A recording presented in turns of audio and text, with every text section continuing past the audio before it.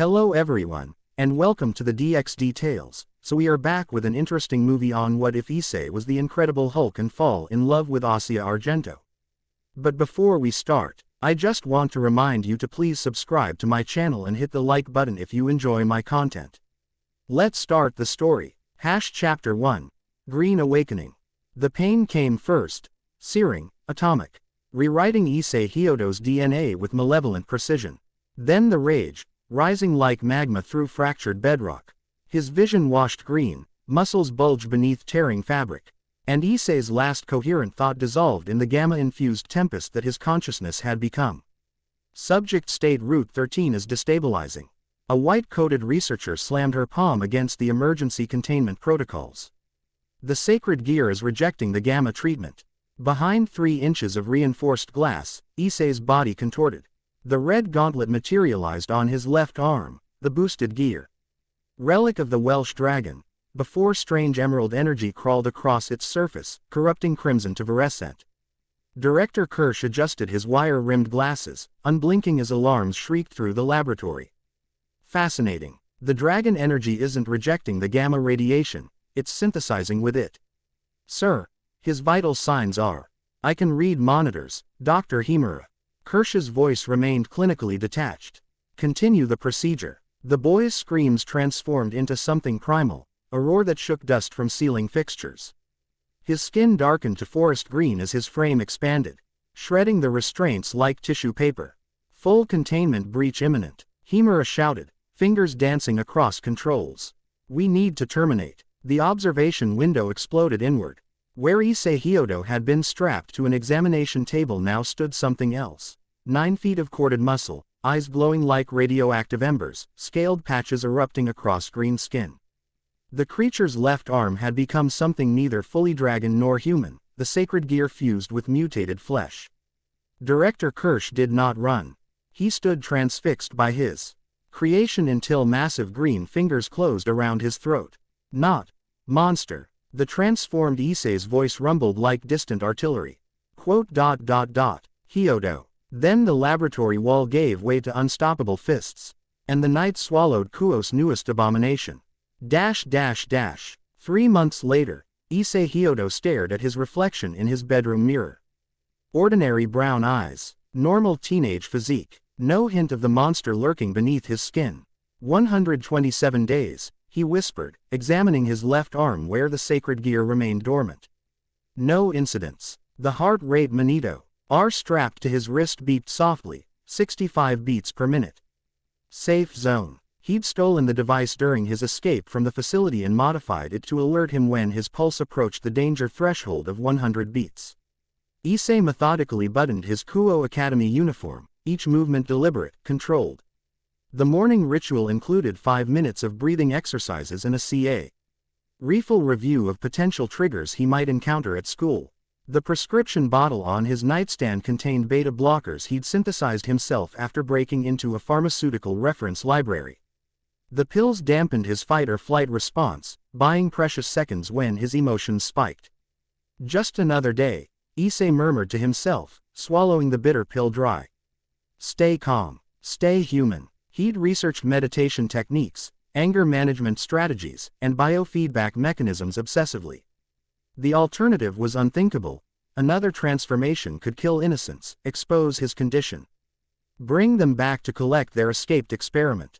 The morning sun filtered through his blinds as Issei shouldered his backpack. His parents had no idea what had happened. During his 2-week hospitalization for mononucleosis. The cover story provided by the research facility before his escape had held, just another mundane illness for a mundane teenage boy. If only they knew their son had become something that could level city blocks. The walk to Kuo Academy followed his carefully plotted route, avoiding crowded streets, construction sites, anything that might startle or aggravate him. Fellow students nodded respectfully as he passed. Before the accident, he'd been known primarily as a harmless pervert obsessed with the female form. Now, his new intensity and withdrawn demeanor had created an unintended aura of mystery. Morning, Hyodo-kun, Aika Kiryu called, adjusting her glasses with a smirk. You're looking particularly broody today. Very attractive. Issei managed a tight smile. Morning, Kiryu-san. The kendo club is practicing in their short uniforms today, she teased, watching for his reaction. The old you would already be hiding in the bushes. His heart monitor ticked up slightly. I grew up a little. Kiryu stepped closer, studying him. You certainly did. Whatever happened during your illness completely rewired you. She lowered her voice. Though I miss your ridiculous antics sometimes. You were harmless fun. Harmless. The word struck Issei like a physical blow. He would never be harmless again. See you in class, he said, moving past her toward the school building. The morning proceeded with calculated normalcy.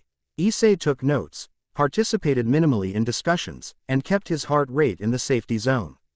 Lunch found him alone on the roof, another part of his routine, avoiding the cafeteria's chaotic energy. His solitude was interrupted by the roof door opening.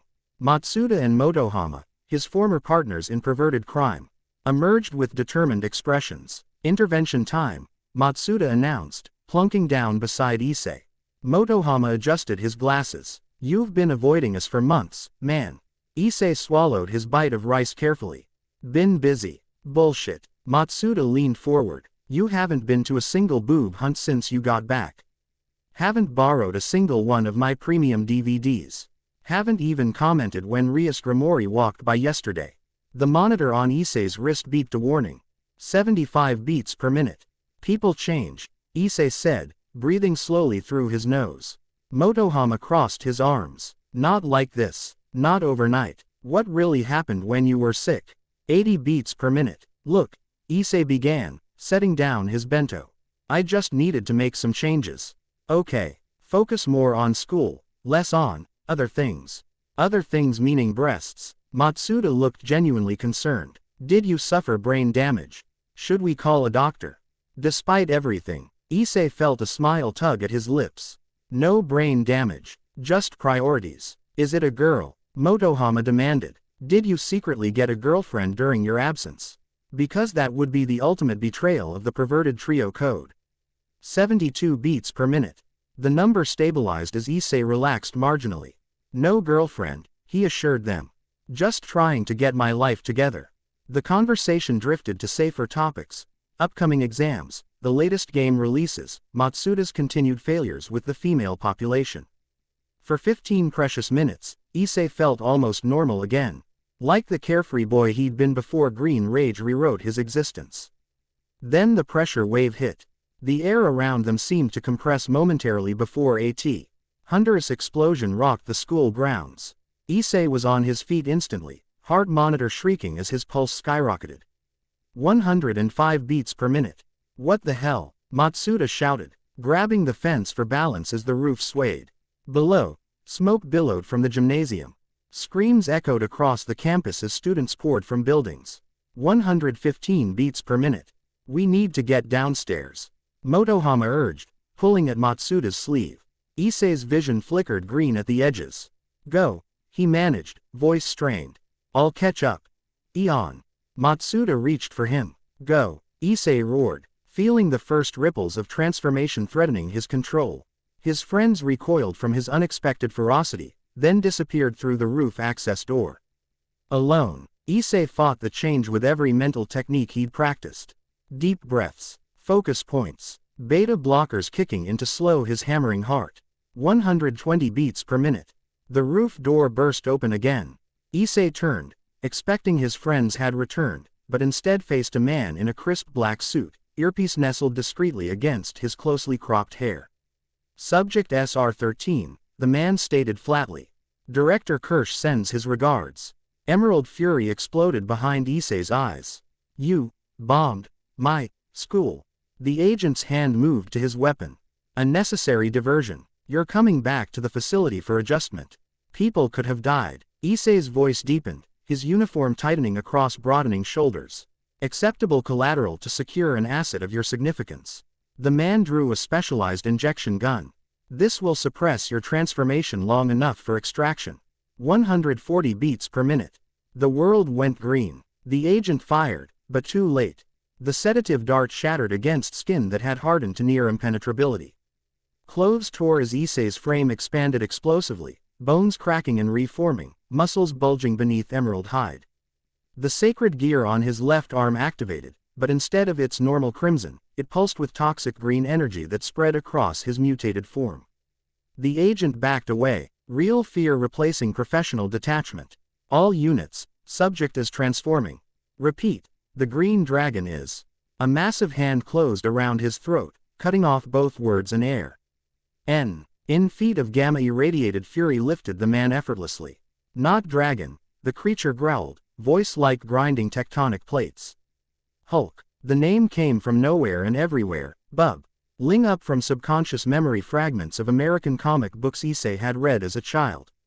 In his transformed state, it felt right, a separate identity for the monster he became. The agent clawed uselessly at green fingers. The Hulk tightened his grip momentarily, then hurled the man across the rooftop. He crashed into the fence, metal twisting around his unconscious form. Below, more black-suited figures converged on the school. Students scattered in panic from both the explosion and the agent's aggressive advancement. The Hulk roared, a sound that shattered windows and stopped everyone in their tracks. All eyes turned upward to the green behemoth silhouetted against the sky. The Hulk leapt from the roof, concrete cracking beneath his landing impact in the courtyard. Agents raised specialized weapons, not standard firearms, but gamma radiation containment technology developed specifically for him. Stand down, SR-13. Their commander ordered through a tactical megaphone. You're endangering civilians. The accusation penetrated even the Hulk's rage-clouded mind. His massive head swiveled, taking in the terrified students pressed against walls and hiding behind trees. In previous transformations, he'd retained almost nothing of Issei's consciousness. Now, somehow, fragmentary awareness remained, enough to recognize innocence from enemies. You in danger, the Hulk growled. Hulk protect. He charged, not toward the students, but toward the agents. Their specialized weapons fired, energy nets, tranquilizer rounds, sonic disruptors, all designed to subdue gamma-mutated tissue. The Hulk roared as the sonic attack momentarily staggered him, bringing him to one knee. The commander approached, adjusting settings on a control gauntlet. Frequency match acquired, increasing amplitude too. The sacred gear on the Hulk's left arm pulsed with otherworldly energy. Boost. The draconic voice overlapped with the Hulk's roar as emerald power surged through his system, counteracting the sonic attack. With renewed strength, the Hulk slammed his fists into the ground. Concrete shattered in a radiating shockwave that knocked agents off their feet. He lunged forward, tearing the sonic weapon from the commander's grasp and crushing it like aluminum foil. Fall back. Containment Protocol Omega. The commander retreated as his subordinates laid down covering fire. The Hulk's attention shifted to the burning gymnasium. Through the smoke, he heard cries for help, students trapped inside. Something of Issei's protective instinct surfaced through the rage. The green behemoth bounded toward the building, smashing through already damaged walls to reach those trapped inside. 3 first-year students huddled beneath fallen debris, flames approaching their position. The Hulk's appearance drew screams until they realized his intent. Massive hands lifted steel beams and concrete slabs, clearing a path to safety. Go, he grunted, holding up a collapsing section of ceiling. The students scrambled past him, coughing in the smoke. Outside, agents regrouped with heavier containment equipment. The Hulk emerged from the burning building to find himself surrounded. Specialized weapons trained on his position. This is your final warning, the commander announced. Stand down or we'll be forced to employ lethal countermeasures. The Hulk's response was another ground-shaking roar. He tensed to charge when a new voice cut through the chaos. Stop, please, everyone stop. A blonde girl in nun's clothing pushed through the gathered students. Petite and fragile-looking, she stepped between the agents and the Hulk with outstretched arms. This is achieving nothing but destruction, she pleaded in accented Japanese. Can't you see he's just defending himself? The commander's expression hardened. Civilian, clear the area immediately. This is a government operation. I will not. The girl's voice strengthened. I've seen your kind before. Men who treat living beings as weapons are specimens. The Hulk watched this unexpected development with wary confusion. The girl turned toward him, fearless despite his towering presence. And you, she addressed him directly. Green eyes meeting his. Violence will only bring more violence. These people are frightened of what they don't understand. Something about her pierced the Hulk's rage fog. He tilted his head, studying her with surprising intensity. Not afraid, he observed, voice rumbling but quieter than before. No, she agreed with a gentle smile. I've seen many things in God's creation. You're unusual, but not something to fear. She stepped closer while agents tensed, weapons tracking her movement.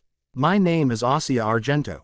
I was supposed to start at this school today, but it seems I've arrived during a crisis. The Hulk's breathing slowed as he focused on her words, her calm demeanor. The commander seized the distraction to activate a device on his wrist. IGH frequency pulse erupted from emitters hidden around the courtyard, designed to disrupt gamma-mutated cellular cohesion. The Hulk staggered, roaring in pain. Asia whirled toward the commander. Stop it, you're hurting him. That's the idea, the commander replied coldly. Asia's expression hardened with unexpected resolve. She turned back to the suffering behemoth and did something that gasps from everyone watching. She placed her hands directly on the Hulk's massive green arm. Light bloomed between her fingers, a soft, golden radiance unlike anything present. The Hulk's agonized R subsided as the light spread across his skin, counteracting the disruption field's effects. What the hell is she doing?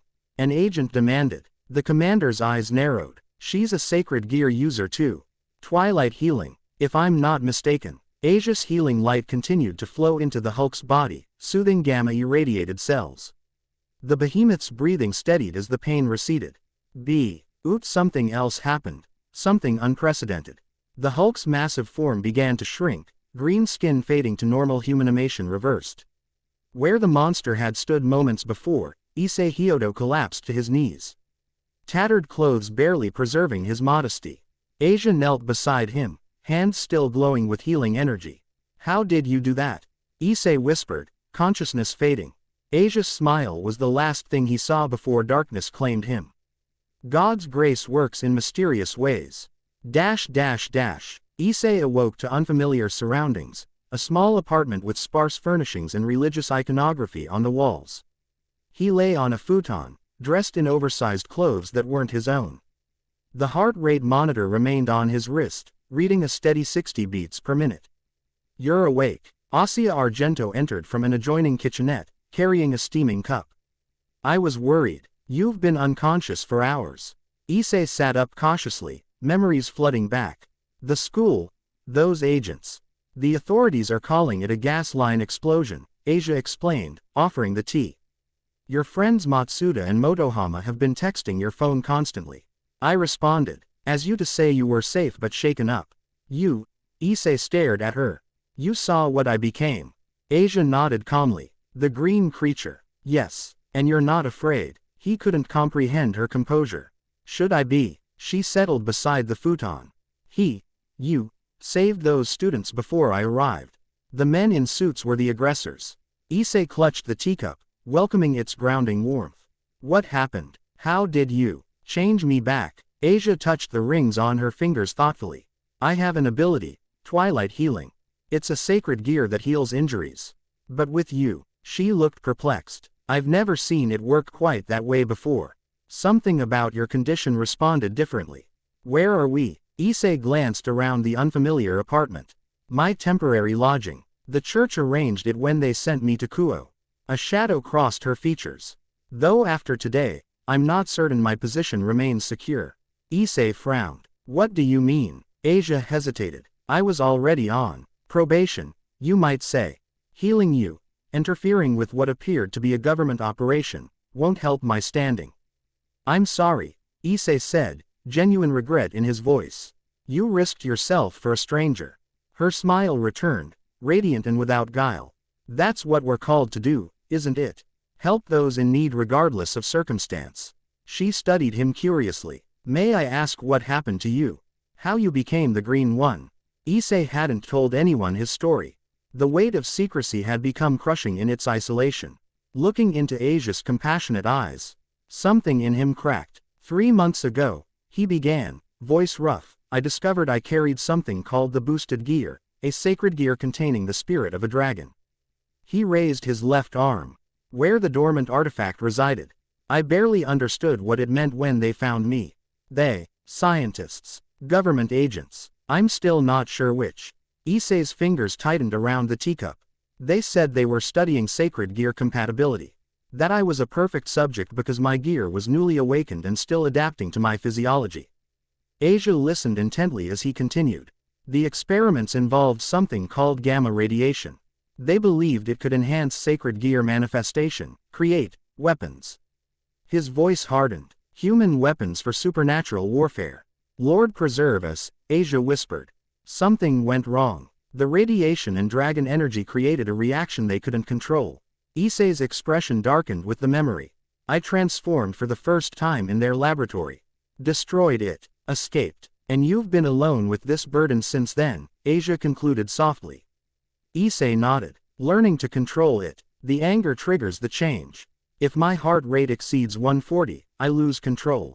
The Hulk takes over. Hulk? Asia questioned. It's what the other me calls himself. I don't know why. Issei managed a weak smile. Probably from American comics I read as a kid. Asia reached out, hesitating before touching his hand gently. You don't have to carry this alone anymore. The simple jest, your human contact without fear, nearly undid him. Issei had isolated himself so completely that compassion felt almost foreign. You don't understand, he said, pulling back. I'm dangerous. What you did today, changing me back, that was a miracle. But it might not work next time. And those people will keep coming for me. Then we'll face them together, Asia stated with surprising firmness. My healing affected your condition. With practice, perhaps we could develop more control. Issei stared at her. Why would you help me? You just met me. Asia's expression became distant. I was cast out by my church for healing someone I shouldn't have, a devil who was dying. They said I was heretical, that my compassion made me unfit to serve. Her green eyes refocused on Issei. I understand what it means to be feared for abilities you never asked for. A connection formed between them in that moment, two souls bearing gifts that had become burdens. Issei felt something he'd abandoned months ago, hope. The moment shattered with pounding at the apartment door. Asia rose quickly. Stay here, she whispered, moving to the entryway. Issei's heart monitor ticked upward, 70 beats per minute. He strained to hear the conversation at the door. Sister Argento. A man's voice, formal and cold. The Vatican requests your immediate presence to explain today's incident. Father Neller. Asia responded respectfully. I was offering Christian charity to someone in need. You interfered with a Japanese government operation and publicly displayed your sacred gear. The priest's tone hardened. The exposure risks everything we've worked to maintain. That operation involved attacking a school filled with children, Asia countered with unexpected steel. I couldn't stand by. Why? Our history of questionable judgment continues to be problematic. Papers rustled. A car is waiting. The regional cardinal will determine appropriate disciplinary measures. Asia's voice lowered. May I collect my things? Immediately. You have 5 minutes. The door closed. Asia returned to the main room, face pale but determined. You have to go, Issei realized. She nodded, gathering items into a small suitcase. The church maintains strict protocols about sacred gear visibility. My actions today violated those protocols. Issei rose unsteadily. This is my fault. No. Asia paused in her packing. It was my choice. I don't regret it. She hesitated before adding, but I regret leaving you without having helped more. His heart monitor read 80 beats per minute. Will they hurt you? Asia's smile turned sad. The church doesn't physically punish, but she closed her suitcase. My position was already tenuous. This may be the final transgression. Issei moved toward her, surprising himself with the protective instinct rising within. Don't go. We can figure something out. I must face the consequences of my choices, she said with quiet dignity. But listen carefully. The men who were after you. They mentioned a facility in the mountains north of here. If they come for you again, that knowledge might help. Issei felt the gamma rage stir at the thought of Asia being punished for helping him. His monitor beeped a warning, 90 beats per minute. Asia noticed immediately. She placed her hand on his chest, directly over his heart. Golden light spread from her fingers, and his pulse steadied, dropping back to safer levels. How do you do that? He whispered. I'm not entirely sure, she admitted. But your condition responds to my healing in ways I've never seen before. As if the gamma energy recognizes something in my sacred gear. A sharp knock interrupted them. Sister Argento. Time to depart. Asia gathered her suitcase. At the door, she turned back to knows your truth and still sees your worth. The simple declaration struck Issei with unexpected force.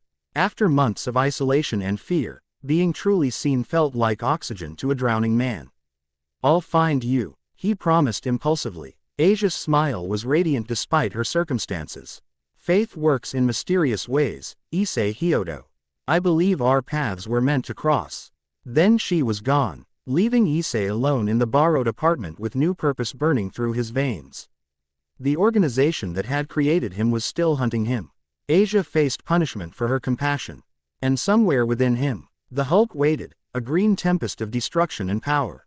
For the first time since his transformation, Issei didn't just want to contain the monster, he wanted to direct it, use it. The scientists had tried to create a weapon. Perhaps it was time to show them they had succeeded, just not in the way they intended. His heart rate monitor beeped softly, 70 beats per minute. Controlled, focused, determined. Issei Hyodo gathered the few possessions Asia had used to tend him. A spare shirt, the empty teacup, a first aid kit. Evidence of kindness in a world that had shown him little. He couldn't return to his parents' home, the agents would look there first. Couldn't endanger his school friends. But he could start hunting the hunters. As night fell over Kuo, Issei slipped from the apartment into shadows that seemed to welcome him. The gamma radiation had enhanced more than just his angry transformation, his senses operated at peak human efficiency even in his normal form. He could track, observe, gather intelligence. He made his way to higher ground, scaling an apartment building with surprising agility. From the roof, Kuo spread before him, lights glittering in the darkness. Somewhere in this city, decisions were being made about Asia's fate. Somewhere in the mountains beyond, a facility waited where others might be suffering as he had. The boosted gear materialized on his left arm, normal crimson now, no trace of gamma green in his untransformed state.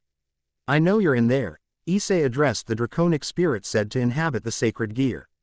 I don't know if you can hear me, but I could use some help understanding what's happening to me. No response came, but the gauntlet pulsed once with power, as if acknowledging his words. Issei gazed toward the northern mountains. They wanted a weapon, he murmured. Let's show them what happens when a weapon develops a conscience. In the distance, police sirens wailed as authorities continued investigating the school explosion. Media would report a gas leak or structural failure. The agents would cover their tracks, regroup, plan their next attempt to recapture their escaped experiment. But something had fundamentally changed today. The Hulk had retained fragments of Issei's consciousness. Asia's healing had reversed the transformation. Two impossibilities that suggested control might be achievable. The heart monitor on his wrist read 65 beats per minute. Calm, steady, ready. Issei Hyodo looked toward the horizon, a new chapter of his life beginning in the aftermath of destruction. The monster within wasn't just a curse, it was potential, power, protection, and for Issei Argento, he would learn to wield it. Chapter 1 End Chapter 2, The Healer's Touch. Rain pelted the windows of Cardinal Rinaldi's office as Issei Argento stood with downcast eyes before his mahogany desk. Ornate crucifixes adorned walls of burnished oak paneling, their golden sue. Our faces catching lamplight that failed to warm the room's atmosphere. 3 days had passed since her departure from Kuo, 3 days of interrogations thinly disguised as spiritual counseling. Your sessions reflect poorly on the entire exorcist division. Rinaldi's voice carried the weight of centuries of church authority. Exposing your sacred gear publicly. Interfering with a sovereign nation's classified operations. Harboring an unknown supernatural entity. Asia's fingers tightened around her rosary. With respect, Your Eminence, I was offering aid to someone in distress, as Christ taught us. Lightning flashed outside, momentarily illuminating the cardinal's weathered face. This isn't your first transgression, Sister Argento. The incident with the devil in Milan. I couldn't let him die, Asia interrupted. Then immediately lowered her voice. Forgiveness is the cornerstone of our faith. Rinaldi sighed heavily, consulting a dossier before him. Your twilight healing is among the rarest sacred gears. The church has protected you, guided you, invested in your development. Yet you continually demonstrate questionable judgment regarding its application. Asia lifted her gaze, unusual determination hardening her delicate features. The gift was bestowed by God to heal his children. All of them, including abominations created through scientific heresy. Rinaldi pushed a photograph across his desk, a grainy surveillance image of the Hulk mid-transformation, Issei's features still partially recognizable. Our intelligence indicates this boy was subjected to experimental procedures combining sacred gear energy with profane science. His very existence challenges the natural order. Asia studied the image, compassion rather than revulsion crossing her face. He didn't choose his condition. And despite his power, he protected innocent students. Cardinal Rinaldi steepled his fingers. The Church's position on such matters is clear. We cannot support or protect those who blur the boundaries between the sacred and scientific abomination. Then perhaps my place isn't with the Church, Asia whispered, the words escaping before she could contain them. Silence stretched between them, broken only by rain drumming against ancient windows. Finally, Rinaldi closed the dossier. After consultation with the Pontifical Council, we have reached a decision, he announced formally. Ossia Argento, you are hereby relieved of your duties within the Exorcist Division. Your status as Holy Maiden is revoked. Though anticipated, the pronouncement struck like physical pain. Asia swayed slightly but remained standing. The Church acknowledges your sacred gear remains a gift from God, Rinaldi continued, but your discernment in its application has proven consistently flawed. You are excommunicated, effective immediately. Excommunicated. Asia's voice broke. For healing those in need. For repeatedly defying doctrine regarding supernatural boundaries. Rinaldi's tone softened marginally. This decision wasn't reached lightly, child. Asia clutched her cross as tears threatened. What am I to do now? The Church has been my only home. That, Cardinal Rinaldi said, rising from his chair, is between you and God. Perhaps in time, with demonstrated rehabilitation of judgment, reconsideration might be possible. He extended a small envelope. Sufficient funds for immediate necessities. Your personal effects will be delivered to the address you provide.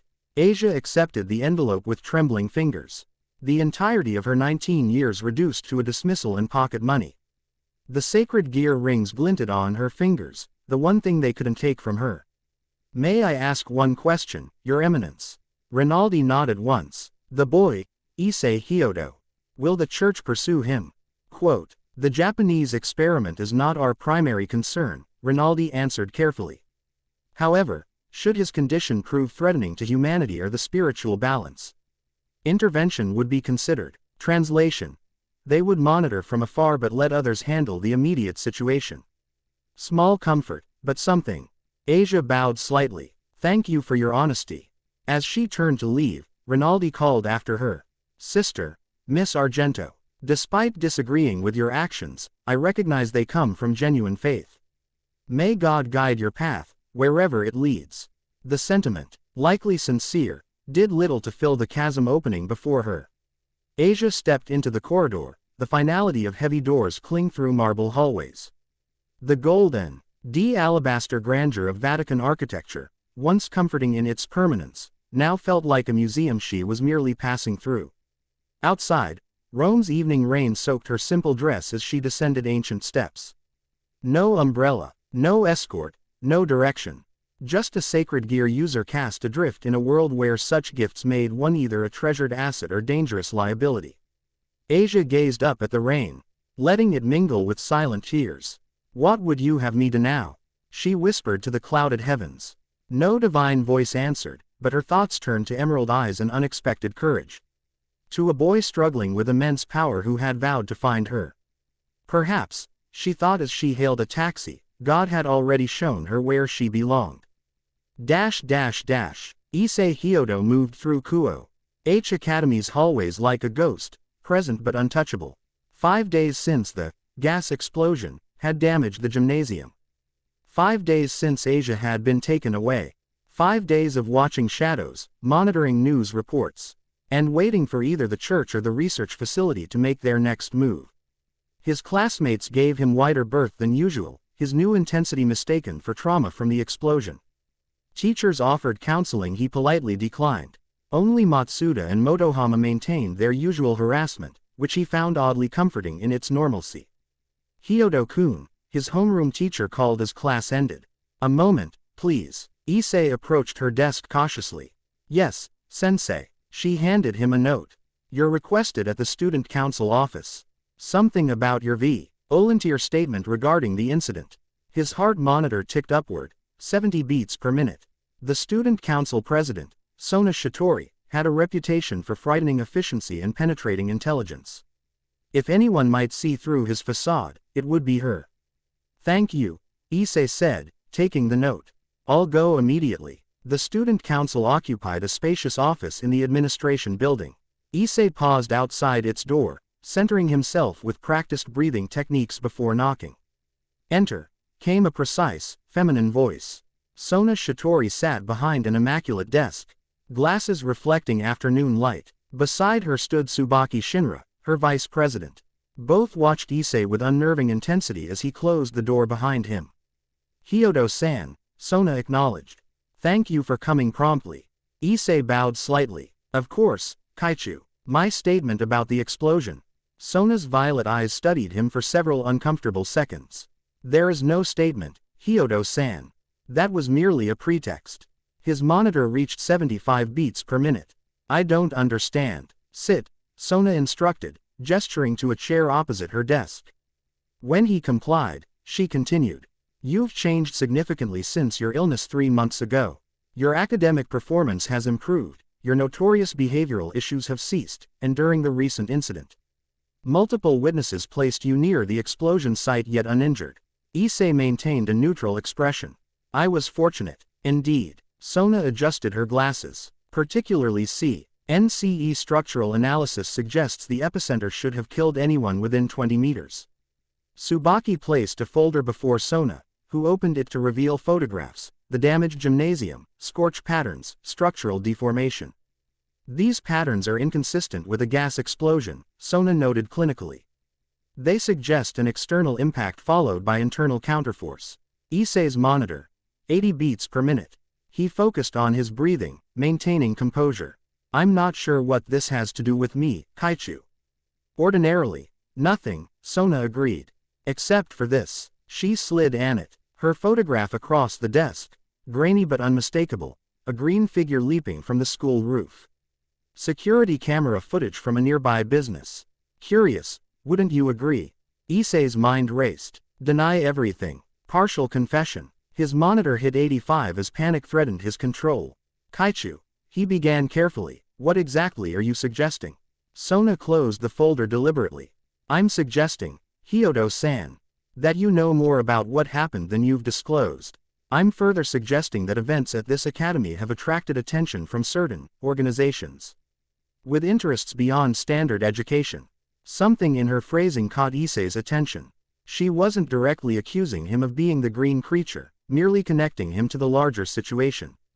These organizations, he ventured, would they include people in black suits with specialized equipment? A flicker of confirmation crossed Sona's composed features. Perhaps. The atmosphere shifted subtly. Issei sensed they were having two conversations simultaneously, the stated one about the explosion, and an unspoken one about supernatural elements neither was explicitly acknowledging.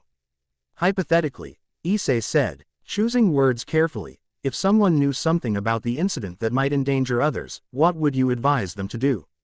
Sona's expression softened marginally. Hypothetically, I would suggest they find allies who understand the unique challenges of Kuo Academy's environment. Those who could provide protection and guidance. And these allies would be closer than they might imagine. Sona removed her glasses, suddenly looking less like a strict administrator and more like the teenage girl she actually was. Hyodo-san, this academy hosts students with diverse backgrounds and abilities. Some of us have resources to help those in unusual circumstances. His monitor steadied at 80 beats. Was she offering help, or setting a trap? Before he could respond, the office door opened without a knock. Crimson hair cascaded over the school uniform of Kuo Academy's most renowned beauty. Rias Grimori entered with casual authority, a pleasant smile belying the intensity of her cerulean eyes. Sona, I hope I'm not interrupting, she said, though her tone suggested interruption was precisely her intent.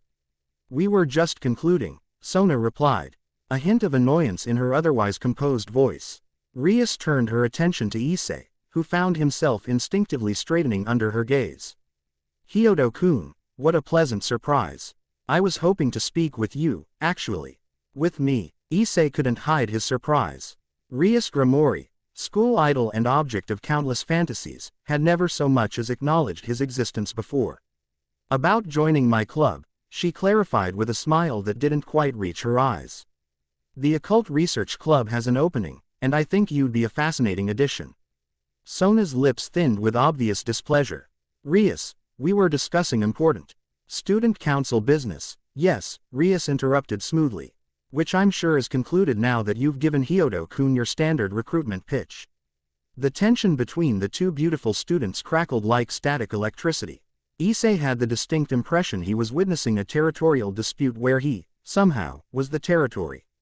"Perhaps Hyodo-san should consider both options before making any decisions," Sona suggested coolly. "Of course," Rias agreed with magnanimous grace. "Though I hope he'll visit our clubhouse this afternoon to learn more about our activities." "Say, after final period." Issei glanced between them, bewildered by this sudden attention from Kuo's elite. "I could do that." "Excellent." Rias clapped her hands together. "I'll send Kiba to escort you. The old schoolhouse can be difficult to find without guidance." With that decided, Rias nodded politely to Sona and swept from the room with the same dramatic entrance energy. Sona sighed once the door closed. "Apologies for the interruption," she said, replacing her glasses. Rias can be enthusiastic when her interest is piqued. "Why would either of you be interested in me?" Issei asked directly. Sona considered him. "Just say we recognize potential when we see it. Consider both offers, Hyodo-san. Different paths offer different advantages." Quote, recognizing dismissal, Issei rose and bowed. "Thank you for your time, Kaichu." As he reached the door, Sona added, "One last thing, Hyodo-san. That device on your wrist, the heart monitor. An interesting precaution for someone your age." Issei froze momentarily before forcing a casual shrug. "Doctor's recommendation after my illness. Nothing serious." Sona's knowing smile suggested she detected the half-truth. "Of course. Good afternoon." The hallway offered blessed normalcy after the strange encounter. Issei checked his monitor, 75 BTS per minute, and made his way to his final class, mind whirling with implications. Both Sona and Rias had hinted at awareness of supernatural elements. Both seemed to suspect something about him. But neither had directly confronted him about the green creature. Were they connected to the research facility, the church, or something else entirely? Kiba Yudo, Kuo's princely heartthrob, waited outside Issei's classroom when final period ended. His smile carried practiced charm as he approached. "Hyodo-san, I'm here to escort you to the Occult Research Club as Bushu requested." Girls near by sighed dreamily at Kiba's presence while shooting curious glances at Issei. Once a pariah among female students for his perverted reputation, Issei now drew confused interest through his association with school celebrities. "Lead the way," Issei said, falling into step beside the blonde boy.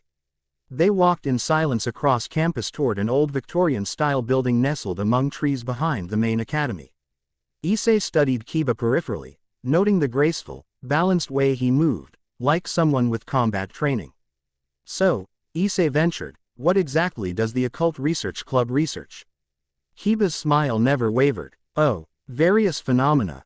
Hauntings, urban legends, historical mysteries. Bushu has diverse interests." The old schoolhouse loomed before them, Gothic architecture incongruous among Kuo's modern buildings. Vines climbed weathered stone, windows gleamed with stained glass, and the entire structure emanated an aura of elegant antiquity. "It's not what I expected," Issei admitted as they climbed worn stone steps. "Few things about our club are," Kiba replied cryptically, opening heavy wooden doors. Inside, crimson velvet drapes filtered afternoon light into blood-tinged illumination. Victorian furniture arranged around a massive oak desk created the atmosphere of a 19th-century occult society. Candles burned in ornate holders despite the modern electrical fixtures overhead. "Welcome to our headquarters," Kiba announced, gesturing expansively. A petite white-haired girl looked up from a couch where she sat eating something sweet. Her expression remained utterly blank as she assessed Issei. Kaneko-chan, this is Hyodo Issei, Kiba introduced. Bushu invited him to consider joining us. Kaneko's nose twitched slightly. He smells strange, shish. Stated flatly before returning to her dessert. Before Issei could process this odd greeting, another voice joined the conversation. Era, what an interesting guest. A raven-haired beauty emerged from an adjoining room. Violet eyes studying Issei with unnerving intensity. Her smile carried suggestions inappropriate for school grounds as she approached with deliberate grace. Himahima Akano. She introduced herself with a slight bow. It's a pleasure to meet Bushu's newest interest. Something about her reminded Issei of a predator assessing potential prey. His monitor ticked up to 78 beats per minute. The pleasure is mine, he replied politely, maintaining his composure. The room's atmosphere shifted as the final occupant made her entrance. Rias Grimori descended, a spiral staircase like royalty approaching subjects, crimson hair flowing behind her like liquid flame. Hyodo-kun, welcome, she greeted warmly. I'm so pleased you accepted my invitation. Issei bowed slightly. Thank you for extending it, though I'm still unclear why you're interested in me. Rias gestured toward a seating area. Please, make yourself comfortable. Would you care for tea? At his nod, Akano moved to prepare the beverage while everyone settled into arranged seating. Issei found himself on a sofa across from Rias, with Kiba and Kaneko flanking her like courtiers.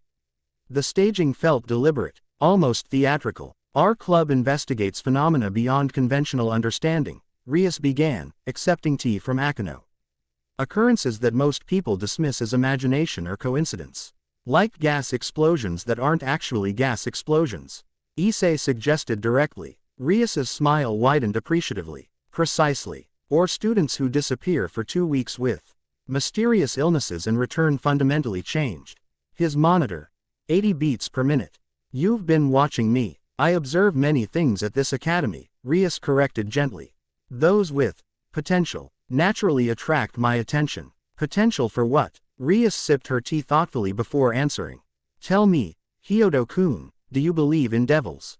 The question jarred him. Devils. What did supernatural folklore have to do with his gamma-irradiated condition?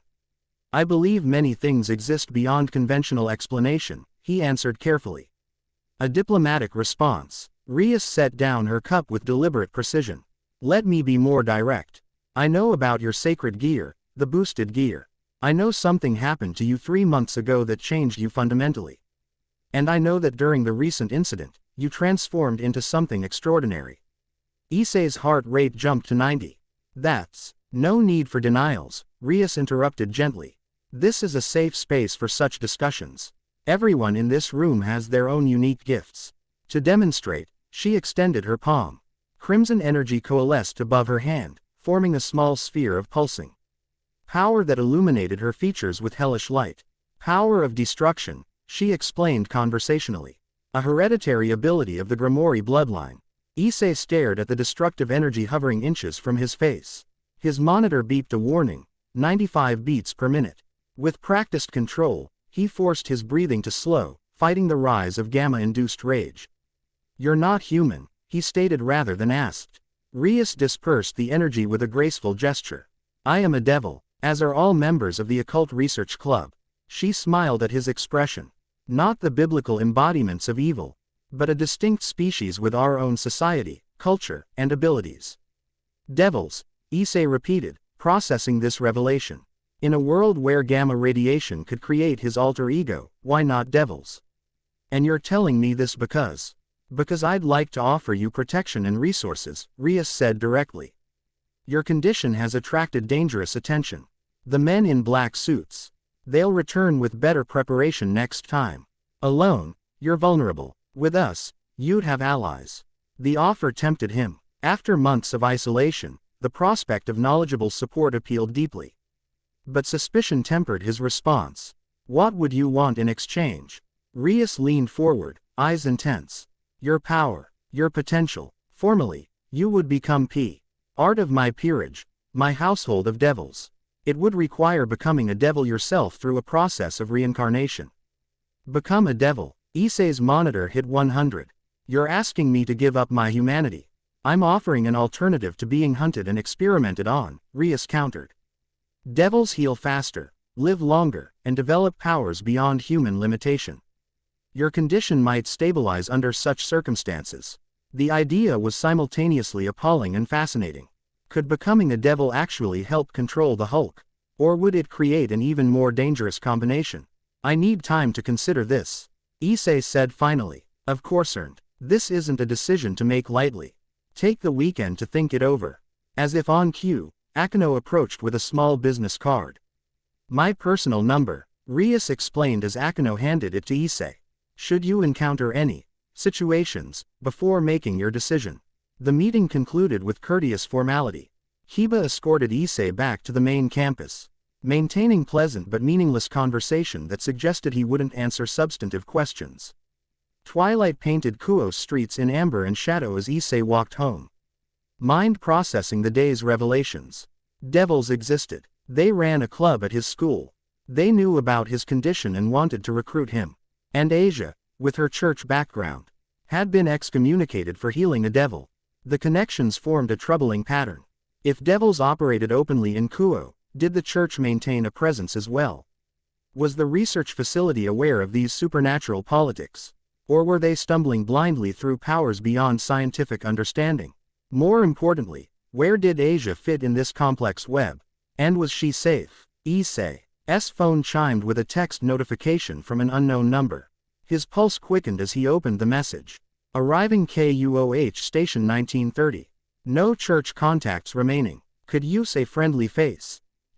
Asia. Back in Kuo. Tonight. His decision crystallized instantly. Whatever Rias offered, whatever complications devils and researchers presented, Asia had risked everything to help him. He would be there for her. Issei checked his watch. 19:05. If he hurried, he could reach the station before her train arrived. He texted a brief acknowledgement and changed direction, pace quickening with newfound purpose. Kuo Station hummed with evening commuter activity as Issei positioned himself near the arrival platform. His enhanced senses, a beneficial side effect of the gamma treatment, allowed him to scan arriving passengers more effectively than a normal human could. The 1930 train from Tokyo arrived precisely on schedule, disgorging businessmen, students, and tourists onto the platform. Issei searched for blonde hair among the predominantly dark-haired Japanese travelers.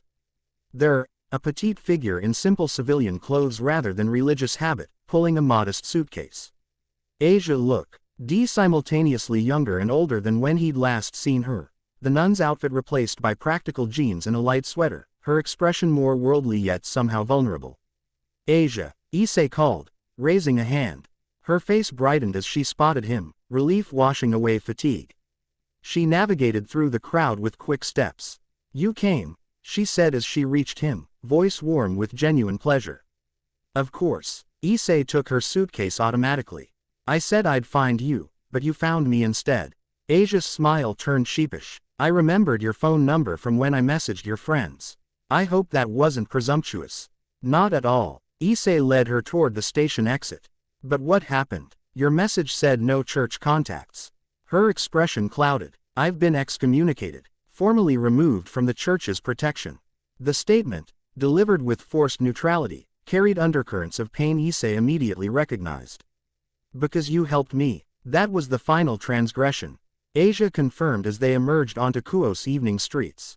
But the path began earlier, when I healed a devil without permission. Issei thought of Rias and her club. Devils seem more common than I realized. Asia glanced at him curiously. You've encountered others. Today, actually. Issei described his meeting with the occult research club as they walked. Watching Asia's reactions carefully. The Grimoire family, she murmured when he finished. The church maintains extensive files on devil nobility. They're considered unusually compassionate for their kind, but still dangerous. Rias offered protection in exchange for joining her household, Issei explained. Becoming a devil myself. Asia stopped walking, green eyes wide. You're not considering it, Issei shrugged. I don't have many options. The facility is still hunting me. My transformations remain dangerous and unpredictable. But your soul, Asia began, then stopped herself. I'm sorry. I shouldn't impose my beliefs after what the church did. Your opinion matters to me, Issei assured her. You're the only one who's helped me without wanting something in return. The statement hung between them, creating a moment of connection amid Kuo's bustling evening landscape. Asia's cheeks colored slightly. We should keep moving, she said finally. Where are we going? Reality crashed back. Issei hadn't planned beyond meeting her at the station. I'm not sure. My parents' house isn't safe. The facility might monitor it. And your apartment is no longer available, Asia finished. Church housing was reclaimed with my excommunication. They stood at a crossroads, literally and figuratively. Two displaced individuals with nowhere to go. A hotel, maybe, Issei suggested, then immediately blushed at potential implications. I mean, separate rooms, of course. Asia's practical nature surfaced. My funds are limited. The church provided only enough for immediate necessities. Issei checked his wallet. The part-time job he'd maintained before his accident had provided savings, but not enough for extended hotel stays. They needed a sustainable solution. I might know someone, he decided. It's unorthodox, but she owes me a favor. 20 minutes later, they stood before a modest apartment building in Kuo's foreign resident district. Issei pressed the intercom button for Unit 3C. Who dares disturb the supreme sorceress at this hour? Came a theatrical female voice. It's Hyodo, Issei answered. I've come to collect on that favor you promised. Silence. Then the buzzer sounded. Issei led Asia to the third floor, where apartment 3C's door swung open before they could knock. A foreign woman in her early 20s stood framed in the doorway. Platinum blonde hair styled in elaborate curls, clothing suggesting a fusion of gothic Lolita and stage magician aesthetics. Her violet eyes widened at the sight of Asia. You didn't mention a companion, minion, she declared, examining Asia with undisguised curiosity. This is Issei Argento, Issei introduced. Asia, meet Levi Lalande Sophie, self-proclaimed sorceress and my former employer. Enchanted, Sophie declared with a theatrical bow. Any friend of my former assistant is a friend of mine, especially one with such fascinating aura patterns. Asia bowed politely, though confusion colored her expression. Issei had anticipated this. Sophie's eccentricity required some adjustment. We need temporary lodging, Issei explained. Off the grid, no questions asked. Sophie's playful demeanor shifted subtly. The troubles you mentioned before. Issei nodded. During his brief employment at Sophie's occult shop, he provided sanitized versions of his situation, enough for her to understand he faced unusual dangers. Well, you're in luck, Sophie declared, mood brightening. My guest room is currently unoccupied, and I've been terribly bored since you abandoned your apprenticeship. Assistant position, Issei corrected automatically. I stocked shelves and managed inventory. Semantics. Sophie stepped aside with a flourish. Enter my humble abode, fellow mystics. The apartment's interior matched its owner's eccentric personality. Bookshelves overflowing with occult texts, crystal formations capturing light from salt lamps, and an impressive collection of tar. OT decks displayed on dedicated shelving. Yet beneath the theatrical elements lay practical, comfortable living space. The guest room has a queen bed and private bathroom, Sophie explained, leading them through the apartment. Kitchen privileges included, though I subsist primarily on takeout and the tears of my enemies. Asia glanced at Issei questioningly. He suppressed a smile, having grown accustomed to serrations during his employment. Sophie is a professional stage magician, he explained. The mystic persona is her brand. Slander. Sophie protested without heat. I am a genuine practitioner of the arcane arts who merely performs illusions to finance my deeper studies. She showed them to a surprisingly normal bedroom with attached bath. Linens in the closet, towels under the sink. Wi-Fi password is abracadabra, all lowercase, no spaces. Asia set her suitcase down carefully. Thank you for your kindness, Levi Lalande-san. Sophie, please, the magician corrected. Formality disrupts mystical harmonies. With promises of morning explanations, Sophie left them to settle in. Once alone, Issei and Asia exchanged looks that dissolved into relieved laughter. She's unique, Asia observed diplomatically. Sophie believes in every supernatural theory simultaneously, Issei explained. The irony is, despite all her talk about mysticism, she has no idea about sacred gears, devils. or any actual supernatural elements. A normal human offering sanctuary, Asia mused. Perhaps God's hand guides us still. Issei didn't comment on the religious interpretation. Instead, practical matters took precedence. You take the bed, I'll make a futon on the floor. That's unnecessary, Asia protested. The bed is large enough to share without impropriety. The Gestion sent Issei's heart monitor to 80 beats per minute, not from transformation risk but ordinary teenage male awareness. The old Issei would have celebrated such an opportunity with perverted enthusiasm.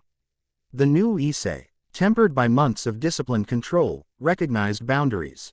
I think separate sleeping arrangements are wiser, he said carefully. At least until we establish a more permanent solution. Asia accepted this with grace, though fatigue shadowed her features. It's been a long journey from Rome.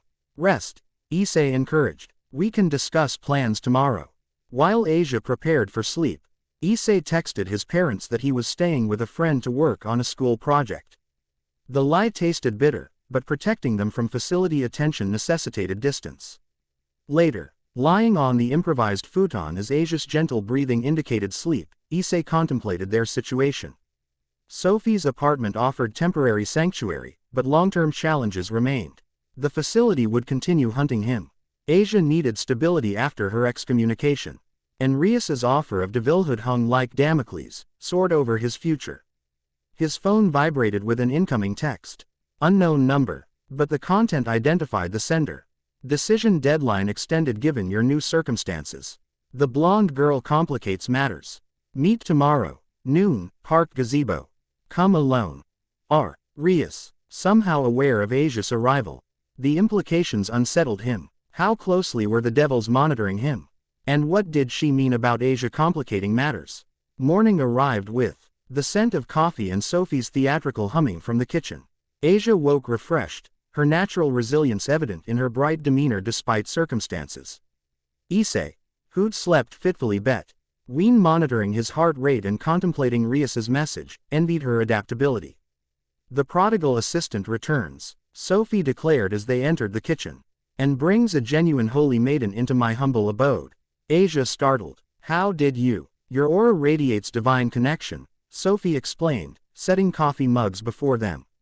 Though recently severed, quite traumatically, I'd say. Issei intervened before Sophie's surprising perceptiveness could distress Asia further. Sophie has unusual intuition about people. Clairvoyance, Sophie corrected, tapping her temple. The third eye sees what conventional perception misses. Over breakfast, they provided Sophie with a heavily edited version of their situation.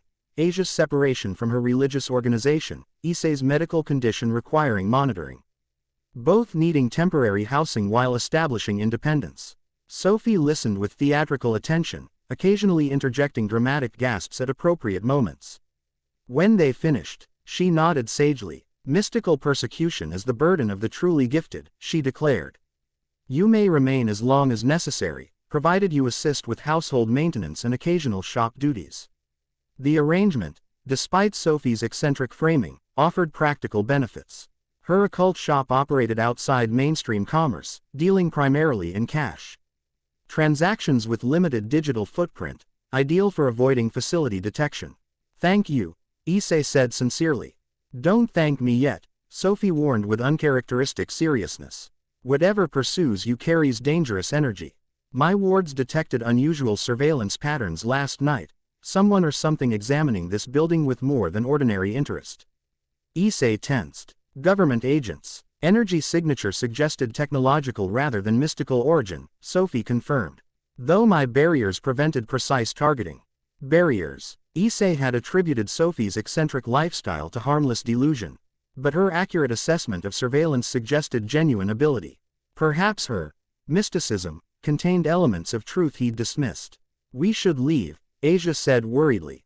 We're endangering you, Sophie waved dismissively. Danger is a stage magician's constant companion. Besides, my apartment is protected by 17 layers of arcane sigils and a very aggressive building superintendent. Quote, despite her bravado, Issei recognized Sophie's warning as genuine concern. The facility had resources to track him, possibly through gamma radiation signatures his body constantly emitted. Their sanctuary might prove temporary indeed. I need to meet someone at noon, Issei said, deciding transparency with Asia was essential. Rias Grimori requested a discussion about her offer. Asia's expression tightened. I'll accompany you, she specified alone, Issei countered gently. Devils specialize in isolation tactics, Asia argued, former church training evident. Separating potential targets from support systems increases vulnerability to temptation.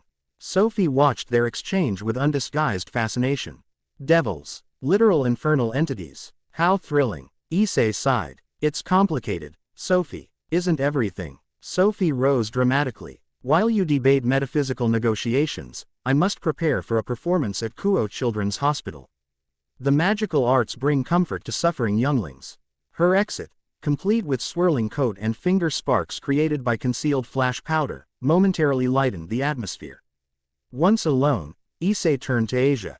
I need to understand what Rias is offering, he explained. Information gathering doesn't commit me to anything. Asia relented reluctantly. Promise you'll maintain spiritual awareness. Devils specialize in persuasive arguments tailored to individual vulnerabilities. I transformed into a green rage monster last week, Issei reminded her with gentle humor. My perspective on supernatural risks is fairly calibrated. This earned a small smile from Asia. I'll prepare protection charms while you're gone. Can you still do that? After excommunication, Asia touched her sacred gear rings thoughtfully. My faith remains intact, even if my institutional relationship is severed. God's protection flows through belief, not bureaucracy. The sentiment impressed Issei. Despite everything the church had done, Asia's conviction remained unshaken. Her spiritual strength contrasted with his constant struggle for physical control, different battles against different forces, yet parallel in their demands. By 11:30, Issei prepared to meet Rias. Asia insisted on accompanying him partway, and they walked through Kuo's weekend bustle with cautious vigilance. The heart monitor remained steady at 68 beats per minute, alert but controlled. I'll wait at the coffee shop overlooking the park, Asia decided as eating location. Close enough to respond if needed. Far enough to respect privacy. Issei nodded gratefully. If my heart rate exceeds 120, I'll text a warning. Move to safe distance immediately. Or I could help stabilize you again, Asia countered. My healing affected your transformation before. Last resort only, Issei insisted. We don't understand why it worked or whether it's consistently effective. They parted with lingering concern on both sides. Issei approached the park gazebo, its white-painted structure occupied by a single figure whose crimson hair caught sunlight like living flame.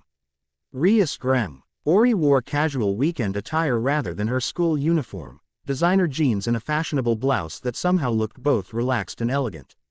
She smiled as he approached. Thank you for coming, Issei, she greeted, dropping formal honorifics, especially given your new houseguest. Issei remained standing rather than joining her on the gazebo bench. How did you know about Asia? Devils have extensive information networks. Rias explained easily. Issei Argento's excommunication created ripples in certain circles. Her arrival in Kuo, particularly in your company, triggered notifications. You're monitoring me. Observing, Rias corrected. There's a distinction. Issei's monitor read 75, heightened awareness but not aggression. Why does Asia's presence complicate matters? Rias sighed, rearranging crimson locks with manicured fingers. Former church operatives carry certain energies that interact negatively with devil auras.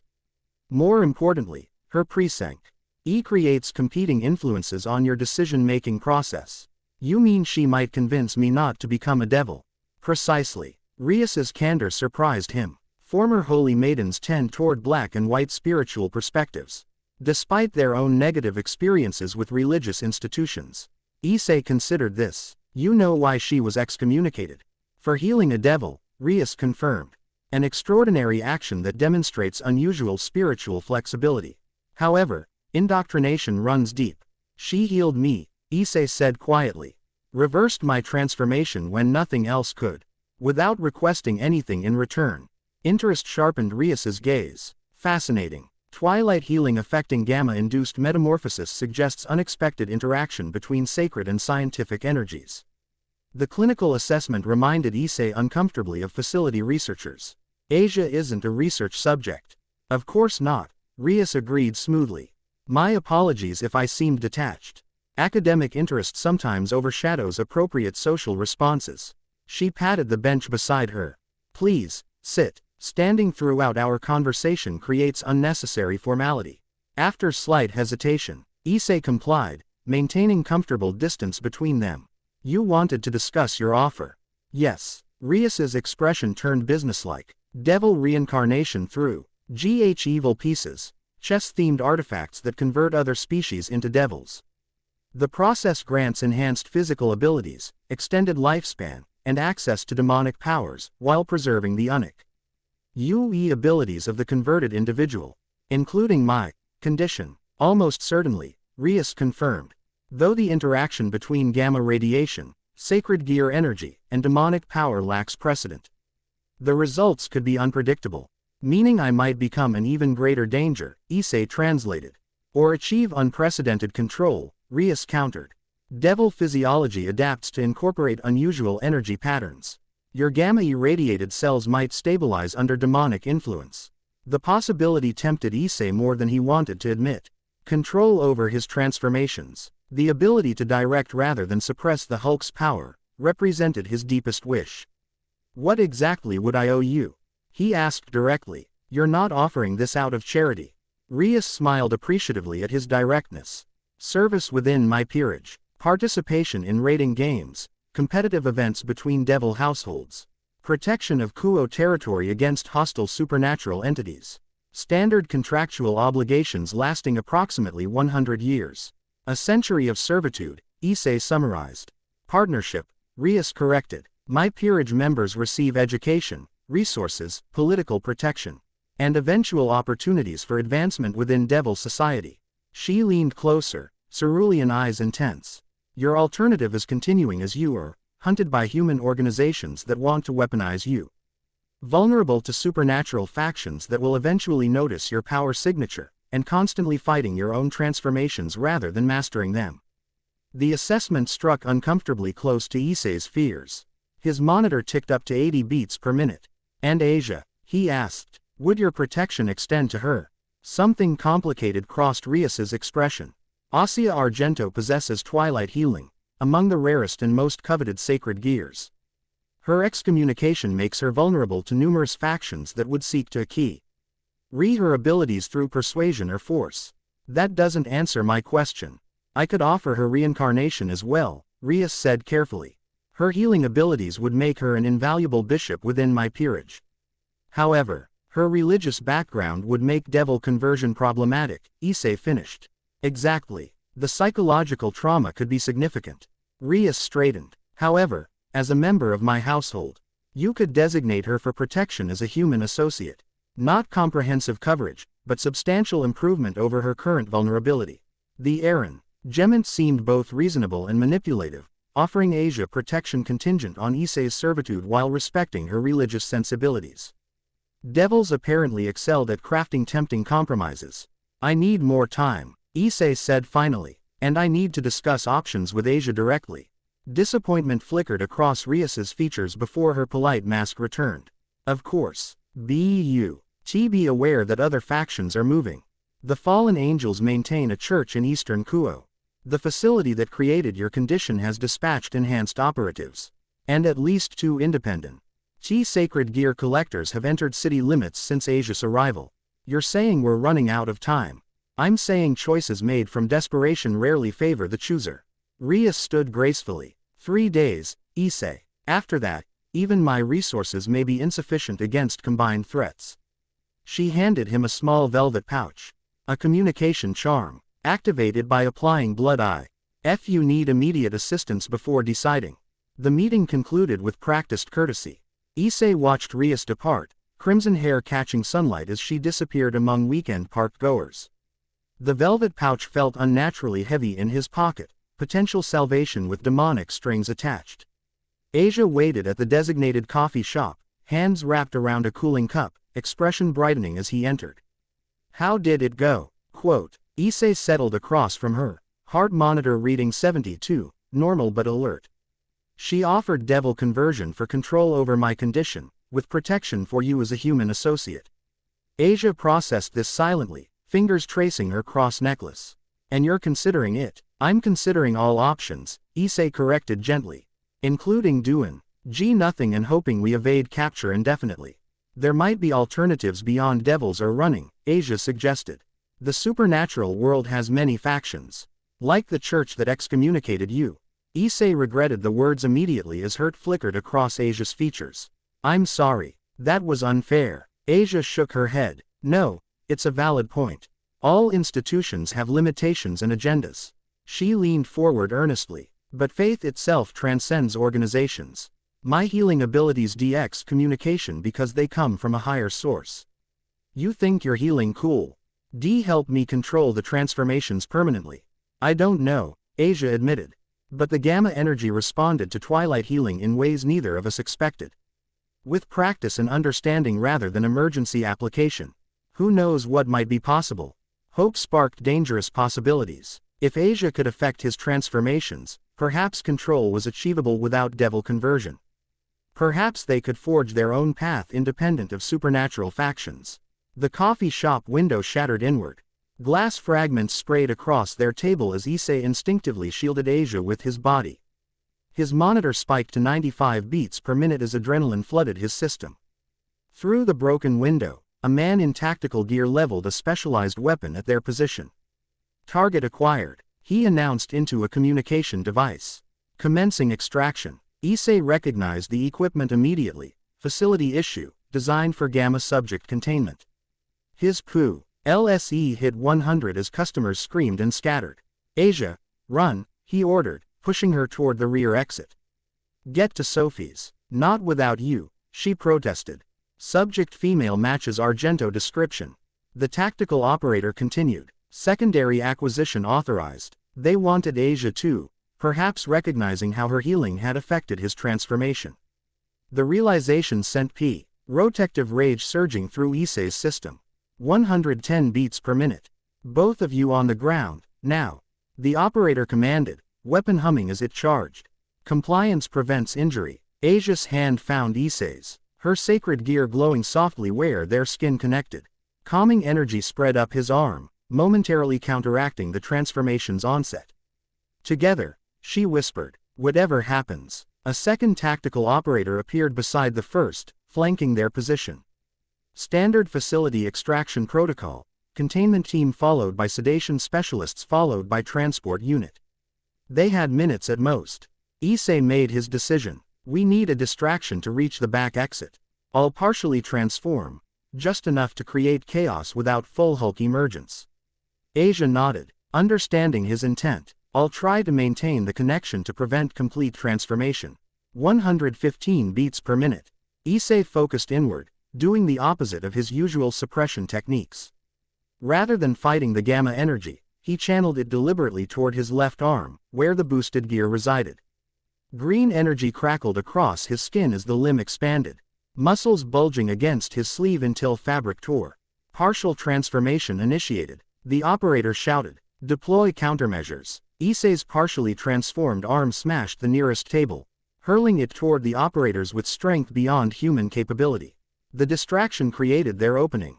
Now, he shouted, pulling Asia toward the kitchen. They raced through startled staff. Issei's left arm glowing green with controlled power while Asia maintained contact with his right, her healing energy stabilizing the partial transformation. They burst through delivery doors into an alley behind the shopping district. Subject mobile with female accomplice, tactical communication echoed behind them. Deploying aerial surveillance. 120 beats per minute. Issei fought complete transformation as they ran through back alleys, his partially hulked out arm drawing startled looks from passers-by. Asia matched his pace with surprising endurance, Sakura. D-gear continuously glowing where she gripped his normal hand. We need to get off the streets, Issei managed through gritted teeth, the Hulk's consciousness pushing against his control. There, Sia pointed toward an abandoned shrine nestled among trees on a nearby hillside. Sacred ground might interfere with their tracking technology. They changed direction, cutting through a residential area toward the shrine. Behind them, the whir of small drones indicated aerial pursuit. Facility resources exceeded Issei's previous encounters. They'd prepared specifically for his capture. The shrine's torii gate appeared ahead. Red paint faded with age and neglect. As they passed beneath it, Asia stumbled, fatigue evident in her labored breathing. I can't maintain the healing connection much longer, she gasped. Using twilight healing continuously drains my stamina. Issei's monitor showed 130, transformation imminent regardless of her intervention. Find cover inside the shrine. I'll lead them away. No. Asia tightened her grip. We agreed, together. The determination in her eyes matched his own. Something shifted between them, beyond healer and patient, beyond Shaw. NCE acquaintances thrown together by circumstance. They'd chosen each other as allies against a world that sought to use them both. Then we make our stand here, Issei decided, turning to face their pursuers. Tactical operators emerged from the tree line, weapons raised. Above, drones hovered with camera lenses and sampling equipment tracking his gamma signature. A black transport vehicle pulled up to the shrine entrance. Its rear doors designed for contained transport. Final warning, the lead operator announced through tactical amplification. Surrender for extraction or we deploy maximum countermeasures. Asia stepped forward, placing herself slightly ahead of Issei. He's not your weapon or your experiment. He's a person with rights and dignity. The lead operator's expression remained impassive behind tactical goggles. Twilight healing confirmed. Both subjects designated for immediate acquisition. Asia, Issei whispered urgently. I can't hold it back much longer.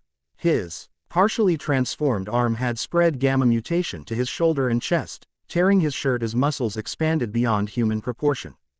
His vision flickered between normal perception and green-tinted rage.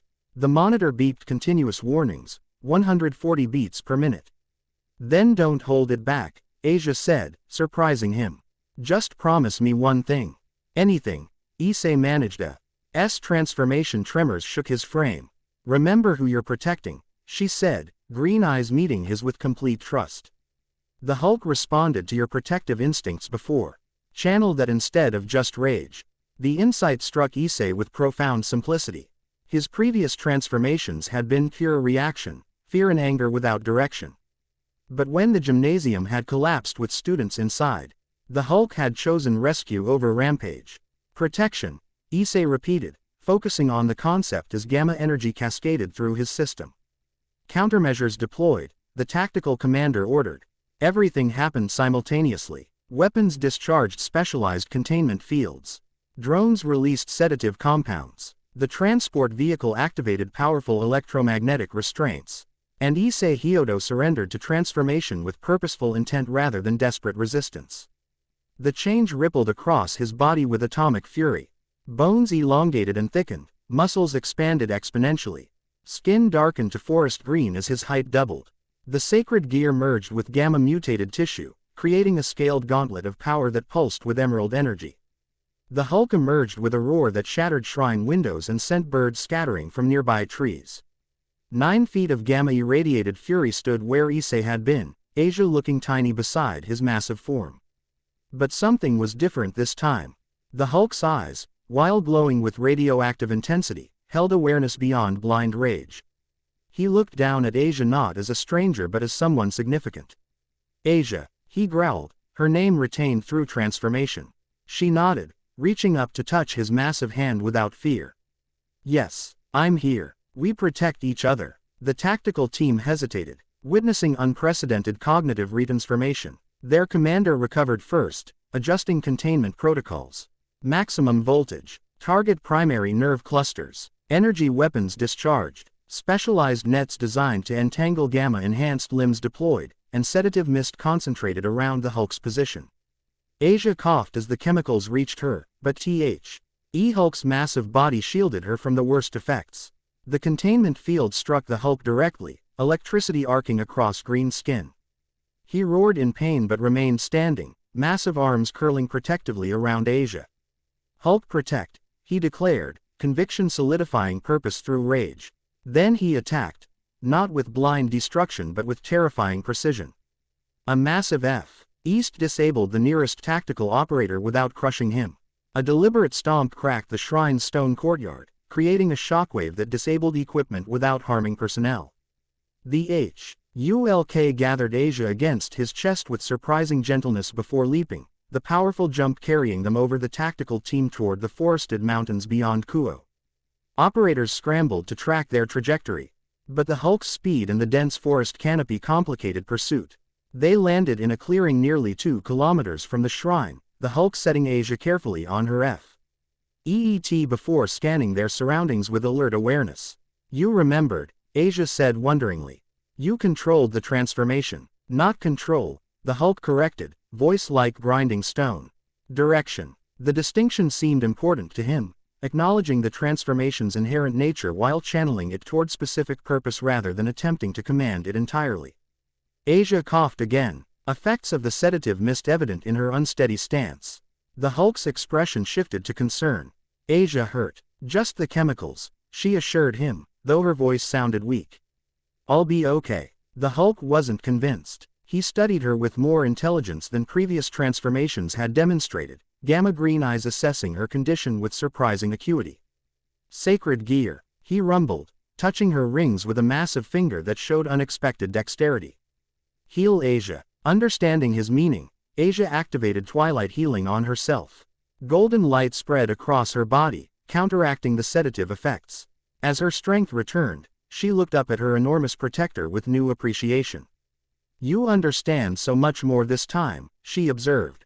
Why? The Hulk seemed to consider the question, expression shifting through complex emotions usually absent in his transformed state. Issei remember you, he explained with effort. Hulk remember too. The implications astounded Issei. You're sharing memories now, communication between states. Before the Hulk could respond, distant rotors announced helicopter pursuit. The facility had deployed aerial assets to track them into the mountains. Go, the Hulk decided, crouching to offer his back to Issei. Hulk carry. She hesitated only briefly, before climbing onto his massive shoulders, securing herself as best she could. The Hulk straightened, scanning their surroundings before selecting a direction away from both the helicopters and Kuo proper.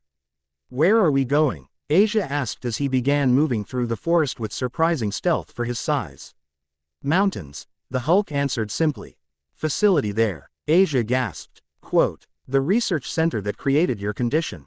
That's too dangerous. Running ends, the Hulk stated with surprising clarity. Facility ends, hunting ends. The strategic thinking behind this decision shocked Issei. Previous transformations had demonstrated raw power and protective instinct, but this level of planning suggested unprecedented integration between Issei's intelligence and the Hulk's strength. How will we find it? She asked, accepting his decision. The Hulk tapped his nose. Hulk remember smell. They traveled deeper into the mountains, the Hulk moving with efficient power while helicopters searched fruitlessly behind them. His senses, enhanced beyond even Issei's gamma-improved capabilities, allowed him to detect pursuit long before it threatened them. As afternoon stretched toward evening, the forest thickened around them. The Hulk maintained his transformation with remarkable stability, showing no signs of reverting to Issei despite hours passing. As Ia occasionally used Twilight Healing to soothe radiation burns that formed where her skin contacted his for extended periods, but otherwise, they traveled in determined silence. The facility appeared suddenly, a concrete structure built into the mountainside, camouflage technologies rendering it nearly invisible until close proximity. Security measures included motion sensors, cameras, and armed personnel patrolling the perimeter. The Hulk crouched behind dense foliage, studying the installation with tactical assessment Issei wouldn't have expected from him. Many guards, he observed.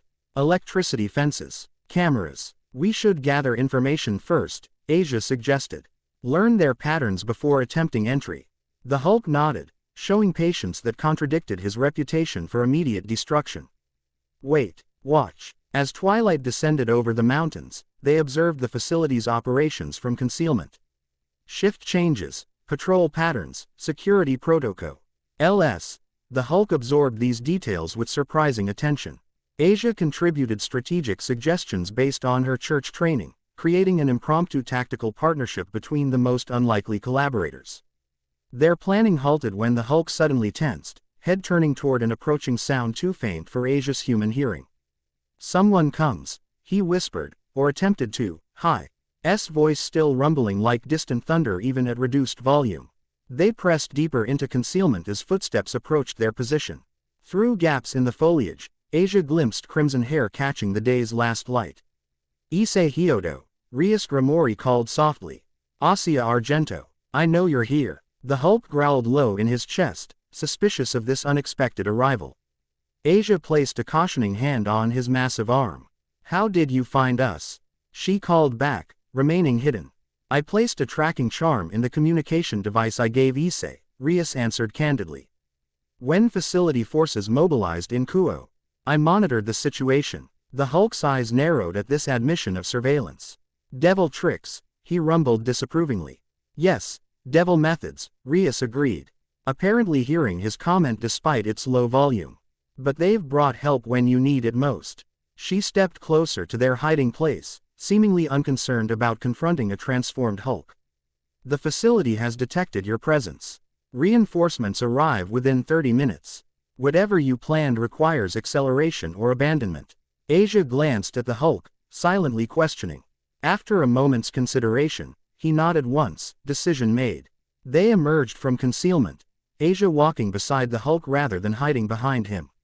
Rias showed no fear at the green behemoth's appearance, merely studying him with academic interest.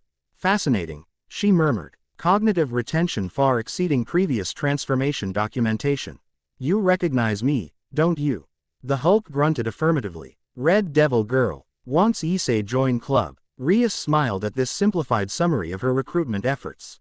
Accurate enough. I'm here to offer assistance with your current predicament. Why would you help us attack the facility? Asia asked skeptically. This doesn't involve devil territory. Technically incorrect, Rias countered. This installation opera stays within my assigned jurisdiction without supernatural registration or permission. Moreover, their activities threaten the delicate balance between human science and supernatural forces. She turned. D to the Hulk direct LR immediate commitment to my peerage. I'm offering tactical support for mutual benefit. The Hulk considered this with surprising sophistication, gamma green eyes assessing Rias's sincerity. What devil want now? Access to any research they've conducted on sacred gear manipulation, Rias answered honestly. Such information has significant value to devil society. Asia frowned. Using their unethical research perpetuates the harm they've caused, or prevents others from repeating their mistakes, Rias countered. Knowledge contained rather than destroyed prevents future suffering. The philosophical debate might have continued, but the Hulk's enhanced hearing detected new movements. Decide now, he growled urgently. More guards coming. Decision pressure crystallized Asia's thoughts.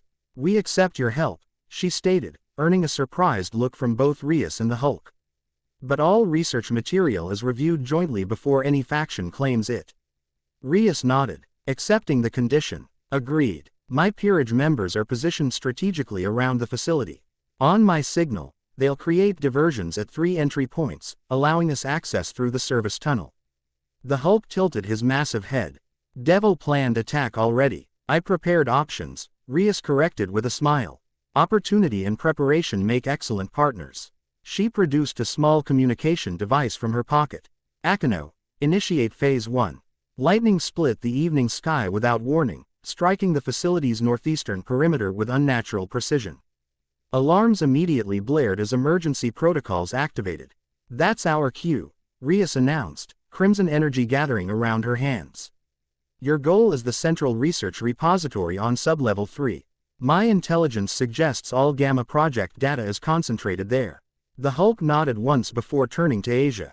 Stay behind Hulk. This time, Asia didn't argue. As powerful as Twilight Healing might be, offensive capabilities weren't among its gifts. She would contribute where possible while allowing her powerful protector to lead their advance. They moved toward the facility's western approach, Rias floating slightly above ground in a display of devil mobility. The Hulk matched her pace with powerful strides, Asia staying close within his protective radius. A second explosion rocked the facility's southern entrance, another diversionary attack from Rias's peerage. Guards scattered toward multiple emergency points, creating the opening they needed.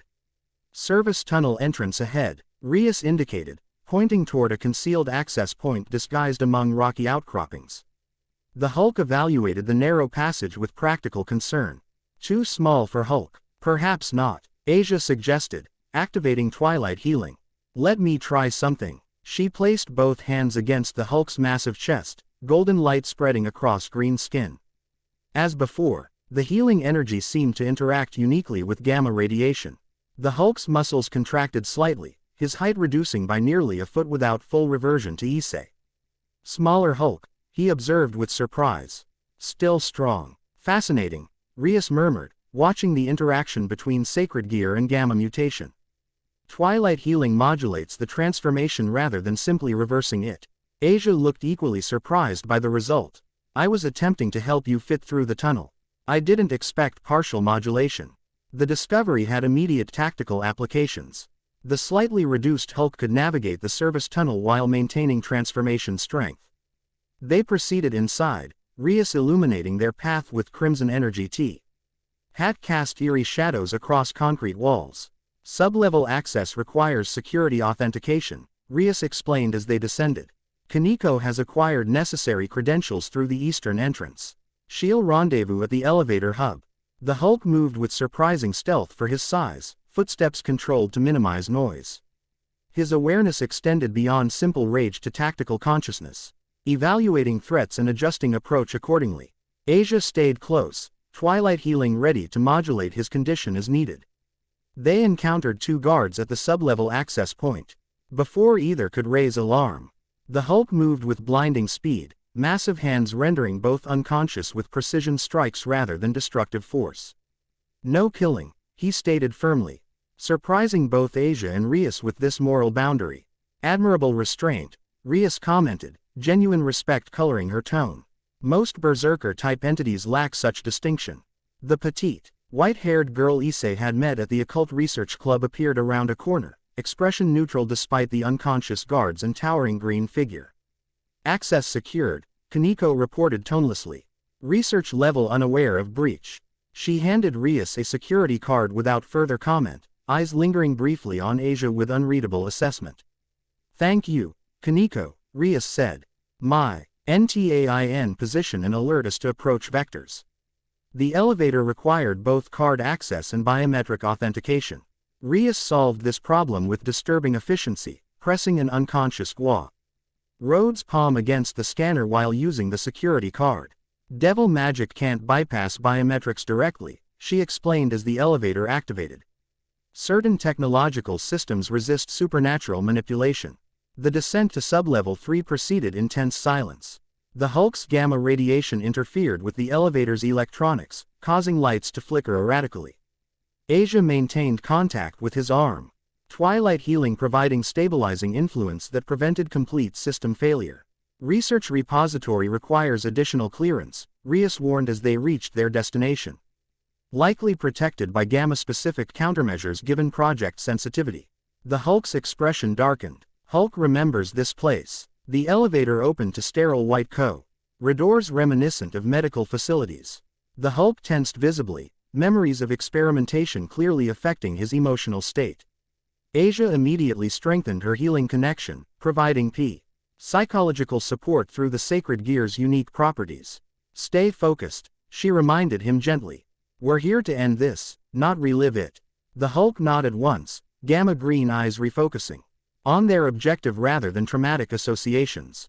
They proceeded cautiously through corridors marked with scientific notation and biohazard warnings.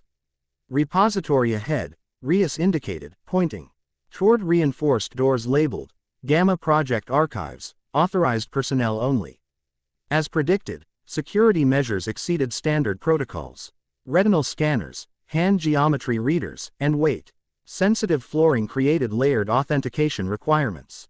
The Hulk studied these obstacles with tactical assessment rather than immediate destruction. Technology stops normal people, not Hulk. He approached the reinforced doors, muscles tensing as he prepared to apply force. Before he could act, alarms blared throughout the facility. Perimeter breach detection, Rias translated, checking a communication device. Our diversions have been identified as coordinated attack rather than isolated incidents. How much time do we have? Asia asked urgently. Minutes at most, Rias estimated. They'll initiate lockdown protocols immediately. The Hulk didn't waste time on discussion. Massive hands gripped reinforced doors, muscles straining as he applied controlled force rather than berserker strength. Metal groaned, security mechanisms failing under pressure that engineers had never anticipated containing. With a final wrench, the doors separated from their frames. The repository beyond contained server banks, physical documentation in specialized containment, and monitoring equipment tracking gamma radiation experiments throughout the facility. We need to RGED, approaching the central computer terminal. Download protocols ready. Asia scanned the physical documentation, recognizing church terminology among scientific notation. They've been correlating sacred gear energy with gamma radiation patterns, she realized. Using theological research to advance scientific weapons development. The Hulk approached a sealed containment unit at the repository's center. Within, a swirling mass of energy, part crimson, part emerald, pulsed with unmistakable power. Dragon, he growled, recognition dawning. Part of Issei they took. Rias looked up from her data extraction, eyes widening. They've isolated aspects of the boosted gear's energy signature. That shouldn't be possible without killing the host. They nearly did, Asia reminded her softly, remembering Issei's description of the original experiment. The Hulk pressed his transformed left arm, where Issei's sacred gear resided in human form, against the containment field. The swirling energy responded immediately, gravitating toward his limb like magnetized particles. Belongs to Issei, the Hulk declared. Take back. Wait. Rias abandoned her download, moving toward him with genuine alarm. Uncontrolled reintegration could destabilize both your gamma mutation and the sacred gear. But the Hulk had made his decision. With a single powerful motion, he shattered the containment field. The swirling energy surged toward him, penetrating his transformed arm with crackling intensity.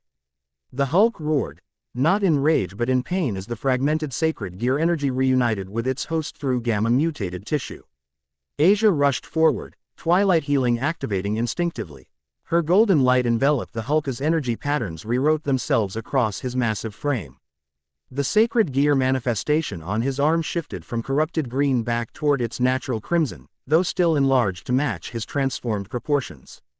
Boosted gear, the Hulk G. rolled as the gauntlet fully materialized. Balance restored. Something fundamental had shifted in his transformation. The scales that had appeared randomly across green skin organized into more deliberate patterns. His eyes, while still glowing with gamma energy, showed draconic vertical pupils rather than humanoid irises. The dragon energy is realigning, Rias observed with academic fascination. Integrating with the gamma mutation rather than fighting against it. Facility alarms continued blaring as heavy footsteps approached their position. Through the destroyed doorway, tactical teams appeared with specialized containment equipment, more advanced than what they'd deployed in Kuo. Subject State Route 13 has breached primary containment. Their commander shouted, deploying Gamma Suppression Protocol Omega. Weapons discharged specialized energy fields designed to disrupt gamma cellular cohesion. The Hulk staggered momentarily before the sacred gear on his arm pulsed with renewed power. Boost. The draconic declaration echoed with twin voices, the sacred gear's spirit and the Hulk's roar harmonizing in unexpected synchronization. Power surged through his transformed body, counteracting the suppression field. With renewed strength, the Hulk charged forward, each step cracking reinforced flooring designed to withstand supersonic impacts. Rias unleashed her own abilities.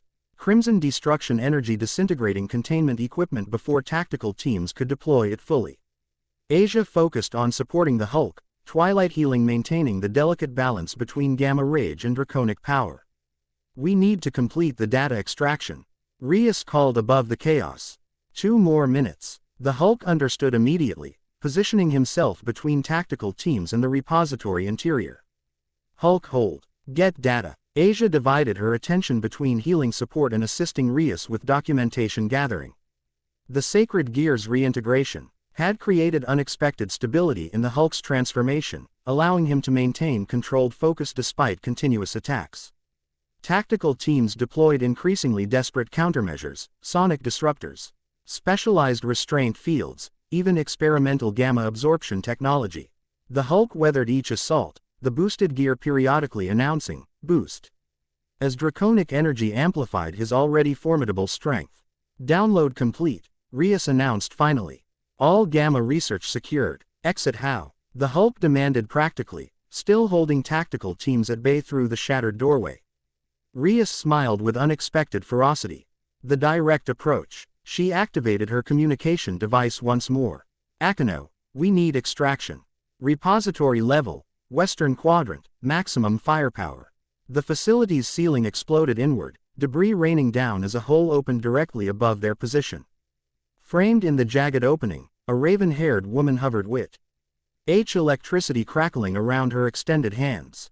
My, what a wonderful mess you've made, Akeno called down, her usual refined speech tinged with excitement. Shall I add to the destruction?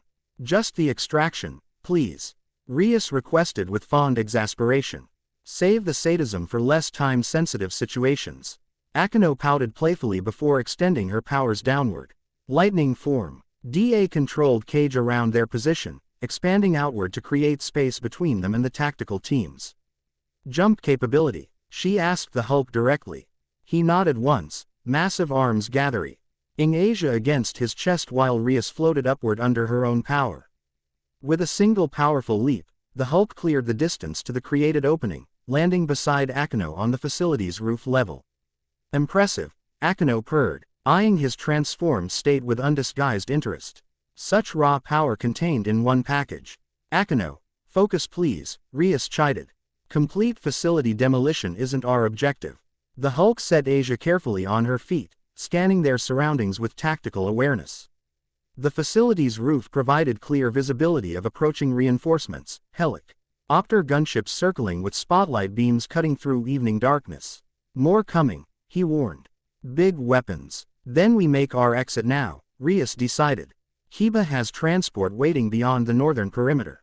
They moved across the roof with urgent purpose, the Hulk's powerful strides covering distance that others needed to run.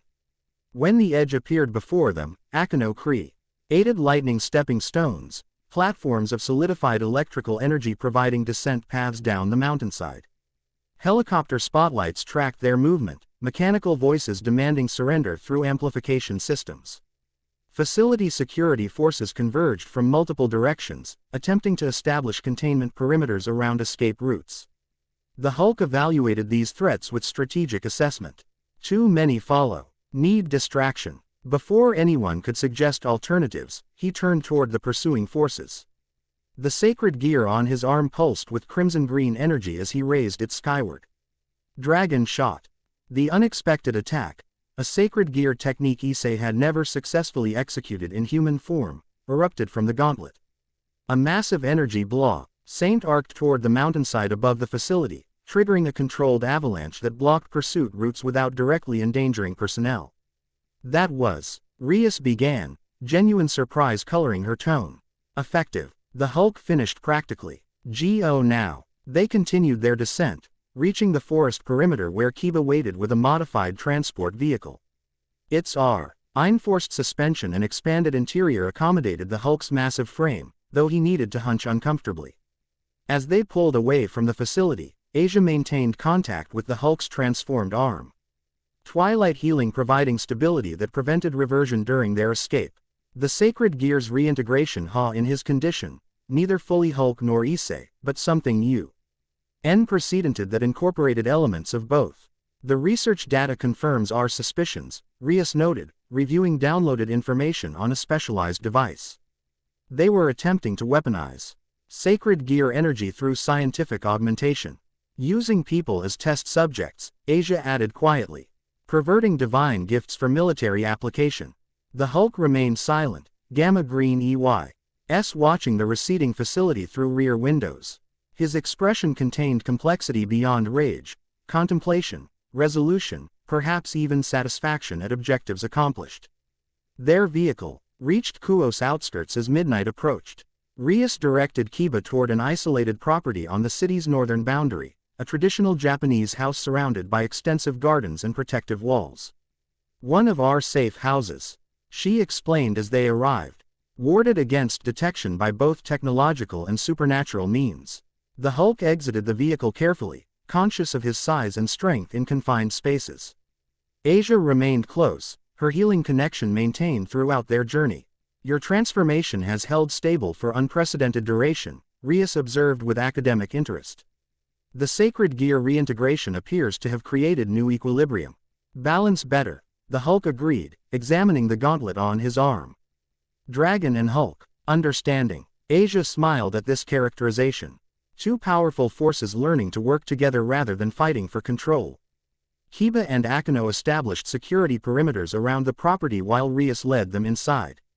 The traditional house contained surprisingly modern amenities beneath its historic exterior, advanced technology disguised within classical architecture. You should be safe here while we process the research data, Rias explained. The facility will regroup, but their primary objective, their gamma research, is now compromised. Your value as a test subject is diminished by that loss. The Hulk considered this assessment, massive frame incongruous among delicate shoji screens and tatami flooring. Still hunt Hulk. Still want power. Undoubtedly, Rias agreed. With diminished urgency and effectiveness. More importantly, we now possess their research methodologies, allowing countermeasures development. Issei activated Twilight Healing once more, Golden Light spreading across the Hulk's transformed body. Would you like to rest now? Return to Issei form. The question wasn't controlling or demanding, merely supportive, acknowledging his agency in the decision. The Hulk considered it thoughtfully. Safe here? He asked Rias directly. As safe as anywhere in Kuo, she confirmed. My peerage will maintain surveillance, and the wards will alert us to approach. The Hulk nodded once. Decision made. He turned to Issei, gamma green eyes meeting hers with unexpected gentleness. Thank you, he rumbled.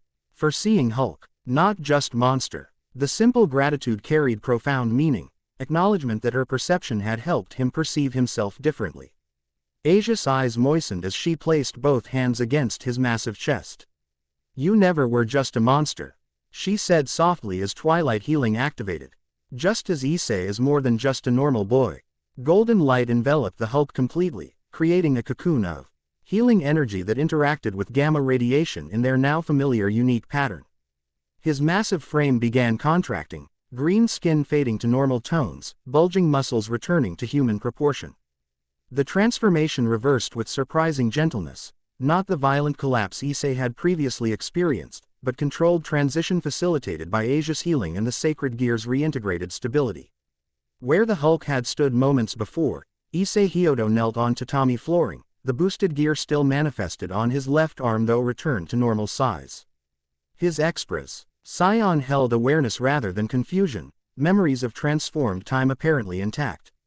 That was, he began, voice hoarse from the change.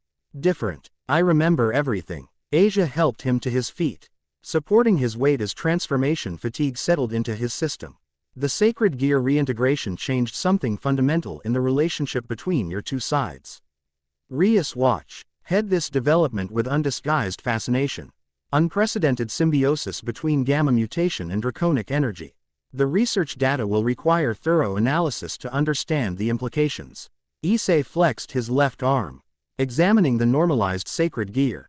It feels complete again, like something that was fragmented has been restored.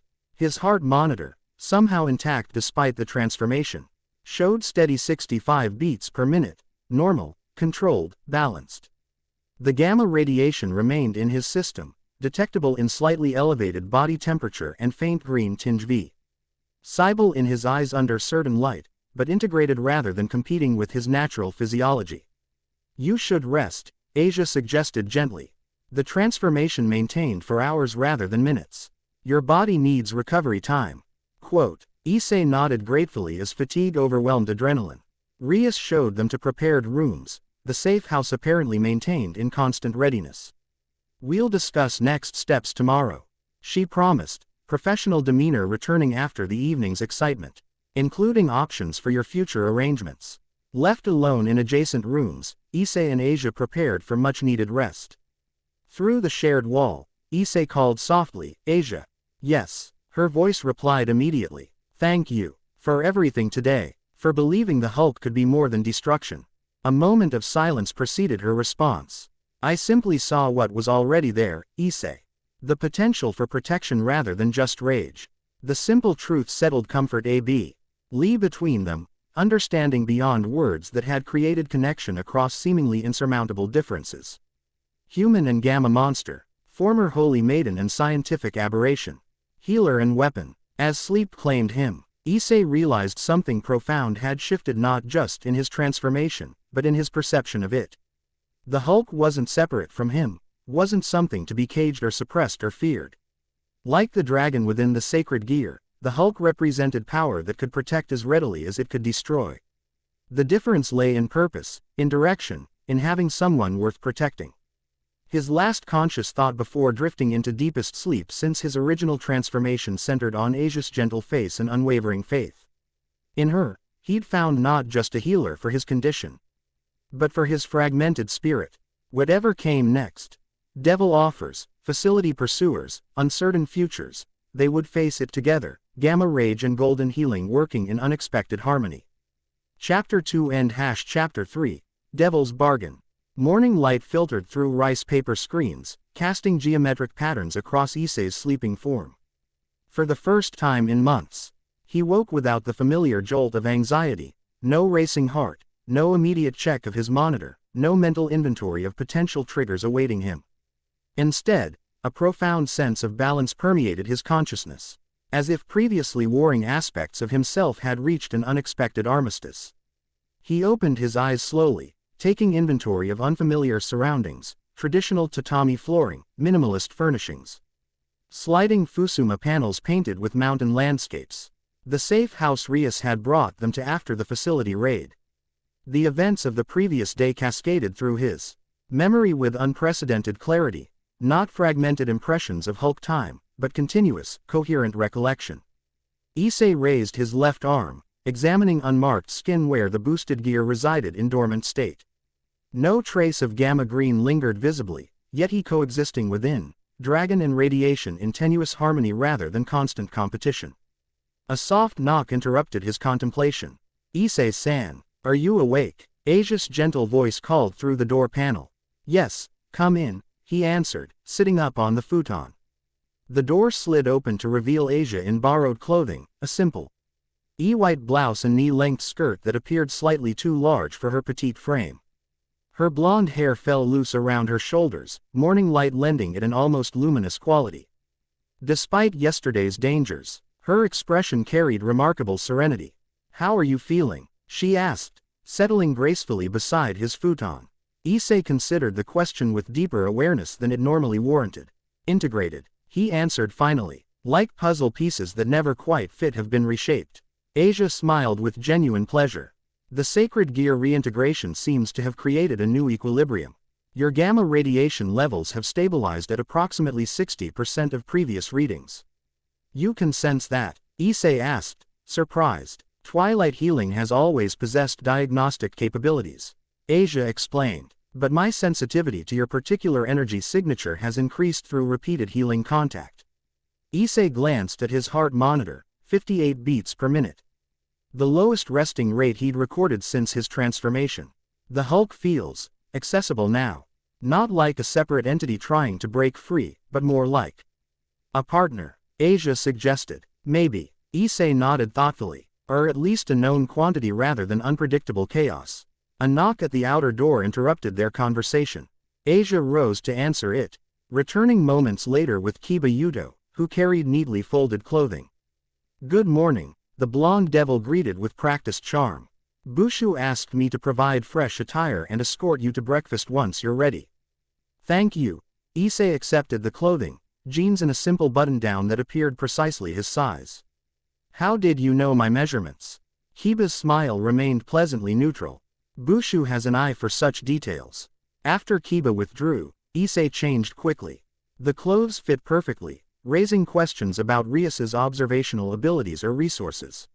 When he emerged, Asia waited in the hallway, her expression subtly tensed. Everything okay? Issei asked, immediately attuned to her discomfort. Just adjusting, she admitted quietly. Being our devil protection feels contradictory to my upbringing, even knowing the church abandoned me. Issei gently squeezed her shoulder. We haven't committed to anything permanent. We're just gathering information, weighing options. Asia nodded, visibly drawing strength from his reassurance. You're right, knowledge isn't compromise. They followed Kiba through the traditional house, whose interior proved larger than exterior appearances suggested. Shoji screens opened to reveal an expansive dining area where Rias Grimori presided over a Western-style breakfast spread. "Good morning," she greeted warmly. Crimson hair cascading over a casual yet elegant blouse. "I trust you both rested well." "Better than I have in months," Issei admitted, taking a seat across from her. Akano materialized from an adjoining kitchen, carrying a teapot with graceful precision. Era, our gamma-enhanced friend looks positively refreshed. How wonderful to see you in human form." Something in her tone, a subtle emphasis on his humanity as transient state rather than fixed identity, raised Issei's awareness. His monitor ticked upward slightly, 62 beats per minute. "Thank you for your hospitality," Asia said formally, her ingrained politeness transcending theological differences. "Think nothing of it," Rias dismissed graciously. "Your assistance in yesterday's operation proved invaluable. He research data you helped secure contains information critical to understanding supernatural scientific interfaces." Breakfast proceeded with surprising normality, delicious food, pleasant conversat, Ion carefully avoiding substantive topics, and impeccable service from Akano, who seemed to derive unusual satisfaction from the domestic role. Only the petite Kaniko's silent, watchful presence from a corner cushion reminded Issei that they dined with supernatural entities. As they finished eating, Rias set aside her teacup with deliberate precision. "Now that we've addressed physical needs, perhaps we should discuss your situation more thoroughly." The atmosphere shifted immediately from casual to business. Kiba straightened almost imperceptibly while Akano moved to stand behind Rias's jaw. Positioning that suggested formal proceedings rather than friendly discussion. "I imagine you have questions," Rias continued, focusing on Issei. "About devils, about your condition, about what happens next." Issei nodded, exchanging glances with Asia. "Many questions, starting with how much danger we're still in from the facility." "Significant but reduced," Rias answered candidly. "There are. E-Search has been compromised and their primary investigation site damaged, but the organization itself remains operational. They've likely initiated containment protocols, eliminating evidence trails, relocating key personnel, establishing alternative facilities. They won't stop hunting me," Issei concluded. "No," Rias confirmed. "You represent both invaluable research potential and security risk. However, their operational capability has been temporarily diminished, giving us breathing room to consider options." Asia leaned forward slightly. "You mentioned Devil Society yesterday. How extensive is it?" "The Church maintains records, but information is limited and potentially biased." Rias smiled appreciatively at the question. "Devil Society exists in parallel with human civilization, our own realm, governance structures, cultural systems, and history stretching back millennia. What humans call the underworld is actually a dimension adjacent to Earth where Devil civilization primarily resides. An entire civilization invisible to humans," Issei mused. "Not entirely invisible," Rias corrected. "Throughout history, Devils have maintained contact with humanity through various means. Currently, we operate primarily through contracts and territorial assignments." "Like Kuo," Asia surmised. "Precisely. This territory falls under Grimori jurisdiction, shared with the Citri family, represented at the Academy by Sona Shitori, whose human name obscures her devil identity as Sona Citri." The revelation clicked pieces into place for Issei. "That's why both you and Sona approached me. You were competing for," he hesitated, searching for appropriate terminology. "Recruitment," Rias supplied diplomatically. Though, acquisition might be more accurate from a strictly devil perspective. Individuals with sacred gears or unique abilities represent valuable potential additions to devil households. "Like collecting chess pieces," Issei observed, recalling her earlier mention of evil pieces. Rias's expression brightened with genuine pleasure. "An apt analogy. The evil pieces system, implemented after the Great War depleted devil numbers, transforms other species into devils through artifacts modeled after chess pieces. Each piece confers different attributes and abilities based on the recipient's natural affinities. And you want to use these pieces on us," Asia stated rather than asked, her tone carefully neutral. "I'm offering the opportunity," Rias corrected gently. "Becoming part of my peerage provides protection, resources, and community in exchange for service and loyalty." Issei's monitor held steady at 65 beats per minute, alert but not anxious. What would this transformation entail? Physically, spiritually. Physical enhancements include increased strength, accelerated healing, extended lifespan, and access to demonic energy manipulation, Rias explained with academic precision.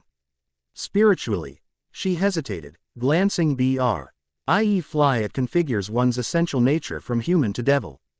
While personality and memories remain intact, certain fundamental changes occur. Like vulnerability to holy objects, Asia noted quietly. Rias nodded, acknowledging the particular relevance to a former church maiden. Among other adjustments, however, faith itself isn't necessarily incompatible with devilhood, merely redirected. Redirected how? Asia pressed. Devils can maintain spiritual convictions, Akino interjected smoothly, speaking for the first time since the discussion began. We simply orient them differently than human religious frameworks suggest. Something in her tone, personal experience rather than theoretical knowledge, caught Issei's attention. Before he could pursue this, Rias continued. The immediate benefits for both of you would be substantial, she said. Issei, devil physiology might stabilize your gamma condition further, building upon the equilibrium you've achieved. The evil pieces system specifically adapts to unique physical attributes, potentially integrating your transformation rather than suppressing it. And for Asia, Issei asked, conscious that her healing had proven crucial to his current stability. As a bishop, her twilight healing would amplify significantly, Rias explained. Devil energy naturally enhances sacred gears, sometimes unlocking capabilities dormant in human hosts. Asia's expression remained carefully composed, though her fingers unconsciously found her cross necklace. And the cost of these benefits? Service within my household, Rias stated directly. Participation in raiding games, competitive events between devil peerages, protection of assigned territory, standard contractual obligations extending approximately 1 century, with potential for advancement afterward. 100 years, Issei repeated, the time span momentarily incomprehensible. Devils measure commitment differently given our extended lifespans, Rias explained. Hat seems lengthy by human standards represents a reasonable apprenticeship period in devil society. The scope of the decision crystallized for Issei, not merely accepting supernatural assistance, fundamentally altering his species' identity and committing to century-long service. Even with the Hulk's chaotic influence now partially stabilized, such a permanent transformation warranted serious consideration. We need time to discuss this privately, he said finally. Of course, Rias agreed immediately. This isn't a decision to make lightly. However, her expression turned more serious. I should mention that current circumstances limit your practical alternatives. Meaning, Asia prompted, the facility will rebuild its capability. Your combined signatures, gamma radiation and raw, sacred gear, create distinctive supernatural footprints difficult to conceal long-term. Without devil resources, protection becomes increasingly problematic. The implication hung unspoken but clear. Their options narrowed to acceptance or continual flight. Before either could respond, Kaneko suddenly straightened from her quiet corner. Someone approaches, she announced tonelessly. Female, powerful, not devil. Rias's expression shifted to alert concern. Beyond the property wards, Kaneko nodded once, nose twitching slightly. Smells like cat. Tension immediately rippled through the devil contingent. Kiba moved toward windows with practiced efficiency while Akino's fingers sparked with barely contained electrical energy. Nekosho, Rias murmured, rising gracefully. Interesting timing. Issei glanced between them, confused by the sudden shift. What's a Nekosho? Yukai subspecies, specifically, evolved Nekomata with exceptional supernatural abilities, Rias explained tersely. Extremely rare and typically unaligned with major factions. Hostile, Issei asked, monitor ticking upward to 70 beats per minute. Unpredictable, Rias corrected, which amounts to the same thing in diplomatic terms. Remain inside while we assess the situation. She gestured to her peerage members, who moved with coordinated precision toward the property's entrance. Left alone with Asia, Issei found himself automatically scanning for potential escape routes, a habit developed during months of vigilance. Should we be concerned? Asia asked quietly. Cautious, Issei decided, heart monitor holding steady. The Hulk is accessible if needed, but not pushing for emergence. This realization struck him anew. The transformed state remained available without demanding expression. Before he could examine this further, raised voices from the entrance hall caught their attention. Such cold hospitality, Gromori-chan, a feminine voice purred with exaggerated disappointment. No welcome tea for a weary traveler who's come so far. State your business, Kuroka, Rias's voice answered with formal authority. Unannounced entry to claimed territory violates conventional protocols. Protocols, treaties, arrangements, the visitor dismissed with audible disdain. So many rules for beings who call themselves devils.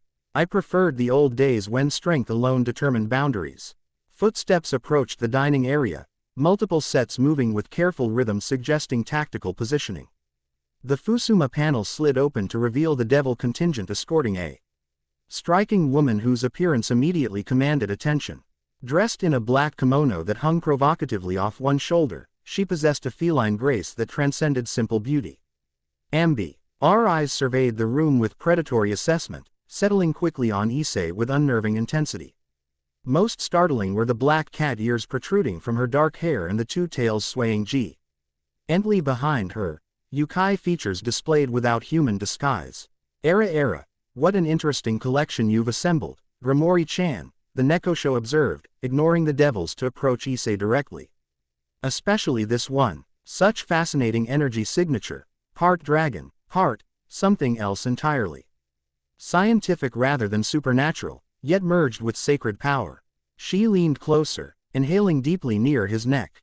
Delicious complexity. Issei remained perfectly still, monitor reading 75 beats per minute, alert but controlled.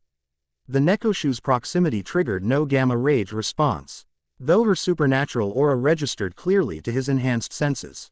Kuroka, Rias intervened sharply. You haven't explained your presence in my territory. The cat woman straightened lazily, though her amber eyes remained fixed on Issei. Information travels quickly in certain circles.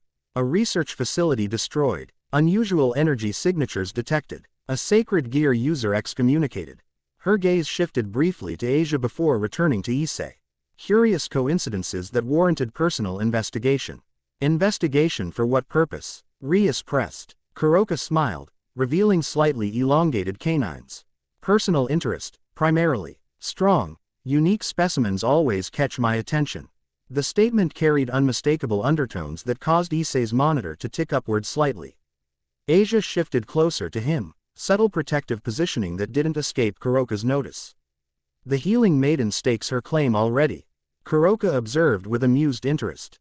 How charmingly territorial for a former church servant. Asia's cheeks colored slightly, though her expression remained composed. Issei is my friend. I'm concerned for his well-being. Of course you are, Kuroka agreed with exaggerated understanding. His well-being is precisely what interests me as well. Rias cleared her throat pointedly. While your interest is noted, both individuals are under Gromori protection. Any propositions should be directed through appropriate channels. Kuroka's expression shifted to calculated assessment. Ah, not yet formally inducted into your peerage. Still human, technically unaffiliated. Her smile widened. How fortunate I arrived before contracts were signed. The implication clarified immediated an alternative supernatural faction, her rival deliberately timed to intercept potential devil recruitment. The political dynamics revealed layers of complexity Issei hadn't anticipated when first encountering Rias at school. Perhaps introductions would be appropriate, he suggested, breaking his silence with deliberate calm. Kuroka's amber eyes gleamed with approval. Direct and practical. I am Kuroka, formerly of the Nibirius household, currently independent agent within Yukai hierarchy. And you are the fascinating human who transforms into something not quite Hulk, not quite dragon, but altogether formidable. The casual reference to his alter ego startled Issei. You know about that. Witnessing your mountain performance was what drew me to investigate, Kuroka confirmed. Few beings can demolish military installations while maintaining sufficient control to avoid casualties. Fewer still can channel sacred gear abilities through transformed states. Her knowledge of yesterday's events suggested surveillance capabilities beyond what Issei had detected. The facility raid hadn't been as private as they'd believed. What exactly do you want? He asked directly. To offer an alternative, Kuroka replied with equal directness. Devil reincarnation represents one supernatural path. Yukai association offers different advantages without species transformation requirements. Rias stepped forward, positioning herself subtly between Kuroka and Issei. Any formal recruitment overtures require territorial acknowledgement and appropriate compensation discussions. Always business with devils, Kuroka sighed dramatically. Very well. Consider this merely information sharing among potential allies. She turned back to Issei and Asia. The Nekosho population faces extinction-level decline following certain unfortunate historical events. Those with exceptional abilities or unique energy patterns represent particular interest for potential alliances. The euphemistic phrasing barely disguised her actual meaning.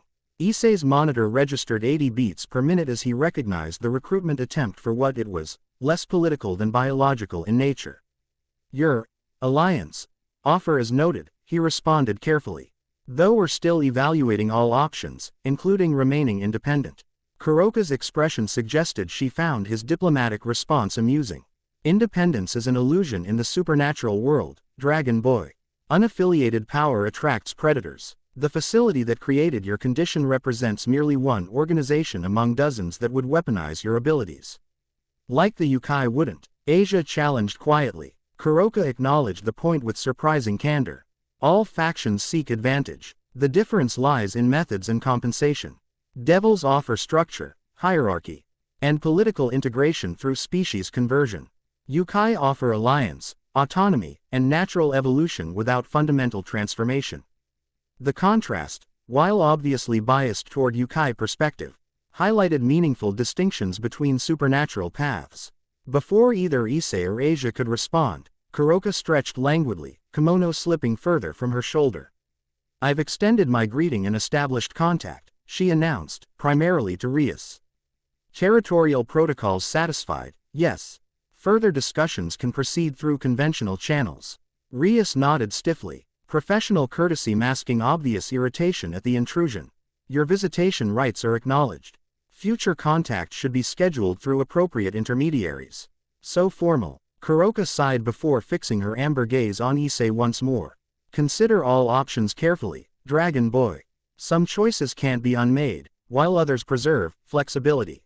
With a final meaningful glance that somehow encompassed both Issei and Asia, Kuroka stepped backward. A magical circle materialized beneath her feet, glowing with unfamiliar symbols. We'll meet again soon, she promised before disappearing in a flash of Yukai energy, leaving only a lingering scent of exotic incense. Silence held momentarily before Rias exhaled with visible frustration. Nekosho and their dramatic exits. Always needing the last word. Friend of yours? Issei asked dryly. Hardly, Rias replied, composure returning. Kuroka is SS-class criminal in Devil Society, want D for killing her master and fleeing justice. Her appearance here represents significant complications. She seemed well informed about recent events, Asia noted with concern. Nekosho possess exceptional information gathering abilities, Rias explained. Their intelligence networks rival formal faction resources despite smaller numbers. Issei's monitor had returned to 70 beats per minute, alert but steady. She mentioned alternatives to devil reincarnation. Is Yukai alliance genuinely viable? Rias's expression tightened almost imperceptibly. Yukai offer different advantages, certainly. However, their social structures lack Devil Society's established protections and advancement pathways. Alliances tend toward the personal, rather than institutional. She was recruiting for breeding stock, not politics. Akino translated bluntly, earning a sharp glance from Rias. The Nekosho population faces extinction pressures, Rias provided more diplomatically. Kuroka's interest likely combines genuine species preservation concerns with personal agenda. The directness of this supernatural politics, where reproductive alliances were discussed alongside territorial protocols, highlighted how far Issei had traveled from ordinary human concerns in mere months. From high school pervert to gamma experiment to recruitment target for multiple supernatural factions. This complicates our decision timeline, he observed. Indeed, Rias agreed. Kuroka's appearance suggests additional factions have identified your unique status. The window for relatively autonomous choice narrows as awareness spreads. How much time do we realistically have? Asia asked. Rias considered the question with visible calculation. Days rather than weeks, I suspect. Once certain barriers to knowledge are broken, information cascades through supernatural networks rapidly. The pressure of accelerated decision-making added unwelcome stress. Issei's monitor ticked upward slightly before stabilizing as he consciously regulated his response. We still need private discussion time, he stated firmly. Of course, Rias agreed. Perhaps we could provide context that might inform your deliberations first. A practical demonstration of Devil Society might prove illuminating. Asia exchanged glances with Issei, who nodded agreement. What kind of demonstration? A rating game observation, Rias suggested. Seeing devil peerages in competitive context would provide better understanding of what membership entails than abstract explanation. The proposal seemed reasonable, gathering information before commitment. Issei had survived the past months through careful research and preparation, applying similar methodology to supernatural decisions maintained that principle. When would this observation occur? He asked. This evening, Rias answered. A mid-tier rating game between the Phoenix and Glacia Labialis families. Not championship level, but representative of standard competition. The timing suggested pre-arrangement rather than coincidence. Rias had anticipated their need for Devil Society exposure. Her recruitment efforts showed consistent strategic foresight. We accept your invitation, Asia decided, surprising both Issei and Rias with her initiative. Knowledge benefits discernment, regardless of final decision. Rias smiled appreciatively. Excellent. In the meantime, perhaps you'd both benefit from training opportunity. Yesterday's events revealed interesting developments in Issei's condition worth exploring under controlled circumstances. Suggestion piqued Issei's interest immediately. The sacred gear reintegration had fundamentally altered Hai's Hulk.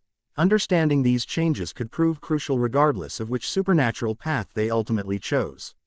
What kind of training? He asked. Controlled transformation practice, Rias explained. This property includes underground facilities designed for power development and containment.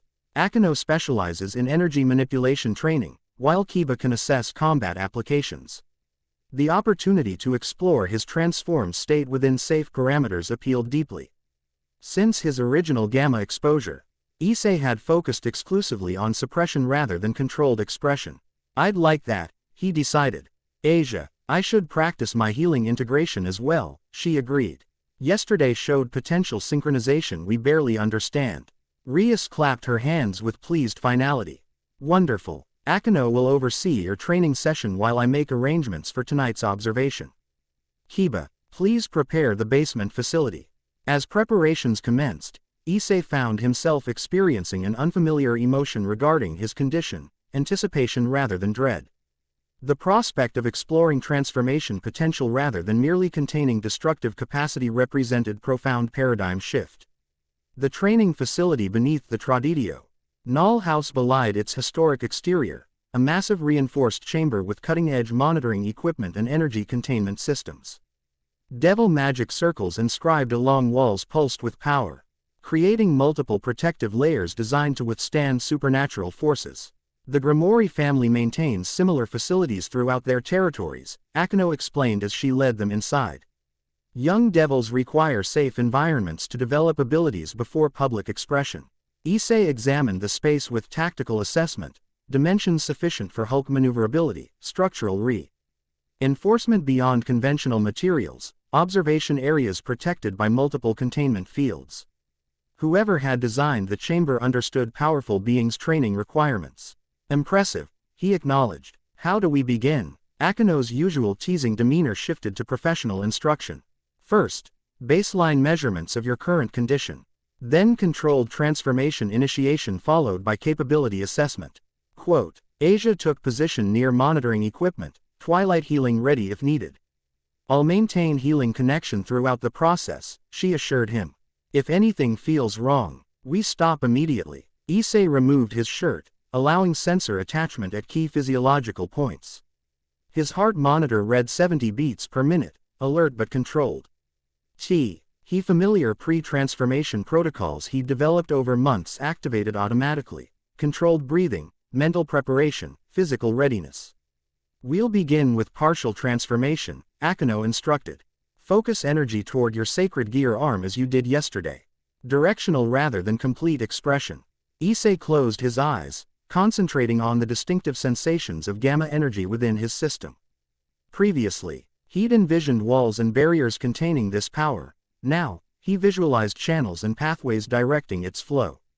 The difference produced immediate results. Green energy crawled across his left arm, muscular development expanding proportionally without triggering full-body transformation. The boosted gear manifested simultaneously, sacred gear energy, intermingling with gamma radiation in visible patterns across enhanced tissue. Fascinating, Akino observed, monitoring energy readings. The dragon power and gamma radiation are harmonizing rather than competing. Integration percentage significantly higher than previous measurements. Issei opened his eyes, examining his partially transformed arm with scientific curiosity rather than dread. Limb had expanded to Hulk proportions while maintaining human proportions elsewhere, controlled expression rather than chaotic emergence. It feels accessible, he noted with surprise. Like a Jew, sting volume rather than flipping an on-off switch. The sacred gear reintegration appears to have created energy pathways previously blocked, Akino explained, reviewing monitoring data. Dragon Po. W naturally seeks channels for expression. Your gamma condition now follows similar patterns. Asia approached cautiously, twilight healing activated at low intensity. May I test something? At Issei's nod, she placed her glowing hands against his transformed arm. Golden healing light spread across green tissue, creating visible interaction patterns where energies interfaced. The radiation responds to healing direction. She observed with fascination, not just suppression, but actual redirection. Akino studied this interaction with analytical intensity. Try expanding transformation while Asia maintains healing contact. Let's test progressive expression under guided conditions. Issei focused on increasing gamma flow while maintaining directional control. Green energy spread gradually across his torso. Physical development following energy pathways. His height increased proportionally, muscles expanding with controlled progression rather than explosive growth. Heart rate stable at 85, Asia reported. Maintaining healing connection. Cognitive functions appear unaffected by partial transformation. The observation highlighted another crucial difference, Issei's consciousness remained fully present despite significant physical changes. Previously, transformation had meant psychological submersion beneath the Hulk's more primal awareness. Let's test sacred gear functionality in this intermediate state, Akino suggested. Can you activate boosted gear abilities? Issei focused on the crimson gauntlet now enlarged to match his partially transformed arm. Boost, he commanded experimentally. The sacred gear responded immediately, emerald gem glowing as power surged through his system. Boost, the draconic voice announced as energy doubled within him. The surge catalyzed unexpected progression, gamma radiation responding to amplified dragon energy by accelerating transformation. Green pigmentation spread rapidly across remaining human tissue as his height increased exponentially. Within seconds, full Hulk emergence completed with Asia maintaining healing contact throughout. 9 feet of gamma-irradiated muscle stood where Issei had been moments before. Yet unlike previous transformations, cognitive continuity remained intact. Issei's consciousness persisted alongside rather than beneath the Hulk's awareness. Boosted gear triggered full change, he observed. Voice deepened to the Hulk's characteristic rumble while maintaining Issei's speech patterns. Interesting interaction. Akino's eyes widened with genuine surprise. Consciousness retention during complete transformation.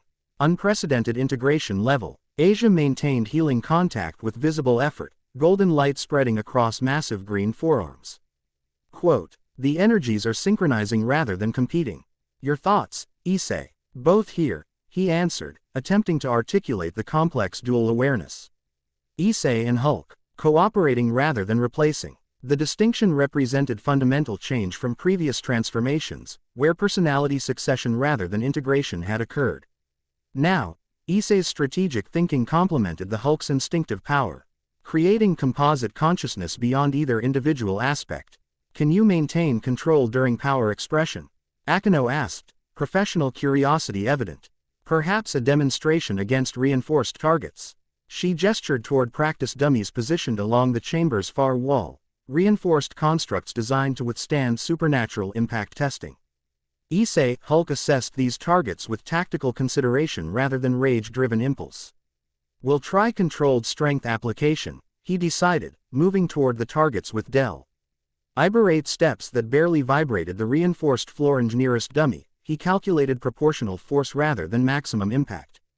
Massive green fists struck with precision, applying approximately 30% available strength, sufficient to test structural integrity without unnecessary destruction. The dummy compressed under impact before rebounding to original shape, damage evident but contained within design parameters. Issei, Hulk nodded with satisfaction at this controlled application. "Functional restraint possible," he noted. "Helpful for combat situations requiring graduated response. Try channeling sacred gear abilities through transformed state," Akino suggested, monitoring energy readings with evident fascination. Issei, Hulk raised the boosted gear, focusing on dragon energy rather than gamma radiation. "Boost," the gauntlet announced, power doubling within his system. The energy surge created visible aureole around his massive frame, gamma green int R mingled with draconic crimson in swirling patterns. Physical strength amplified correspondingly, though Issei maintained cognitive awareness despite increased power. "Dragon shot," he announced, remembering the technique that had emerged instinctively during their escape from the facility. Crimson-green energy coalesced before the gauntlet, forming compressed power sphere that launched Tawa. Road practice targets with controlled trajectory. The impact vaporized 3 dummies simultaneously, energy dispersing through containment fields designed to absorb excess force. "Magnificent," Akino breathed, genuine admiration replacing analytical detachment. The precision control combined with raw power. Her expression shifted subtly, violet eyes darkening with emotion Issei couldn't immediately identify. Something about his controlled destruction had triggered personal response beyond professional assessment. Asia maintained healing connection throughout these demonstrations, her EXPR Eshin reflecting both concentration and wonder. "The twilight healing interaction feels different now," she noted. "Less like controlling separate forces and more like harmonizing complementary energies." The observation matched Issei's internal experience, gamma and dragon power finding unexpected synchronization through sacred gear reintegration. His transformed state now represented integratio N rather than subjugation of human consciousness. "Can you access Issei's full memories and cognitive functions?" Akino asked, approaching the transformed state with remarkable fearlessness. "Yes," he confirmed, though emotional responses remain heightened. Anger still primary power source, but directed rather than controlling. "Fascinating," Akino murmured, circling his massive form, with analytical curiosity that gradually shifted toward something more personal. The duality contained within one being, destructive power harmonized with human consciousness. Something in her tone, wistful appreciation rather than clinical assessment, caught Issei's transformed attention. "You understand duality," he observed with unexpected insight. Akino froze momentarily, violet eyes widening with surprise at his perception. "Perhaps," she acknowledged carefully, "though my circumstances differ significantly." Before this intriguing exchange could develop further, monitoring systems suddenly flashed warning indicators. Asia noticed first, twilight healing intensifying instinctively. "Energy spike detected," she reported with concern. "Gamma radiation levels increasing beyond baseline." Issei felt it internally, the careful balance between energies destabilizing as transformation duration extended. The Hulk aspect pushed for greater expression while Issei's consciousness fought to maintain equilibrium. Integration weakening, he managed through increasing strain. Need to revert or risk losing control. Asia immediately strengthened healing connection, golden I'd intensifying where she maintained contact with green skin. "Focus on my energy signature," she instructed calmly. "Use it as anchor point for consciousness retention." Akino moved with surprising speed, activating containment field modifications from control panels. "Channel excess energy through the sacred gear," she suggested. "Dragon power may stabilize gamma fluctuations." Issei consent, rated on both suggestions simultaneously, using Asia's healing as psychological anchor while directing excess gamma radiation through boosted gear pathways. The combination created visible energy cascade as power cycled through his transformed system. "Boost," the sacred gear announced, absorbing destabilizing energy rather than amplifying existing power. The unexpected function, energy absorption rather than multiplication, created new equilibrium pathway. Gamma radiation levels stabilized as dragon power processed excess energy through sacred gear mechanisms. It's working, Asia observed with relief. Radiation levels returning to sustainable parameters. The immediate crisis averted, Issei focused on controlled reversion, the process that had previously required complete unconsciousness or Asia's direct intervention. With newfound integration awareness, he visualized energy redirection rather than suppression. Transformation reversed with unprecedented control, gradual rather than sudden, progressive rather than catastrophic. Green pigmentation receded in ordered patterns, muscle mass reduced proportionally, and height decreased steadily until Issei stood human-formed once more. That was, he began. Voice hoarse from transformation stress, different. Controlled both ways. Asia supported his weight as transformation fatigue settled into his system. You maintai. Ned consciousness throughout both processes. The integration is progressing beyond our expectations. Akino studied monitoring data with evident fascination. Energy signature harmonization increased, approximately 27% during this session alone. The learning curve suggests exponential improvement potential with continued practice. Issei absorbed this assessment while recovery protocols activated automatically, controlled breathing, mental inventory, physical stabilization. His heart monitor read 70 beats per minute, elevated but within normal parameters despite extensive transformation.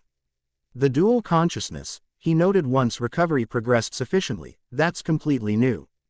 Before, I had only fragments of memory from transformed time. Now, it's continuous awareness. The sacred gear reintegration appears fundamental to this development, Akino explained. Dragon spirits naturally maintain consciousness partnership with human hosts. Your gamma condition now follows similar patterns. The implications extended beyond personal convenience to tactical advantage. Transformation with strategic intelligence rather than berserker rage represented Game Chan. Jing development for combat applications. Does this mean, Asia began hesitantly, that you've achieved control? That the transformations aren't dangerous anymore? Issei considered the question with careful honesty. Not complete control. The integration destabilized with extended duration. Without your healing anchor and Akino's guidance, I might have lost consciousness retention. But significant improvement nonetheless, Akino noted, professional assessment returning as she deactivated monitoring systems. Particularly impressive for untrained application. Devil reincarnation WOU.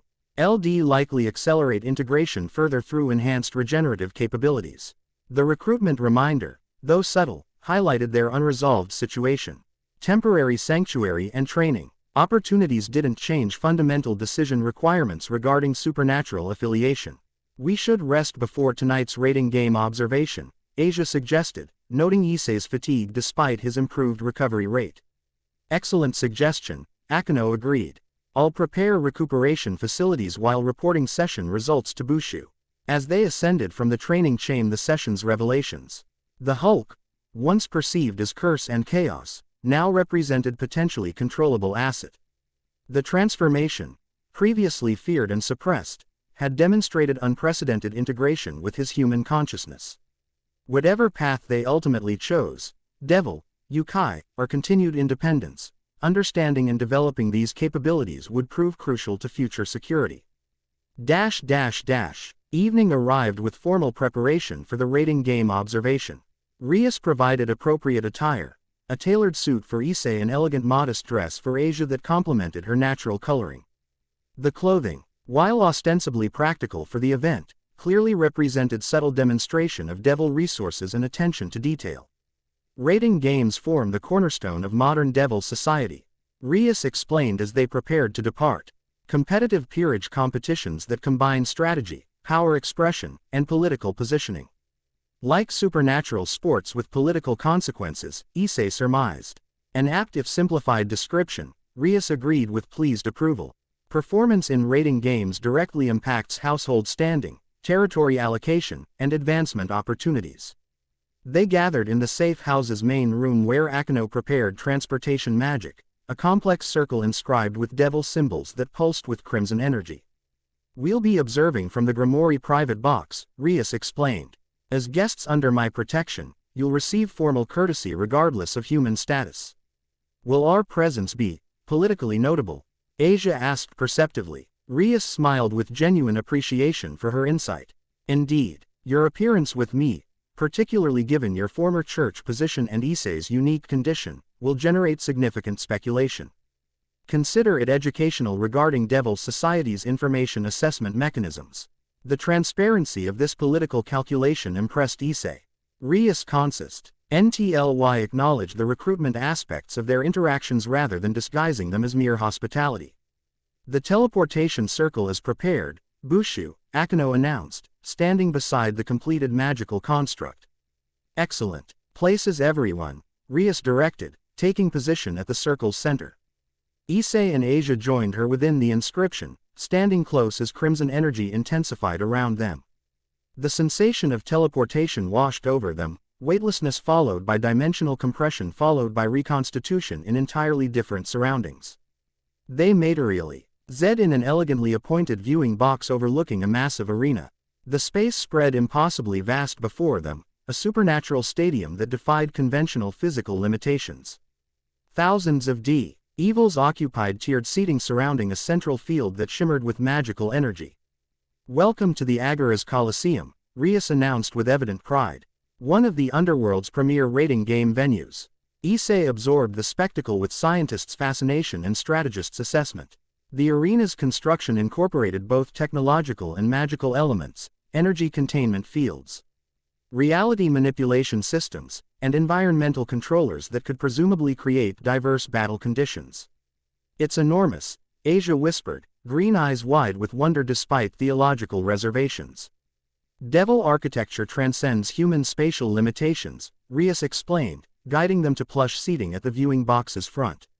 The underworld's dimensional properties low constructions impossible in human realms.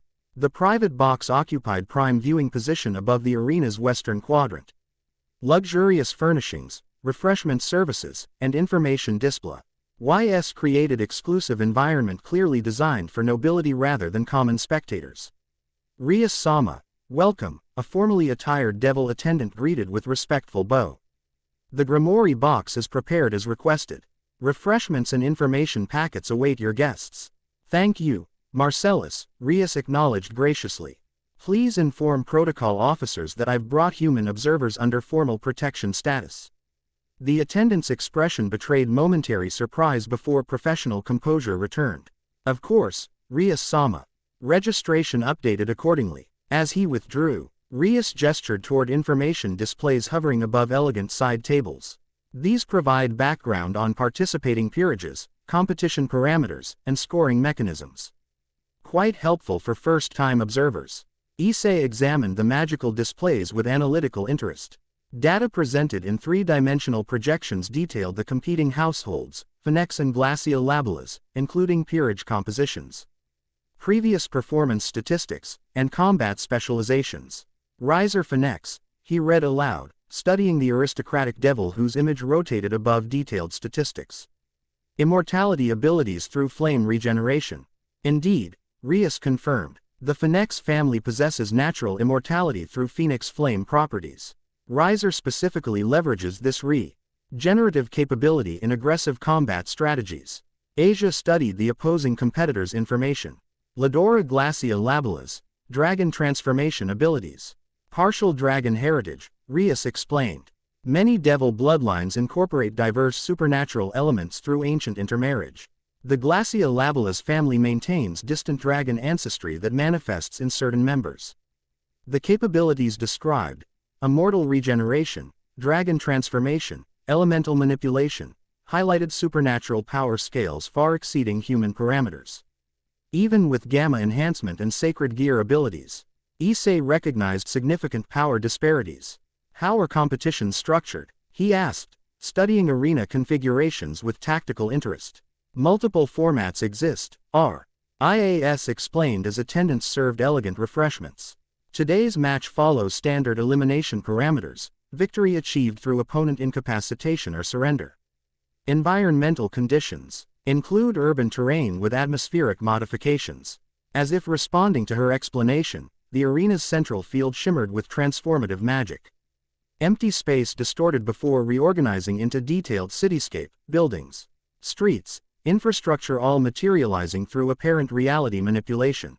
Impressive, Issei acknowledged, monitoring heart rate through ingrained habit, 65 beats per minute. Curious but calm. Devil technology combines magical principles with physical engineering, Rias noted with evident pride. The integration creates possibilities beyond either discipline independently. While they settled into observation positions, Issei became aware of subtle attention directed toward their box. Devils in nearby seating areas occasionally glanced their direction with expressions ranging from curiosity to disapproval to calculated assessment. We're attracting notice, he observed quietly. As anticipated, Rias confirmed without concern. Human observers remain uncommon at rating games, particularly humans with distinct supernatural signatures. Your gamma radiation and Asia's twilight healing register clearly to devil senses. Before Issei could pursue this observation, announcement systems activated throughout the arena. A charismatic voice boomed across the Colosseum, building anticipation for the competition's commencement. Distinguished devils of the underworld, welcome to tonight's rating game between House Phoenix and House Glacia Labelas. Competitors, manifest your peerages. Teleportation circles materialized at opposite ends of the fabricated cityscape. From these magical constructs emerged the competing teams, 16 devils per side, each positioned according to apparent strategic design. The chess analogy becomes clearer in deployment, Rias noted, indicating positional strategies. Knights for mobility, rooks for power positions, bishop-pawns for flexible advancement. Issei studied these formations with tactical appreciation. Despite supernatural elements, recognizable strategic principles applied: resource allocation, positional advantage, defensive grouping, offensive preparation. Each piece type possesses standardized enhancement properties. Rias continued her explanation. Rooks receive physical strength and defensive boosts. Knights gain speed and mobility advantages. Bishops develop magical enhancement and range benefits. Pawns acquire promotion potential under specific conditions. And the king? Asia asked, noting the central positioning of household leaders. Kings retain their natura L abilities without standardized enhancement, Rias answered. Their loss constitutes immediate match defeat regardless of remaining peerage condition. The announcer's voice interrupted further expo. A nation as competition parameters finalized. Battle commences in 3, 2, 1. Begin. Supernatural combat erupted across the fabricated cityscape with immediate intensity. Knights vanished in blur speed movement. Rooks established defensive perimeters around strategic positions, bishops initiated complex magical constructs, and pawns advanced through coordinated patterns. The Glacia Labelas strategy emphasizes territorial control, Rias observed, indicating defensive positions being established throughout the western quadrant.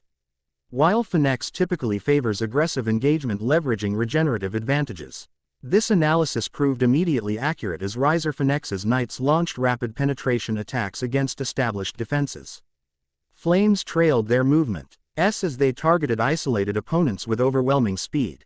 Specialized piece applications become evident in actual combat, Rias noted as they observed a Glacia Labelas rook withstanding direct attacks that would have incapacitated other pieces. The enhancements adapt to individual natural abilities rather than imposing standardized powers. Issei watched with scientific fascination and strategic assessment.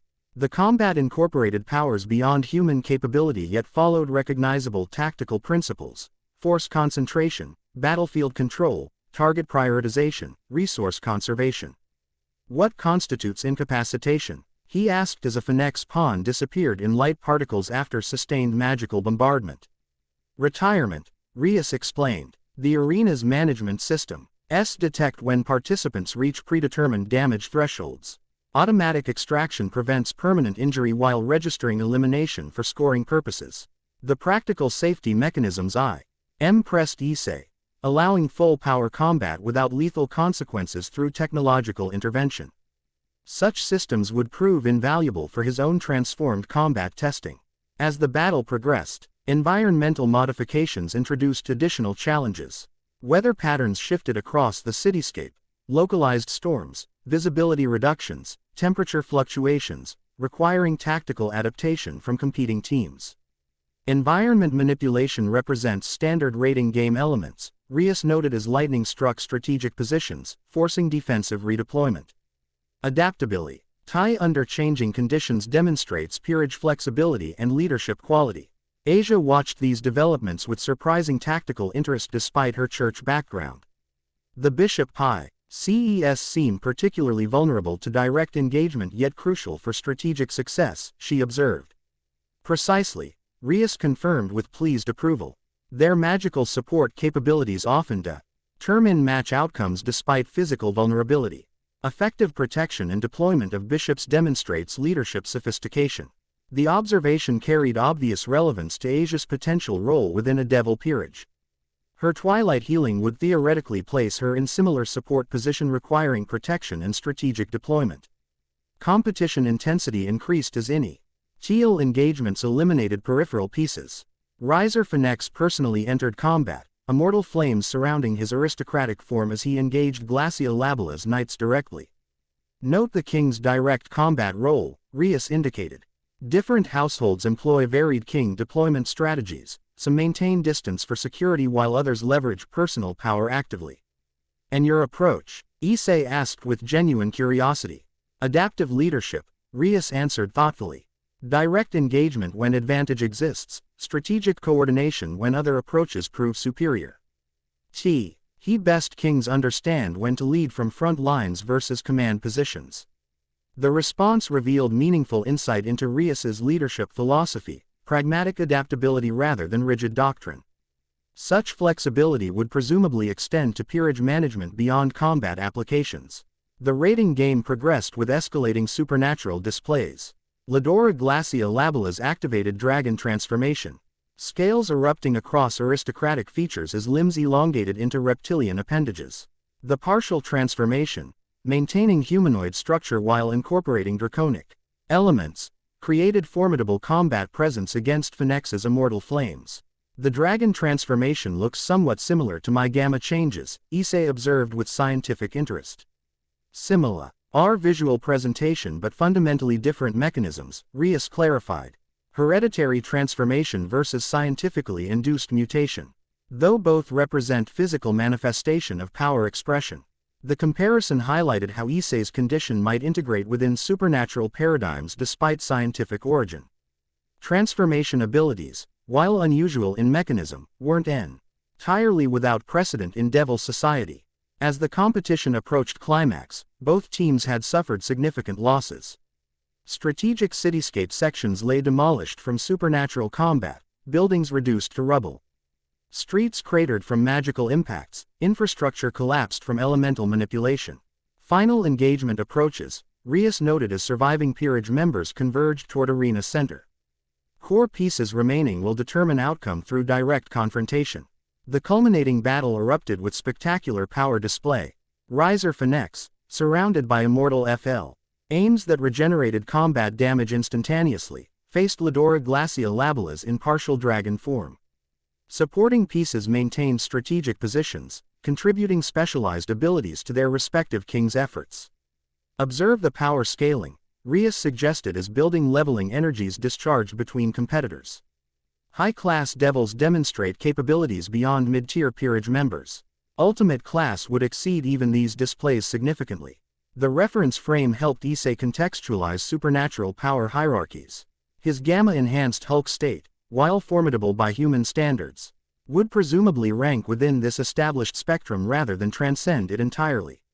After several minutes of intense exchange, the outcome materialized through battlefield attrition. Glacia Labala's support pieces fell to coordinated Phoenix attacks, leaving Ladora increasingly isolated despite impressive dragon abilities. Without proper support, even powerful kings become vulnerable, Rias observed as Phoenix forces implemented encirclement tactics. The chess analogy extends to piece synergy as well as individual capabilities. The match concluded when Ladora Glacia Labala's, surrounded by remaining Phoenix pieces with his own support eliminated, formally surrendered rather than face further disadvantageous combat. Announcement systems immediately declared House Phoenix victorious as reality manipulation systems began restoring the arena to neutral configuration. A relatively standard outcome, Rias assessed as applause rippled through the Colosseum. Fiend. X regeneration provides significant advantage in endurance-based competitized counter-strategies. Outlasting immortal opponents proves problematic. Issei absorbed these observations with thoughtful consideration. The rating game had demonstrated multiple aspects of Devil Society simultaneously: power expression, strategic application, political positioning through competitive performance. What practical consequences result from this outcome? He asked as spectators began departing through teleportation circles. Incremental standing adjustments, Rias explained. House Phoenix gains minor territorial expansion rights, preferential consideration for certain contracts, and statistical advantages in future match scheduling. Nothing revolutionary from a mid-tier competition, but meaningful within established hierarchies. And if this were higher-stake competition? Asia inquired. Major rating games can determine significant political advancements, marriage alliance opportunities, and substantial territory reallocations. Rias answered. The annual championship tournament specifically influences underworld political dynamics at highest levels. The explanation highlighted how Evil Society integrated supernatural combat into governance structures, power demonstration through controlled competition rather than chaotic conflict or purely administrative processes. As post-match activities commenced around the Colosseum, Rias noted increased attention directed toward their viewing box. It appears our presence has attracted more significant notice than anticipated, she observed with slight concern. Issei followed her gaze to identify an approaching group led by a handsome blonde devil whose features matched information displays identifying Riser Phoenix. His expression combined curiosity with aristocratic disdain as attendants cleared path toward the Grimoire box. Unexpected developments, Rias murmured, straightening subtly as she prepared for apparent confrontation. Riser rarely involves himself with matters outside his immediate interests. Problem? Issei asked quietly. Monitor reading 70 beats per minute, alert but controlled. Potentially complicated interaction, Rias clarified. Riser Phoenix holds certain expectations regarding Grimoire Phoenix relations that my brother has neither confirmed nor denied explicitly. Before Issei could request clarification, the viewing box entrance admitted Riser and his entourage. The immortal devil surveyed their group with calculated assessment barely disguised beneath formal courtesy. Rias Grimoire, he greeted with slight bow that somehow managed to appear condescending rather than respectful. What unexpected pleasure finding you attending my modest performance. Congratulations on your victory, Riser. Rias responded with practiced diplomatic courtesy. An impressive display of Phoenix capabilities. Riser accepted this acknowledgement with entitled satisfaction before his attention shifted to Issei and Asia. His expression registered immediate recognition of supernatural signatures despite human appearance. How fascinating, he observed with predatory interest. Human observers with such distinctive energy patterns. A sacred gear user with church affiliation, and something entirely unprecedented. Scientific rather than supernatural, yet merged with dragon energy. His perception abilities evidently matched Kuroka's earlier assessment, suggesting high-class devils possessed innate capability to identify energy signatures regardless of physical presentation. My guests are under formal Grimoire protection, Rias stated with subtle emphasis on established protocols. Their observation of rating games represents educational courtesy during decision consideration period. Riser's eyebrows raised with theatrical surprise. Recruitment prospects. How ambitious, Rias, especially considering your peerage remains significantly underdeveloped compared to established households. The intentional diminishment carried clear political messaging, established devil questioning younger generations' recruitment judgment. Rias maintained composed expression despite obvious provocative intent. Quality over quantity remains House Grimoire's philosophy, she responded diplomatically. Potential members receive thorough consideration rather than expedited processing. Indeed, Riser agreed with false conciliation. Though potential unrealized generates no practical advantage. Your brother expresses increasing concern regarding your peerage development timeline. Reference to family expectations carried unmistakable political undertones. Issei sensed complex dynamics beyond simple recruitment competition, something involving Rias's familial obligations intersecting with Phoenix interests. My brother understands my methodical approach, Rias countered smoothly. Grimoire tradition values relationship quality beyond mere numerical representation. Risers. Attention shifted back to Issei with unsettling intensity. The scientific anomaly particularly intrigues me. Gamma radiation interfaced with sacred gear energy. The transformation capabilities must prove spectacular. The direct reference to Issei's condition, information not publicly disclosed, demonstrated concerning intelligence penetration. Issei's monitor ticked upward to 75 beats per minute as he maintained careful composure. My condition remains private matter, he responded with deliberate neutrality. Not performance spectacle. Riser laughed with genuine amusement. Privacy in the supernatural world. How charmingly naive. Your existence registered across multiple detection networks the moment your transformation occurred. The facility raid merely confirmed what sensitive instruments had already recorded. The casual revelation of widespread monitoring validated Rias's earlier warnings about limited independence timeframes. Supernatural detection capabilities app, errantly exceeded even facility tracking technology. Your interest is noted, Riser, Rias interjected firmly. However, recruitment discussions remain exclusively within Grimoire jurisdiction during consideration period. Of course, Riser agreed with exaggerated courtesy. Though multiple factions have already registered interest beyond Devil Society, the Nekosho Kuroka's territorial incursion was particularly noted by observation networks. The intelligence demonstration, accurate knowledge of Kuroka's appearance at the safe house, indicated sophisticated surveillance beyond what Issei had anticipated. Supernatural politics operated with information transparency that rendered conventional secrecy largely meaningless. If you'll excuse us, Rias stated rather than requested, we have additional educational activities scheduled this evening. Riser accepted the dismissal with aristocratic grace that nonetheless conveyed superior position. Of course, rating game observation reprise. NTS merely preliminary exposure to Devil Society's extensive benefits. He turned to leave before adding with calculated casualness, should Grimoire recruitment prove unsuccessful, House Phoenix maint. Ain's standing interest in unique capabilities. Immortal regeneration paired with gamma transformation presents fascinating theoretical applications. The recruitment counter-offer, while framed as hypothetical consideration, established clear political positioning. Multiple devil houses apparently considered Issei's condition valuable acquisition target regardless of human reluctance.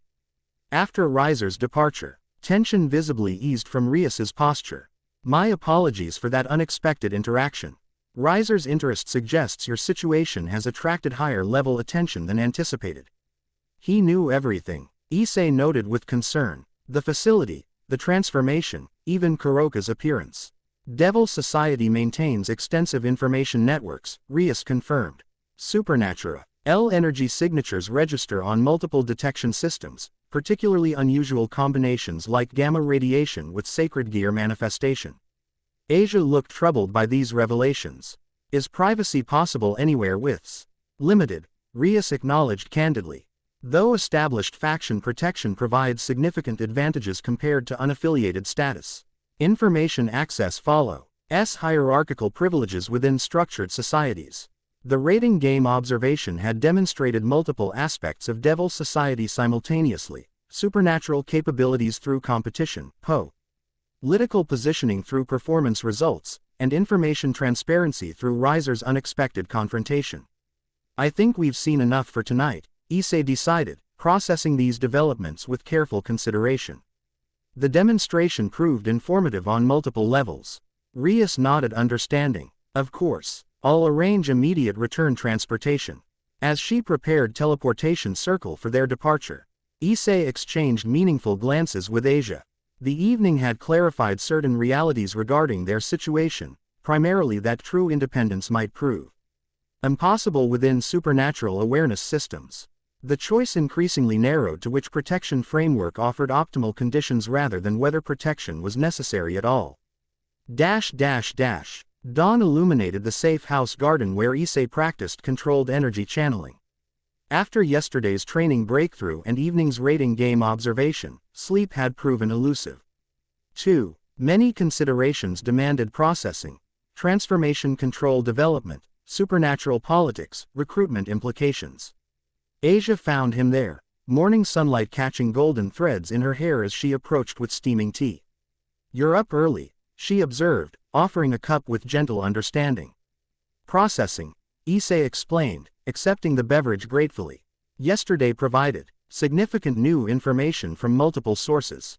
Indeed, Asia agreed, settling beside him on a stone bench overlooking carefully arranged landscape. The rating game demonstrated devil society, aspects that church records described inadequately. They sat in comfortable silence, morning peace contrasting with previous days' supernatural demonstrations. Issei's monitor read 58 beats per minute, his new baseline following sacred gear reintegration and developing transformation control. We need to make decisions, he noted finally. Multiple factions clearly know about us. True independence seems increasingly unrealistic.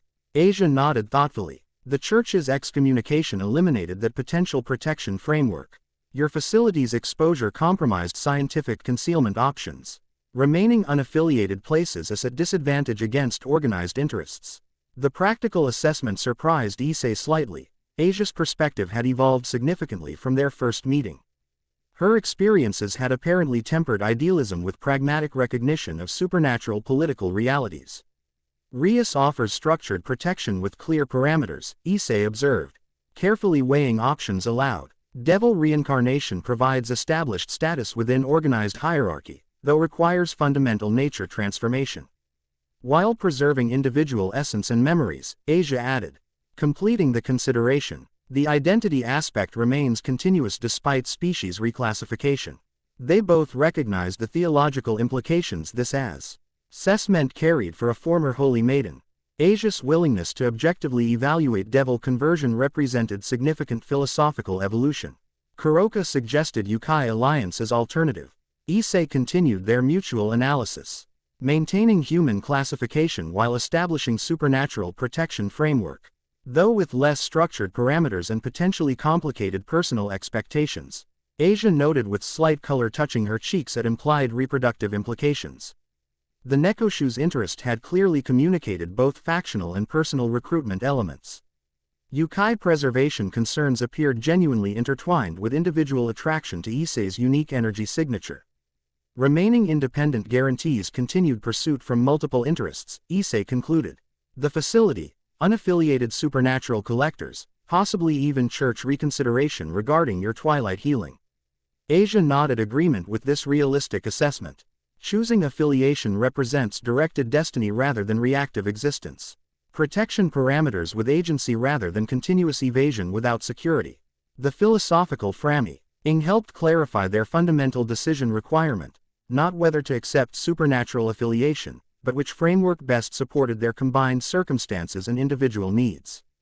Before they could pursue this analysis further, a familiar energy signature approached from the safe house interior. Akano emerged onto the garden path, morning sunlight gleaming against raven hair as she approached with characteristic grace. Early philosophical discussions, she observed with perceptive assessment. Decision contemplation often proves most productive at dawn. Weighing options, Issei acknowledged. Neither confirming nor denying specific conclusions. Akano settled nearby, respecting their contemplative space while offering additional perspective. Bushu asked me to inform you had a secure communication arrived from your previous residence.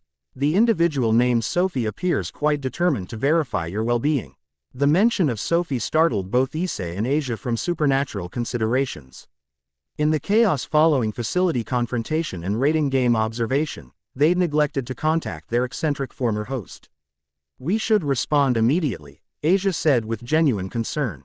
She offered sanctuary without question when we needed it.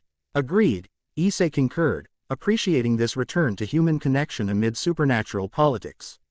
As secure communication possible without compromising her safety. Arrangements have been made, Akano confirmed. A privacy-protected communication circle awaits inside whenever you're ready. The thoughtfulness of this preparation, anticipating their concern for human connections despite devil recruitment efforts, demonstrated Rias's understanding of transition psychology. Maintaining human relationships despite supernatural involvement apparently received accommodation within Grimoire methodology. There's something else, Akano added, expression shifting to more serious configuration. Facility response protocols have activated sooner than anticipated. Enhanced operatives have been detected within Kuo boundaries as of early morning. Issei's monitor ticked upward to 65, alert but controlled. They've rebuilt capability already. Not rebuilt, Akino clarified. Redirected. It appears the organization maintains multiple operational divisions. Your successful raid against the RCH facility triggered deployment from their tactical division. The distinction carried significant implications. Rather than scientists with security support, they now faced dedicated combat specia. Lists with scientific backing, potentially more dangerous from immediate tactical perspective. These enhanced operatives, Asia asked with justified concern, what capabilities should we anticipate? Unknown specifically, Akino admitted, though detection parameters suggest gamma exposure application. Possibly early-stage experiments similar to Issei's condition, though less developed and likely less stable. The revelation sent cold understanding through Issei's analytical mind. They've been creating more like me. Combat-oriented versions without sacred gear integration or psychological support mechanisms. That appears likely assessment, Akino confirmed grimly. Though without your unique dragon energy interface, their transformations presumably demonstrate reduced stability and increased psychological dissociation. Weapons rather than balanced transformations. Berserkers rather than integrated consciousness. The facility had apparently continued Gamong military application pathways despite Issei's escape. This accelerates our timeline, Asia noted with practical concern. Enhanced operatives specifically designed for capture operations represent immediate rather than theoretical threat. Issei nodded agreement. How comprehensive is the Grimoire protection framework against such intrusions? Substantial but not absolute, Akino answered with candid assessment. Devil territory designation provides significant intervention justification, but human military operations technically fall outside supernatural jurisdiction unless directly threatening devil interests. The diplomatic phrasing clarified certain limitations. Devil protection remained partially contingent on formal affiliation rather than temporary association. Without peerage membership, NTION authorization contained political constraints. In practical terms, Issei translated, Rias can justify protecting contracted peerage members more comprehensively than human guests, regardless of personal inclination. Supernatural politics operate through established frameworks, Akino confirmed without apologetic qualification. Formal relationships carry defined protection parameters, while informal associations maintain flexibility costs. The honest assessment, while potentially self-serving from recruitment perspective, aligned with everything they'd observed regarding supernatural factional operations. Formal status within established hierarchies provided defined protection parameters unavailable to unaffiliated entities. We should speak with Rias directly, Issei decided, exchanging meaningful glances with Asia. After contacting Sophie, Akino nodded understanding. I'll inform Bushu of your request while preparing the communication circle. After her departure, Issei and Asia remained briefly in garden stillness, morning peace contrasting with accelerating decision requirements. Without speaking, they reached silent understanding through shared experience and developing connection. Independence represented increasingly theoretical rather than practical option. Protection frameworks required formal affiliation within established supernatural parameters. Enhanced operatives necessitated immediate rather than gradual decision implementation. Are we really considering this? Issei asked quietly, the question encompassing numerous complex implications. Asia's green eyes held steady conviction as she responded. Faith transcends institutional frameworks. True spiritual connection exists beyond religious organization or species classification. Theological perspective, from former holy maiden embracing broader spiritual understanding beyond church doctrine, carried particular significance. Asia had reconciled her faith with practical supernatural realities through philosophical evolution rather than simple compromise. Not the afterlife I anticipated, Issei noted with ironic understatement. Asia's smile carried unexpected warmth despite serious circumstances. Life rarely follows anticipated pathways. Gamma radiation and church excommunication weren't exactly in either of our life plans. The simple truth, delivered with gentle humor despite profound implications, captured their shared journey from ordinary expectations to extraordinary circumstances. Neither had chosen their supernatural entanglements, yet both had adapted with remarkable resilience. Inside, the communication circle awaited, magical construct specifically designed for privacy-protected interaction. Sophie's anxious face materialized within the arcane projection. Theatrical mysticism momentarily abandoned for genuine concern. "There you are," she exclaimed with uncharacteristic directness, vanishing without explanation after mysterious men in tactical gear searched the neighborhood. Mystical responsibility demands better communication protocols. "We're safe," Issei assured her immediately. "I'm sorry for the abrupt departure and communication gap." The situation escalated unexpectedly. Sophie's expression shifted from concern to analytical assessment. "Your energy signature has evolved significantly. The green radiation now integrates with E-Dragon power rather than competing for dominance. Fascinating development." The observation, delivered with surprising accuracy despite Sophie's typically exaggerated mystical claims, highlighted Aga in how her perceptions occasionally transcended mere theatrical presentation. Perhaps genuine sensitivity existed beneath elaborate occult persona.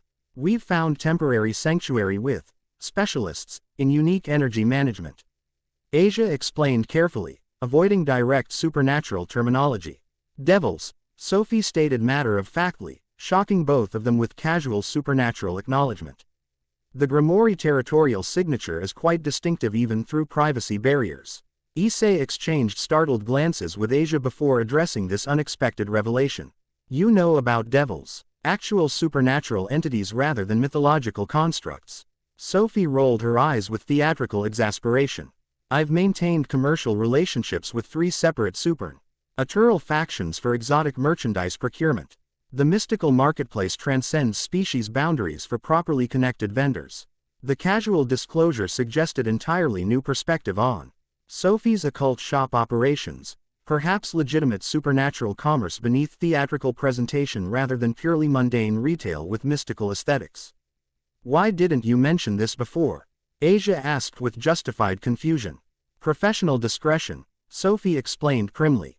"Supernatural client confidentiality represents ethical business practice regardless of species classification. Besides," her expression softened slightly, "you both clearly carried sufficient burdens without additional complicating information." The consideration, genuine compassion beneath dramatic persona, reminded Issei why they'd trusted Sophie initially. Despite eccentric presentation, her fundamental decency transcended supernatural politics and factional complications.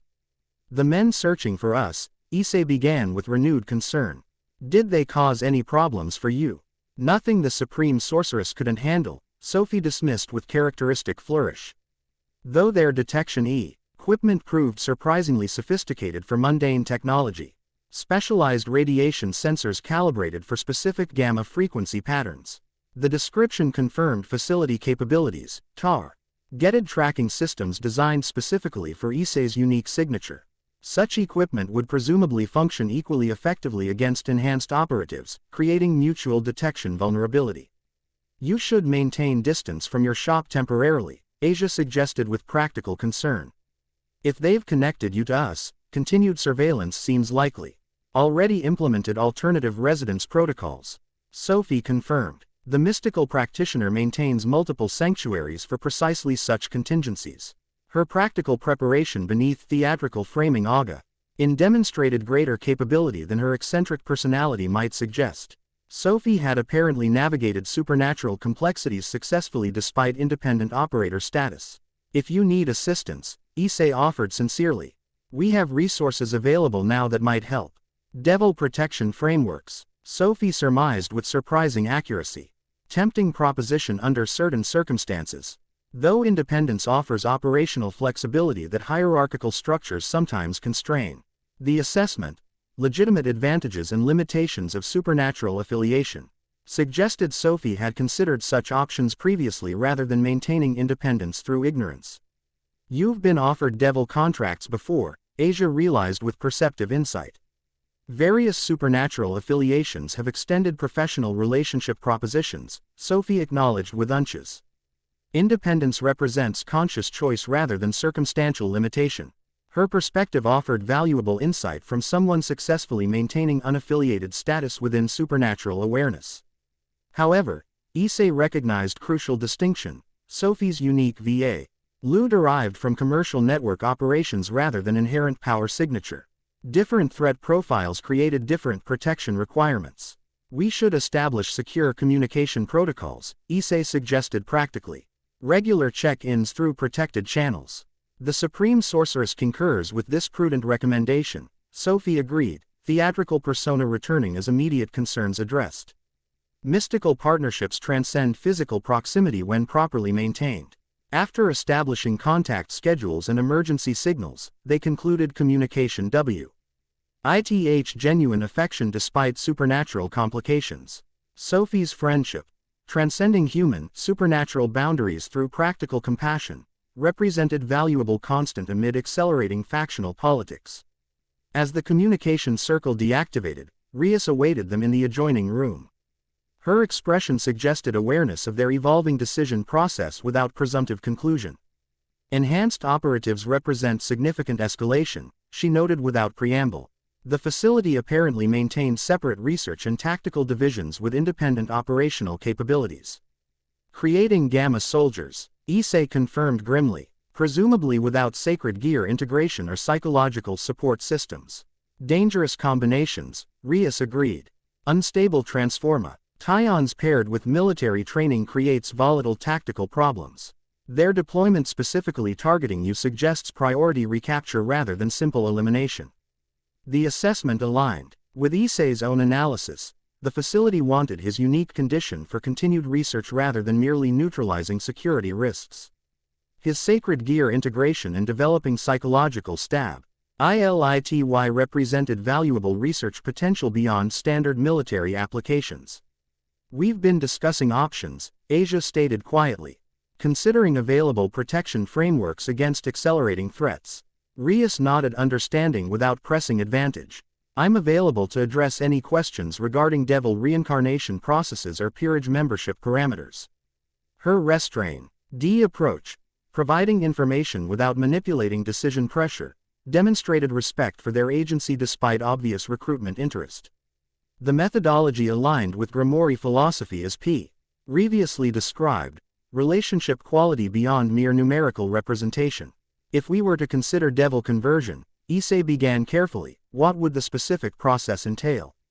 Physically and procedurally, Rias sat across from them, maintaining conversational rather than authoritative positioning. The Evil Pieces system utilizes specialized artifacts attuned to individual king signatures. Physical transformation occurs through magical energy transference facilitated by these artifacts, chess-themed constructs that reconfigure base physiology from human to devil while preserving individual essence. How is piece selection determined? Asia asked with practical interest. Compatibility assessment through magical resonance, Rias explained. Kings present available pieces to potential candidates, evaluating energy synchronization patterns to determine optimal match.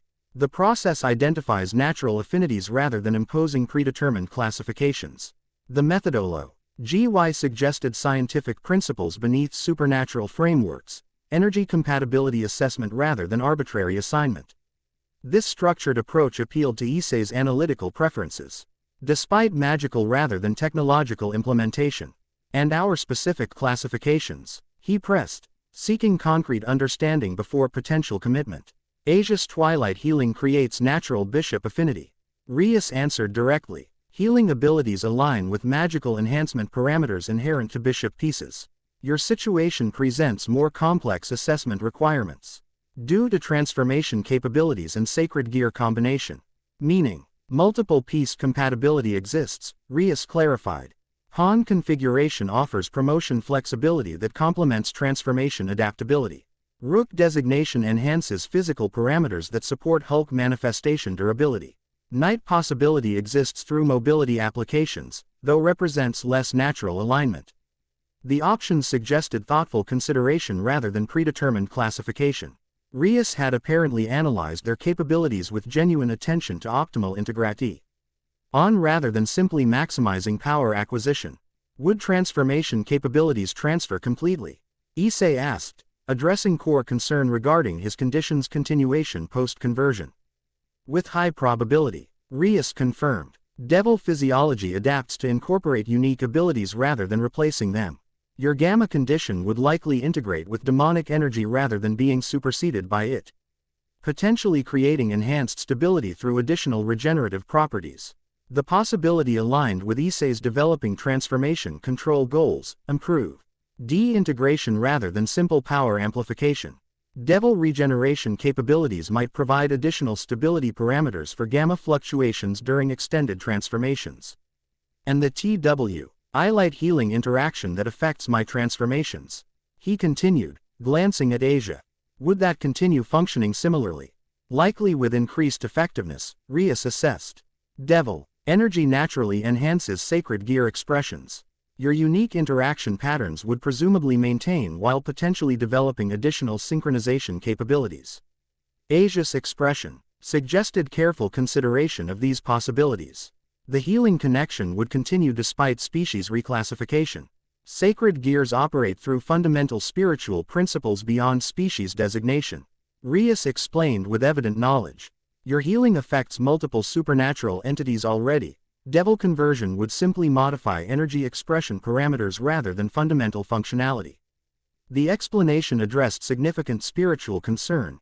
Asia's healing represented genuine sacred connection rather than merely institutional church authorization.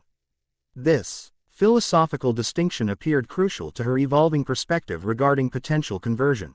The enhanced operatives approaching Kuo, Issei redirected practically. What timeline do we realistically face? Intelligence suggests perimeter establishment within 24 hours, Rias answered with tactical directness. Full operational deployment likely within 48. Their app, Roach demonstrates careful preparation rather than reactive pursuit. The assessment clarified decision parameters, days rather than weeks for implementation, regardless of specific affiliation choice. Remaining unaffiliated through this deployment window represented significantly increased vulnerability compared to established protection frameworks. If we were to accept your offer, Issei posed hypothetically, what would the immediate process involve? Reincarnation ritual requiring approximately 1 hour preparation, Rias explained. The ceremony itself takes mere minutes, though adjusts. Meant period afterward varies individually. Typically several hours for basic physiological stabilization followed by days for complete energy integration. And our first obligations afterward. Recovery and adaptation, Rias answered without hesitation. New devils require acclimatization period before active duty implementation. Particularly given your unique conditions, integration repression. TS primary initial focus rather than immediate operational deployment of adjustment needs over immediate service requirements suggested genuine concern for successful transition rather than simple power acquisition. Rias apparently valued long-term viability above immediate tactical advantage.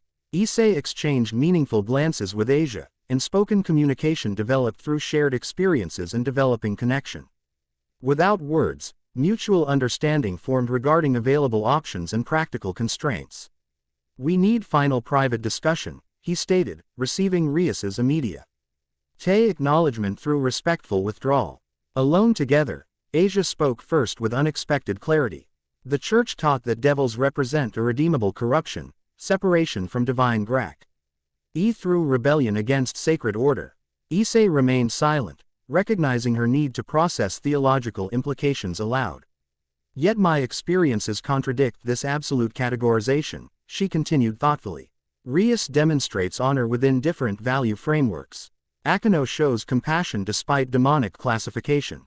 Their actions suggest ethical capacity beyond church doctrinal limitations. Their supernatural nature doesn't determine their character, Issei observed, having reached similar conclusions through different pathways. Precisely. Asia agreed with evident relief at shared understanding. Just as your transformation doesn't define your fundamental nature.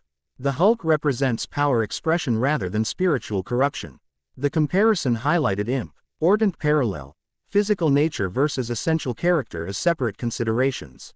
Asia had recognized this distinction regarding Issei's condition, applying similar perspective to devil classific. Asian represented logical philosophical extension.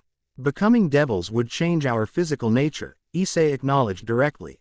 But our core identities, our essential selves, would continue. Quote, while providing protection framework against increasing threats, Asia added practically. The enhanced operatives represent immediate danger that unaffiliated status leaves us vulnerable against. Air mutual analysis had reached similar conclusions through complementary reasoning, pragmatic necessity aligned with philosophical reconciliation, creating decision consensus despite significant implications. We should inform Rias, Issei decided, receiving Asia's confirming nod. When summoned, Rias returned without presumptive expectations, her expression showing genuine question rather than anticipated conclusion. The restraint, maintaining their agency despite obvious recruitment preference, reinforced their developing assessment of her leadership character. We've reached decision, Issei stated directly. We accept your offer of devil reincarnation and peerage membership, with certain conditions. Genuine pleasure transformed Rias's expression before professional composure returned. I'm honored by your acceptance. What conditions would you specify? Sophie receives formal protection designation regardless of independent status, Issei began, prioritizing human connection maintenance. Her association with us places her at potential risk despite supernatural awareness. Granted without reservation, Rias agreed immediately. The Grimoire territory includes all Kuo commercial districts. Extending specific protection to individual operators represents standard practice. My continued religious practice remains unrestricted despite theological contradictions, Asia continued with quiet conviction. Prayer, meditation, and spiritual observance maintain importance to my personal identity regardless of physical classification. This condition created momentary consideration before Rias nodded agreement. While certain prayers may cause physical discomfort post-conversion, no restrictions on personal spiritual practice will be imposed. Devil Society maintains freedom of conscience despite historical conflicts with religious institutions. Finally, Issei concluded, transformation research continues with focus on integration rather than combat application. The Hulk represents potential protection asset rather than merely offensive capability. Completely aligned with Grimoire philosophy, Rias confirmed without hesitation. Individual development prioritizes balanced capability rather than specialized weaponization. Your unique condition presents valuable research opportunity from multiple perspectives. Their conditions accepted without negotiation or qualification. Formal agreement parameters established through mutual understanding rather than contractual manipulation. The process demonstrated Rias's leadership approach, collaborative development rather than hierarchical imposition. The ritual requires preparation, she explained, returning to practical implementation. Kiba is already gathering necessary components while Akeno prepares the ceremonial space. We can proceed this evening if that timeline proves acceptable. Sooner is better, Issei noted with practical consideration. Enhanced operatives represent accelerating threat profile.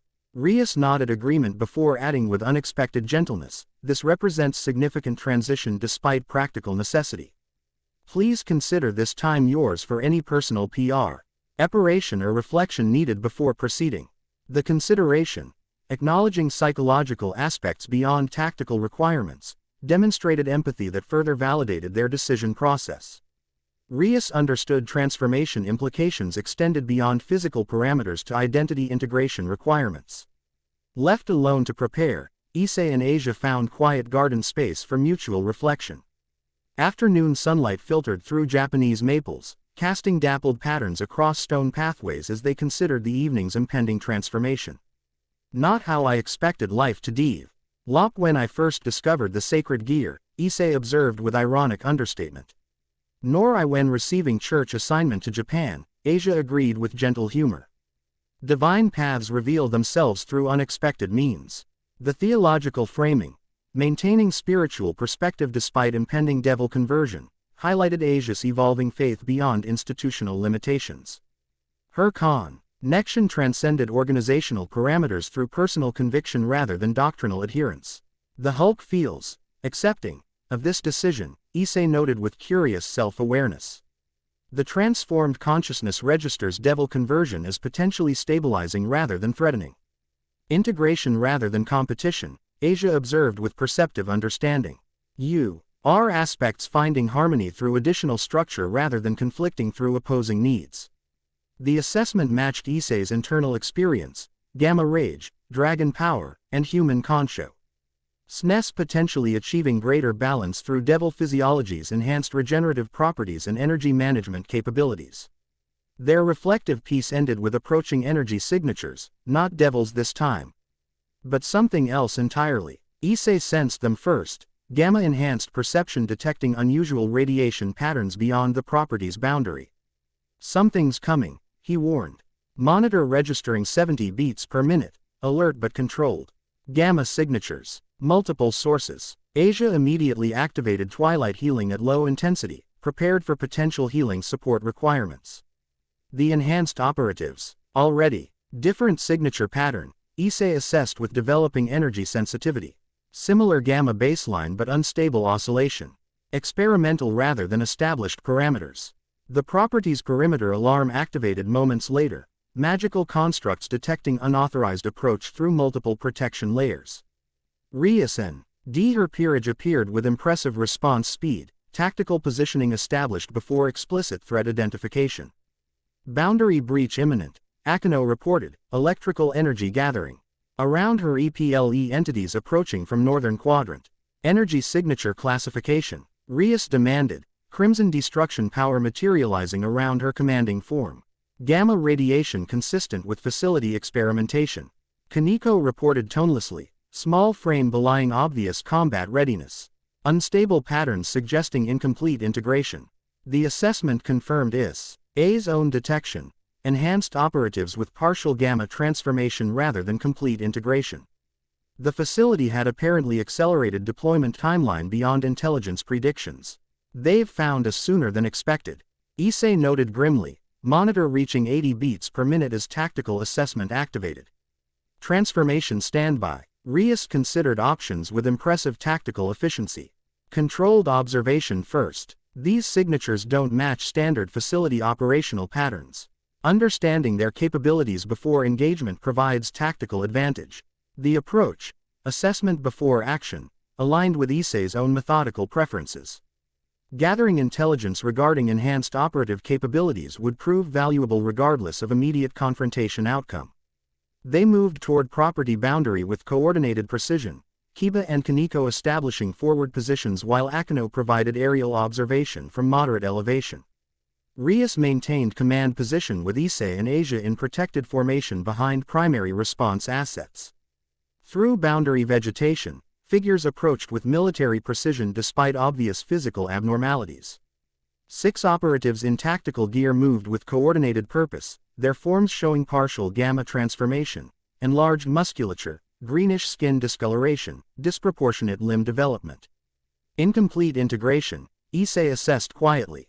Partial transformation without psychological stabilization.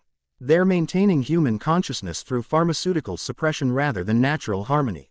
The observation highlighted crucial distinction between his developing condition and the facility's military application, balanced integration versus chemically controlled weapon development. These enhanced operatives represented gamma power without corresponding psychological stability. How dangerous? Rias asked directly, trusting his assessment of similar conditions. Extremely. Issei confirmed without qualification. Partial transformation maintains tactical training while accessing gamma strength.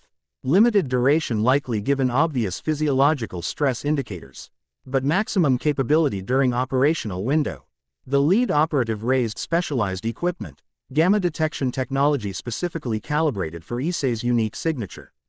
His expression showed recognition as readings confirmed target proximity. Primary subject located, he announced through tactical communication. Secondary target confirmed in proximity. Extract. Ion team advanced to designated coordinates. The tactical terminology, extraction, rather than elimination, confirmed earlier assessment regarding facility priorities. They wanted capture rather than neutralization, presumably for continued research applications. They haven't detected our peerage positioning, Akino noted through magical communication. Their equipment appears specifically calibrated for gamma signatures rather than general supernatural detection. Tactical advantage confirmed, Rias acknowledged. Containment rather than elimination represents our priority. These operatives provide valuable intelligence regarding facility capabilities. The instruction, specifically avoiding lethal force despite clear threat presentation, demonstrated ethical framework beyond simple combat expediency. Rios prioritized information gathering and minimized casualties despite tactical justification for more permanent solutions. Subject SR-13, the lead operative announced through amplification system. Preliminary extraction protocol initiated. Compliance prevents collateral involvement of secondary subject Issei Argento. The direct naming, both Issei's facility designation and Asia's full identity, demonstrated concerning intelligence penetration. The facility had apparently maintained surveillance capabilities despite research division compromise during previous raid. Negotiation parameters. Rios asked Issei directly, respecting his agency despite impending peerage commitment. Issei's monitor read 90 beats per minute, elevated but controlled, tactical assessment rather than transformation trigger. No negotiation with facility representatives. Their compliance history demonstrates consistent manipulation regardless of stated terms. Rios nodded acceptance E4 addressing the approaching operatives with commanding authority. You have entered territory under Grimoire protection without authorization. Withdraw immediately or face supernatural intervention under established protocols. The enhanced operatives paused momentarily, tactical formation adjusting to unexpected resistance. Their partial transformations showed visible instability, muscle mass fluctuating unnaturally, skin pigmentation shifting between normal and gamma green, physical proportions demonstrating inconsistent development. Supernatural entities confirmed, the lead operative updated through tactical communication. Implement contingency protocol Epsilon. The coded instruction triggered immediate tactical reconfiguration. Enhanced operatives withdrew specialized capture. Equipment in favor of different technology. Devices specifically designed with glowing sigils and unusual construction suggesting supernatural countermeasures rather than conventional weaponry. They've prepared for devil intervention. Akino observed with professional concern. Those devices incorporate anti-magical properties beyond standard military technology. The preparation indicated Facey. Liddy awareness extended beyond simple gamma research to supernatural factional understanding. They had apparently developed specific countermeasures against potential devil protection rather than mere Li pursuing Issei's condition in isolation. Subject State Route 13 has been classified protected asset under international protocols, the lead operative announced formally. Supernatural interference in Gov. Ermant security operations violates established treaties between human and non-human jurisdictions. The diplomatic approach, invoking formal agreements between supernatural factions and human governments, suggested sophisticated understanding of cross-species political frameworks. The facility apparently maintained awareness of established boundaries beyond simple scientific experimentation. No recognized government agency has filed appropriate supernatural intervention exclusion documentation, Rios countered with equal diplomatic precision. Without proper protocol implementation, Torito. Real protection parameters remain primary jurisdiction consideration. The exchange, formal political positioning rather than immediate conflict escalation, demonstrated complexity beyond simple military confrontation. Supernatural politics apparently maintained established frameworks for human, non-human operational boundaries that both sides recognized despite adversarial positioning. Final compliance request issued, the lead operative stated, enhanced muscles tensing visibly beneath tactical gear. Subject State Route 13 and associated entity Issei Argento will accompany extraction team for processing and debriefing. Issei stepped forward slightly, partial transformation activating along his left arm as boosted gear materialized simultaneously. Not happening, he stated with simple conviction. Your processing created this condition without consent or ethical oversight. Your debriefing represents continued experimentation without legal authorization. The enhanced operatives respond to this defiance with coordinated tactical deployment. Anti-magical devices activated simultaneously, creating visible disruption field designer natural abilities within effective radius. Devil powers suppressed within field parameters. The lead operative noted with professional satisfaction. Enhanced extraction proceeds immediately. Rios smiled with aristocratic confidence despite apparent power neutralization. You've researched basic devil abilities quite thoroughly, she acknowledged with deceptive pleasantness. Unfortunately, your information appears somewhat outdated regarding noble household capabilities. With elegant gesture, she demonstrated the limitation of their countermeasures.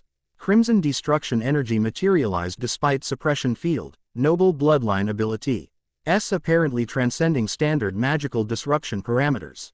House Grimoire maintains certain hereditary capabilities beyond common devil classification, she explained conversationally while destruction spheres formed around her extended hands.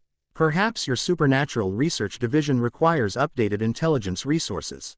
The enhanced operatives hesitated momentarily. Tactical SS meant recalibrating based on unexpected capability demonstration.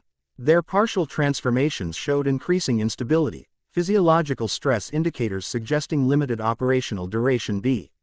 E4 chemical control mechanisms failed. Implement maximum extraction protocols, the lead operative ordered, abandoning diplomatic pretense as tactical viability window narrowed. Priority Issei. Cheon of primary and secondary subjects before transformation degradation. Enhanced operatives charged with synchronized precision despite physical abnormalities, their movements combining military training with gamma-boosted capabilities. The resulting combat effectiveness exceeded conventional human parameters while maintaining tactical coordination normally lost during berserker transformations. Rias's peerage responded with impressive coordination despite magical suppression field effects. Kiba's speed allowed tactical positioning despite power reduction, while Kaniko's natural strength compensated for magical enhancement limitations.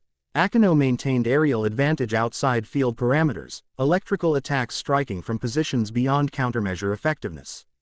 Issei Moni toured tactical developments while protecting Asia, his partial transformation maintained at controlled level, sufficient strength enhancement without triggering full Hulk emergence. His heart rate held steady at 100 beats per minute, combat elevated but transformation controlled. Their gamma integration is degrading, he observed as enhanced operatives showed increasing physical instability during engagement. Chemical control mechanisms failing under combat stress conditions. The assessment proved accurate as operatives demonstrated progressive coordination breakdown, individual acti-ons becoming increasingly erratic as pharmaceutical suppression systems failed against transformation progression. Green pigmentation deepened across visible skin surfaces while muscle mass expanded beyond tactical gear containment. They're losing control, Asia noted with clinical concern rather than panic. The transformations are overwhelming their consciousness retention capabilities. Rias recognized developing situation with tactical clarity. Containment priority escalating. Uncontrolled gamma transformations present collateral damage risk beyond acceptable parameters. The enhanced operatives behavior confirmed this assessment. Tactical discipline deteriorating rapidly as gamma rage supplanted military training. Coordinated movements devolved into individual aggression patterns. While communication systems failed between increasingly transformed units. Full transformation imminent, Issei warned, recognizing familiar progression indicators. Without psychological integration framework, they'll become berserkers rather than controlled assets. The lead operative demonstrated greater resilience than subordinates, maintaining partial communication capability despite advancing transformation. Asset recovery. Primary directive, he managed through increasingly distorted vocal apparatus. Secondary containment protocols, authorized. With visible effort, he activated specialized equipment different from anti-magical devices. The technology emitted distinctive energy signature that Issei recognized immediately, gamma suppression field similar to facility laboratory containment systems. They're trying to suppress their own transformations, he realized with grim understanding. Emergency containment to prevent complete berserker emergence. The suppression field demonstrated limited effectiveness, slowing transformation progression without reversing already established changes. Enhanced operatives struggled visibly between military discipline and gamma rage. The conflict creating dangerous unpredictability rather than controlled de-escalation. We need to neutralize them before full transformation completes, Rias decided with commanding authority. Akino, concentrated electrical discharge for nervous system disruption. Kiba, precision incapacitation. Kaniko, impact suppression. Her peerage moved with impressive tactical implementa. Cheon despite continued anti-magical field effects. Akino delivered precisely calibrated lightning strikes targeting neural pathways rather than maximum damage. Kiba employed supernatural speed for disabling strikes against transformation-enhanced physiology. Kaniko's strength allowed effective physical neutralization despite opponent's size advantages. Issei maintained protective position near Asia, whose twilight healing remained active at ready status. His monitor held steady at 110 beats per minute, elevated but controlled, transformation available without demanding expression. He enhanced operatives fought with deteriorating effectiveness as gamma progression overwhelmed pharmaceutical control systems.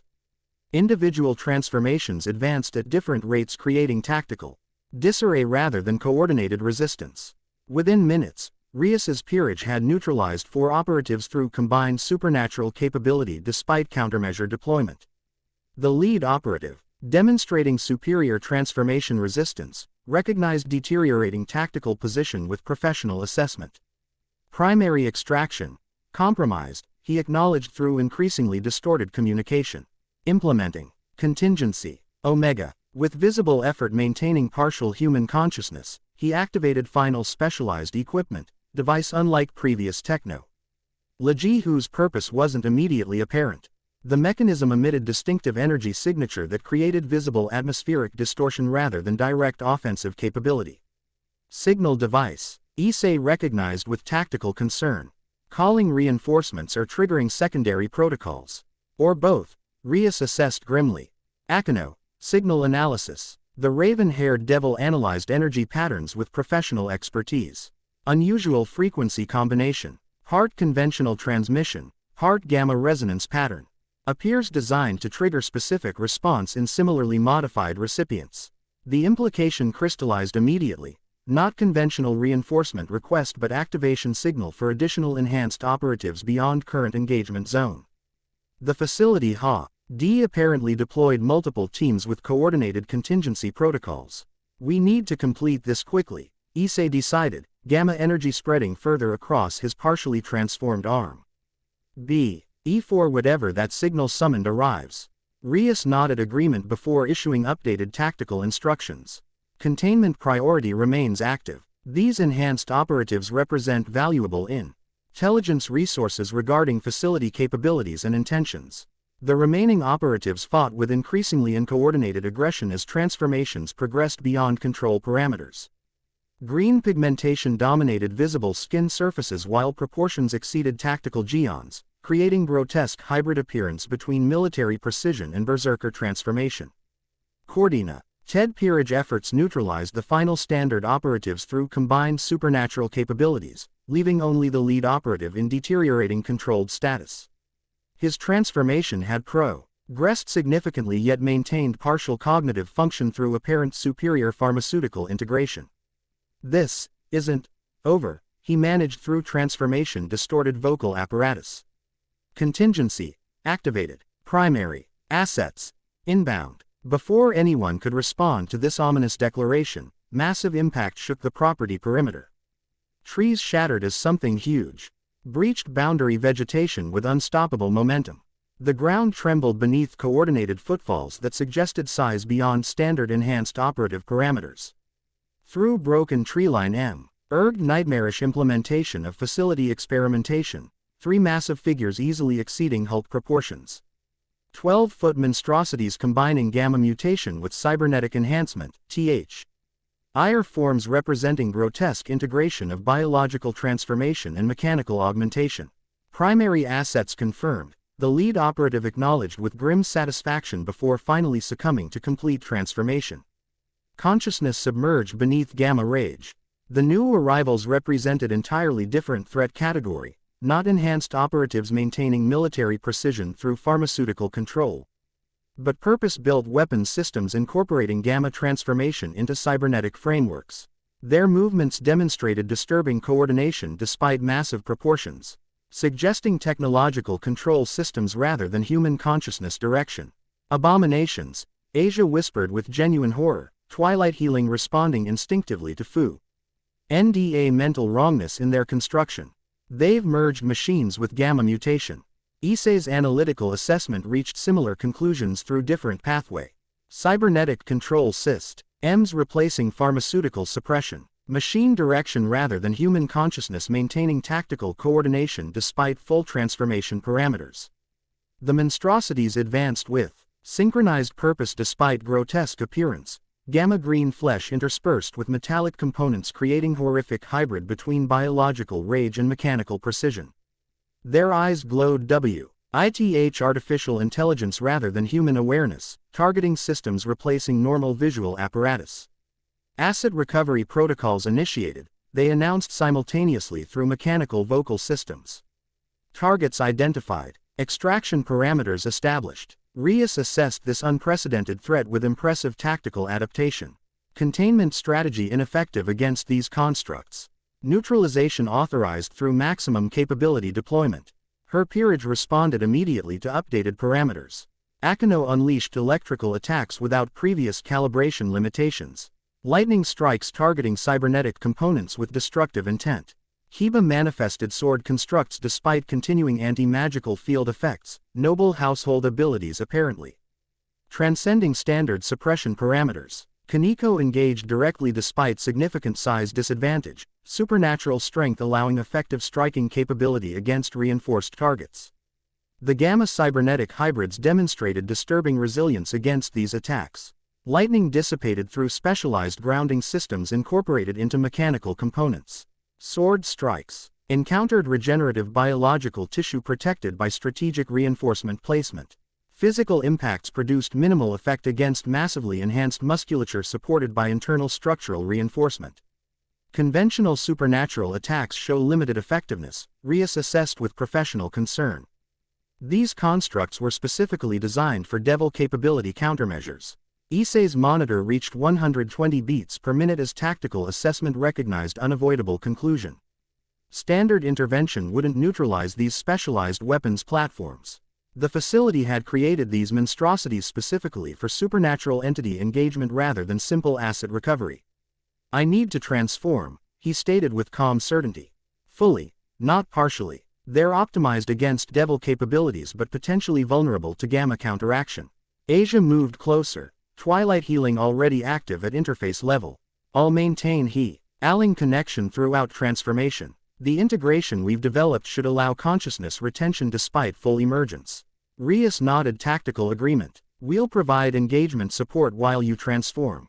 Coordinated response rather than individual confrontation. The Gamma cybernetic hybrids continued methodical advance, targeting systems focusing primarily on Issei and Asia despite ongoing peerage attacks. Their programming apparently prioritized primary asset recovery above neutralizing supernatural resistance, single-minded purpose transcending standard tactical adaptation. Begin transformation, Issei decided, monitor reaching 130 as he consciously directed gamma energy throughout his system rather than suppressing its expression.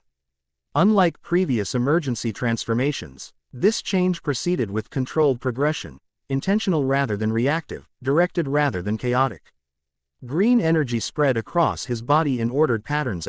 S muscle mass expanded proportionally and height increased steadily. Asia maintained healing contact throughout the process, twilight healing providing stabilizing influence that supported consistent S integration rather than merely physical transformation.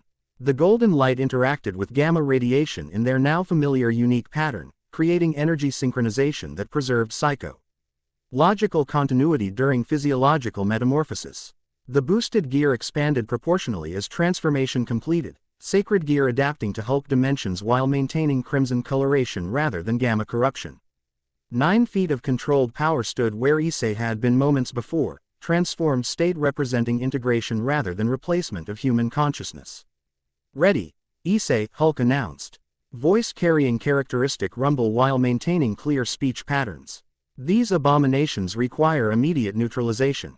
The Gamma cybernetic hybrids paused momentarily, targeting systems reassessing threat prioritization as Issei's transformation registered on multiple parameters. Their programming apparently recognized category similarity despite significant implementation differences. Subject State Route 13 transformation completed, they announced through mechanical vocal systems. Primary recovery target confirmed. Enhanced extraction protocols authorized. The constructs separated with disturbing tactical awareness, maneuvering to establish encirclement pattern rather than direct confrontation. Their movements suggested programmed combat algorithms specifically designed for gamma-enhanced opponent engagement rather than general supernatural entity countermeasures. They're specifically programmed for Hulk containment, Issei, Hulk assessed with tactical clarity. Coordinated rather than individual engagement patterns. Rias recognized the strategy immediately. Divide our forces to prevent concentrated response.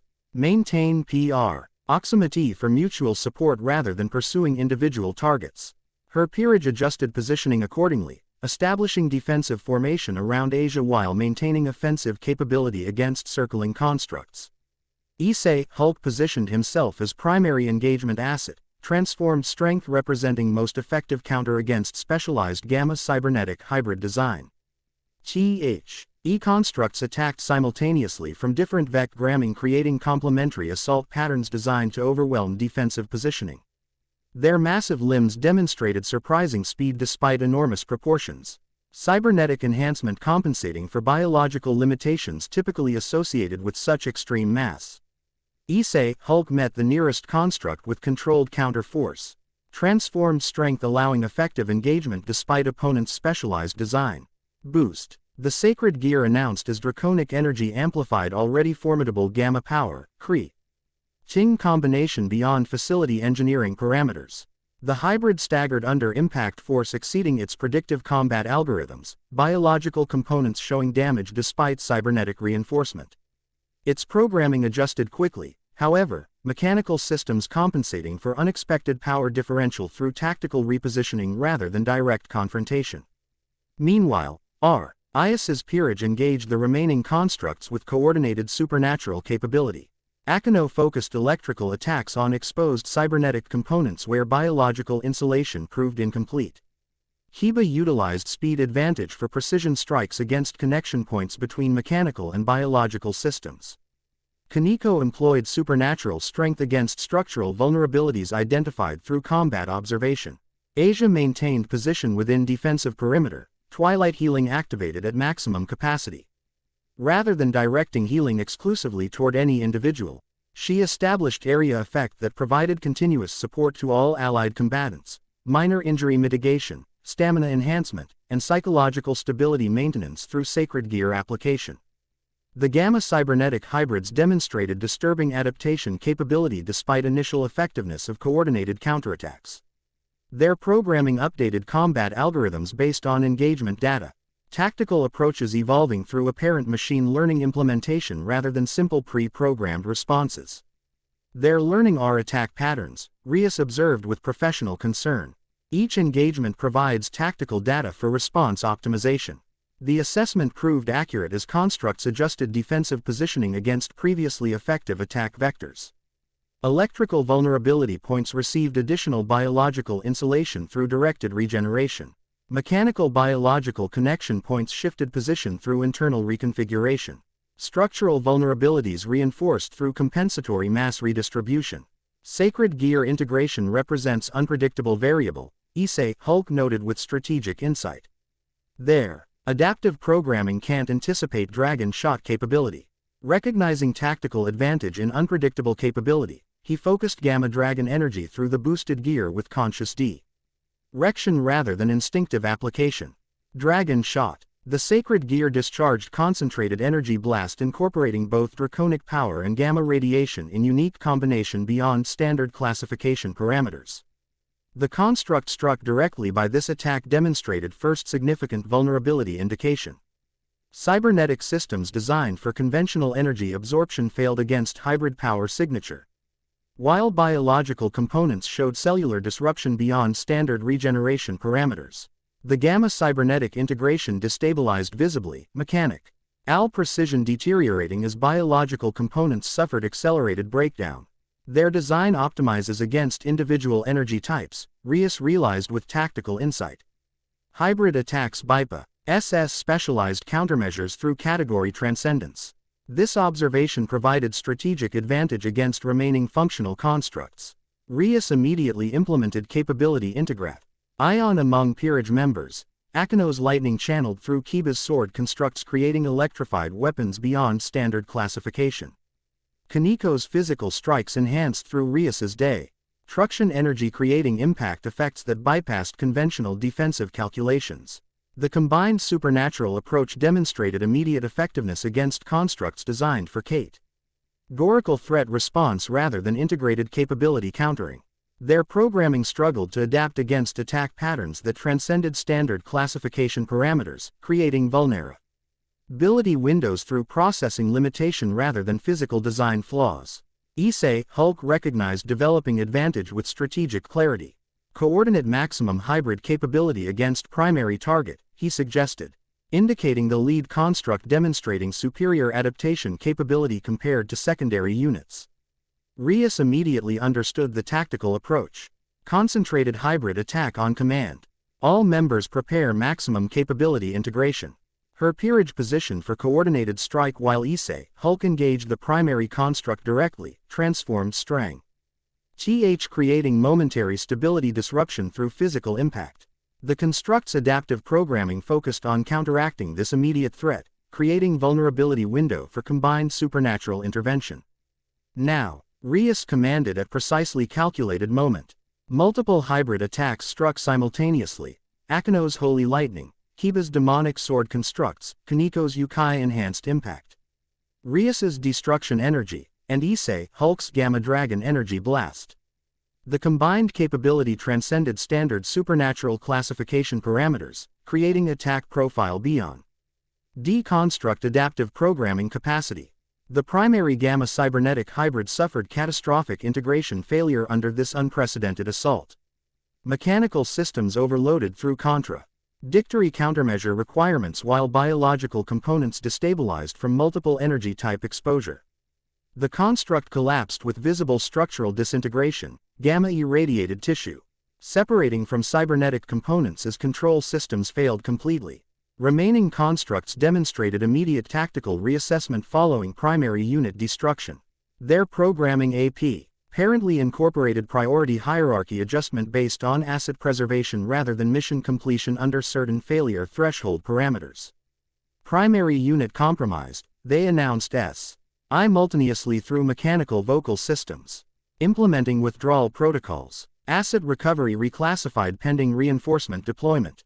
With disturbing synchronization, the construct's disengaged from direct combat through coordinated repositioning.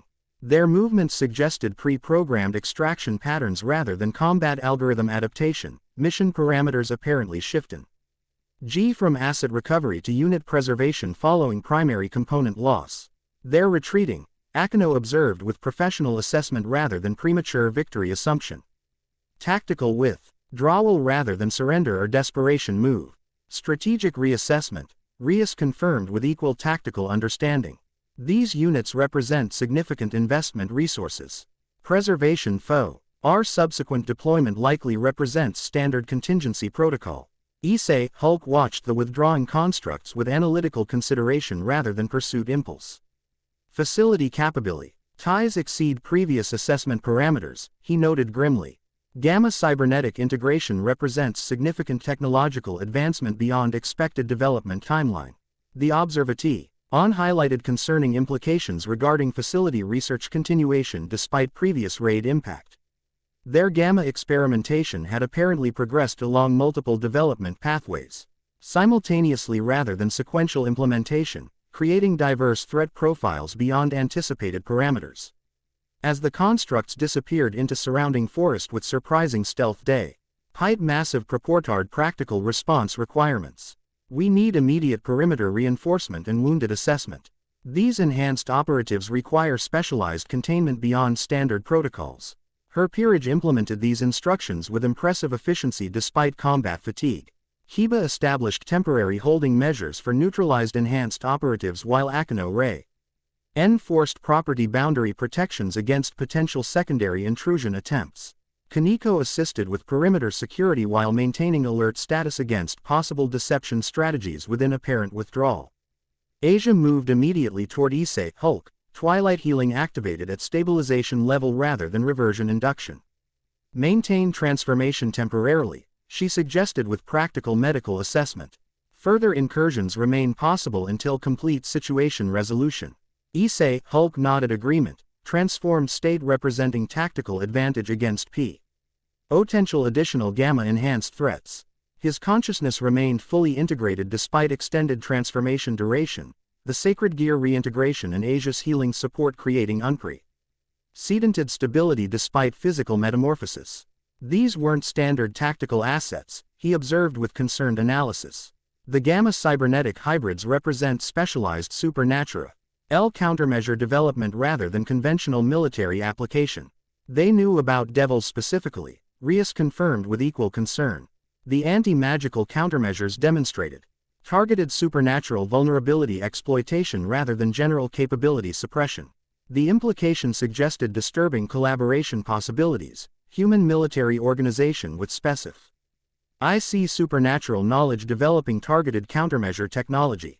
Such cooperation transcended standard boundaries between human and non-human operational parameters, creating concerning precedent regarding established treaties and agreements.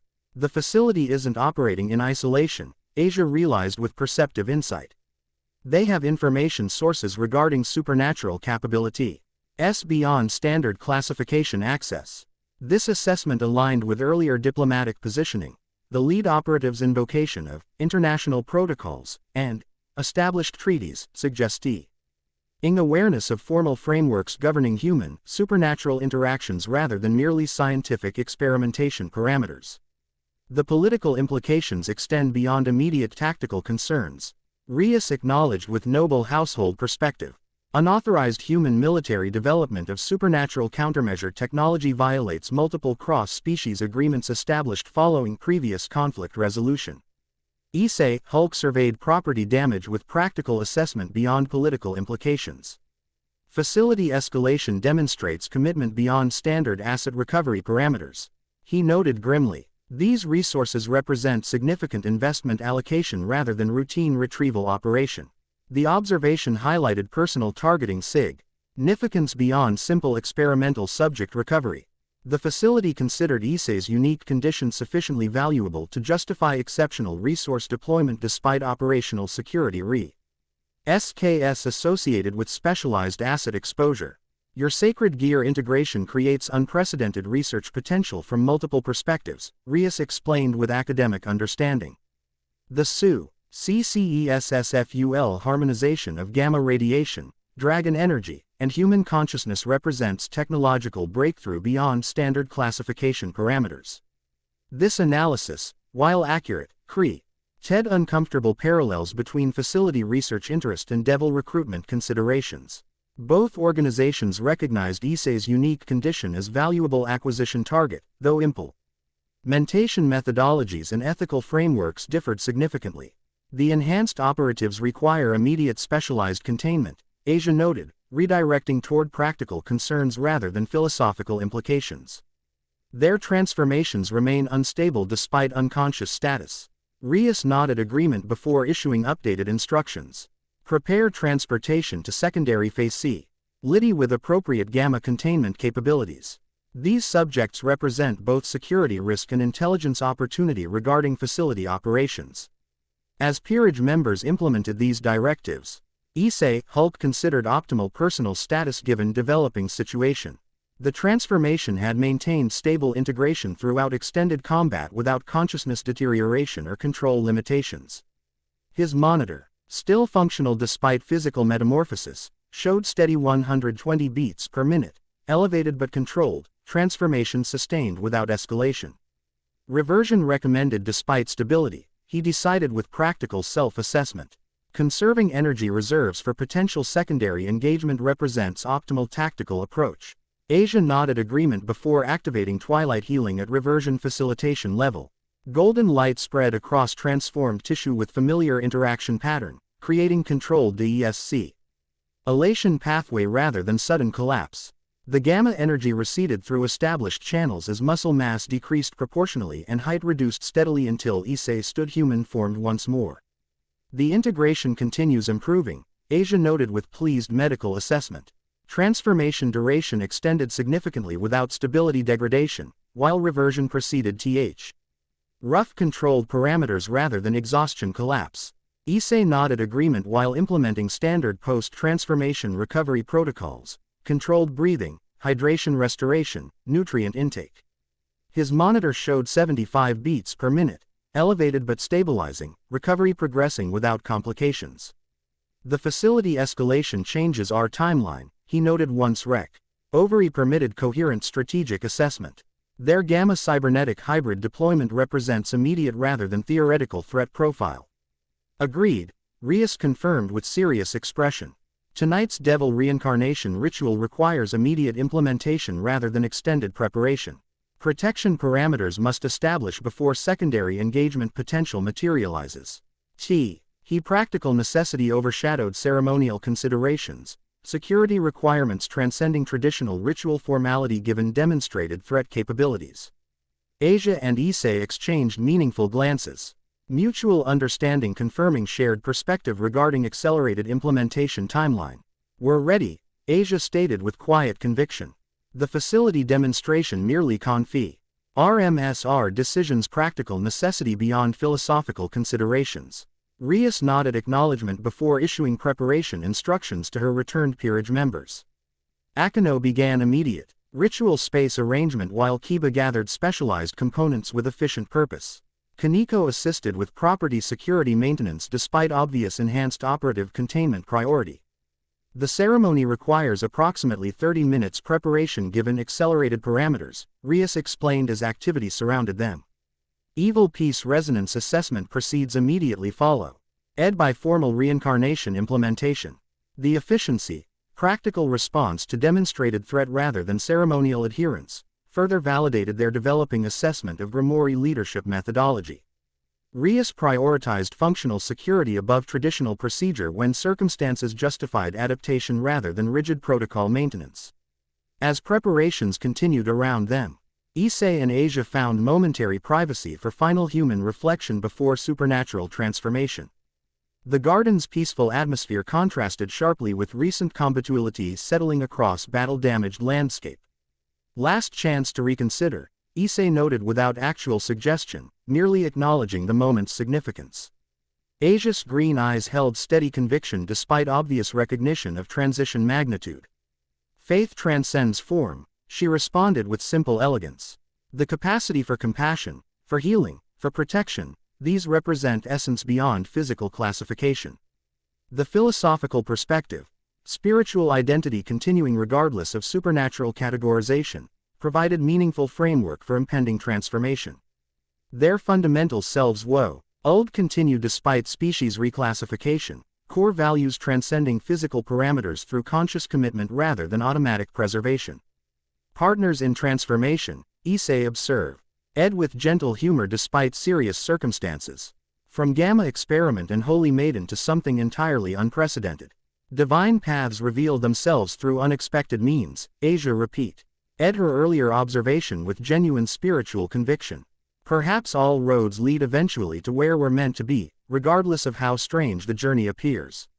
The theological perspective, destiny manifesting through apparently chaotic circumstances, offered comforting continuity despite radical transition. Their paths had converged through seemingly random events, yet created partners. That transcended coincidence through developing purpose and mutual support. Akino approached with formal notification that preparation had completed. The ritual chamber awaits your presence, shish. Announced with uncharacteristic ceremonial dignity replacing usual teasing demeanor. Bushu requests your attendance when ready. They followed her through the safe house interior toward specially prepared space where their supernatural transformation would occur. The room had transformed from ordinary Japanese architecture to ceremonial chamber through magical modification, devil circles inscribed across wooden flooring. Arcane symbols adorning wall surfaces, specialized components arranged in precise configuration around central positioning. Rias awaited them in formal attire, aristocratie. Sea devil clothing replacing casual human fashion with significant symbolism. Her expression combined ceremonial seriousness with genuine pleasure regarding their impending peerage incorporation, the MBI nation demonstrating authentic rather than merely political recruitment satisfaction. The reincarnation ritual represents fundamental transformation beyond merely physical parameters, she explained as they entered the prepared space.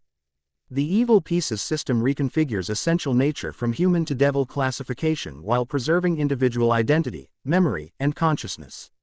Asia and Issei positioned themselves as directed within the ceremonial configuration, standing upon inscribed circles that pulsed with crimson energy in response to their presence. The magical constructs appeared to analyze their essence beyond physical manifestation, supernatural assessment proceeding through established protocols despite accelerated implementation timeline. Evil Peace Compatibility. Why assessment represents crucial preliminary requirement. Rias continued formal explanation while magical systems operated around them. The resonance evaluation identifies optimal configuration based on innate affinity rather than imposed classification. The assessment proceeded with visible energy interaction, Crimson Devil power engaging with Asia's Twilight healing and Issei's Gamma Dragon N. Ergi in complex patterns that transcended simple aura reading. The magical systems appeared to evaluate fundamental compatibility beyond surface capability matching, analyzing essential nature for optimal integration pathways. Issei Argento. Rias announced as preliminary assessment completed. Your healing abilities and spiritual nature demonstrate clear bishop resonance as anticipated. The support capabilities and range enhancement inherent to bishop classification align with your innate characteristics beyond mere sacred gear manifestation. She produced elegant chess piece, Bishop Configu. Ration crafted from material transcending mundane classification through supernatural properties. The artifact pulsed with crimson energy matching ceremonial circle inscription, establishing visible connection between component and recipient through magical resonance. Issei Hyodo. Rias continued, turning toward him with slightly different assessment energy signature. Your unique condition presents more complex resonance patterns. The transformation capabilities suggest Rook affinity through physical enhancement parameters, while sacred gear integration indicates pawn potential through advancement flexibility. She considered these multiple resonance indications with careful evaluation rather than immediate determination. The Evil Pieces system typically provides clear singular classification. Your unprecedented condition creates multiple viable pathways rather than obvious optimal configuration. The observation suggested genuine assessment rather than predetermined assignment. Rias considering actual compatibility factors beyond simple power acquisition strategy. Her thoughtful analysis demonstrated scientific methodology beneath supernatural frameworks, evidence-based evaluation rather than arbitrary classification. Given your transformation's defensive capabilities combined with offensive potential, she determined finally, Rook classification provides optimal integration framework while supporting continued development across multiple capability pathways. She produced second chess piece, Rook configuration demonstrating similar supernatural properties through visible energy signature. The artifact established connection with Issei's unique condition through complex resonance patterns that incorporated both gamma radiation and dragon energy within assessment parameters. The formal reincarnation proceeds through established protocols despite accelerated implementation timeline, Rias explained while positioning Evil Pieces at ceremonial configuration center. The transformation occurs simultaneously rather than sequentially, creating mutual support framework through synchronized implementation. Asia and Issei exchanged final human glances, mutual acknowledgement of transition significance beyond merely practical necessity. Their hands found each other instinctively, physical connection providing psychological support through impending supernatural metamorphosis. I ask one final time as ceremony requires, Rias stated with formal authority despite already established agreement. Do you accept devil reincarnation through Evil Pieces Syst? M into House Grimoire peerage with associated responsibilities, privileges, and classification transformation? I accept, Asia answered with clear conviction, green eyes steady despite obvious awareness of theological implications beyond mere supernatural transition. I accept, Issei confirmed with equal certainty, monitor showing 70 beats per minute, calm resolution rather than anxious anticipation. Rias nodded formal acknowledgement before initiating ceremonial invocation. Then by authority vested through noble bloodline and Evil Pieces system jurisdiction, I welcome you to House Grimoire. The chess pieces activated simultaneously, Bishop and Rook configurations releasing contained supernatural energy through established magical pathways. Crimson power enveloped Asia and Issei completely, creating transformation cocoons that isolated them within individualized conversion fields while maintaining synchronized implementation timeline. The transformation experience transcended simple physical sensation, fundamental nature reconfiguration rather than merely physiological modification.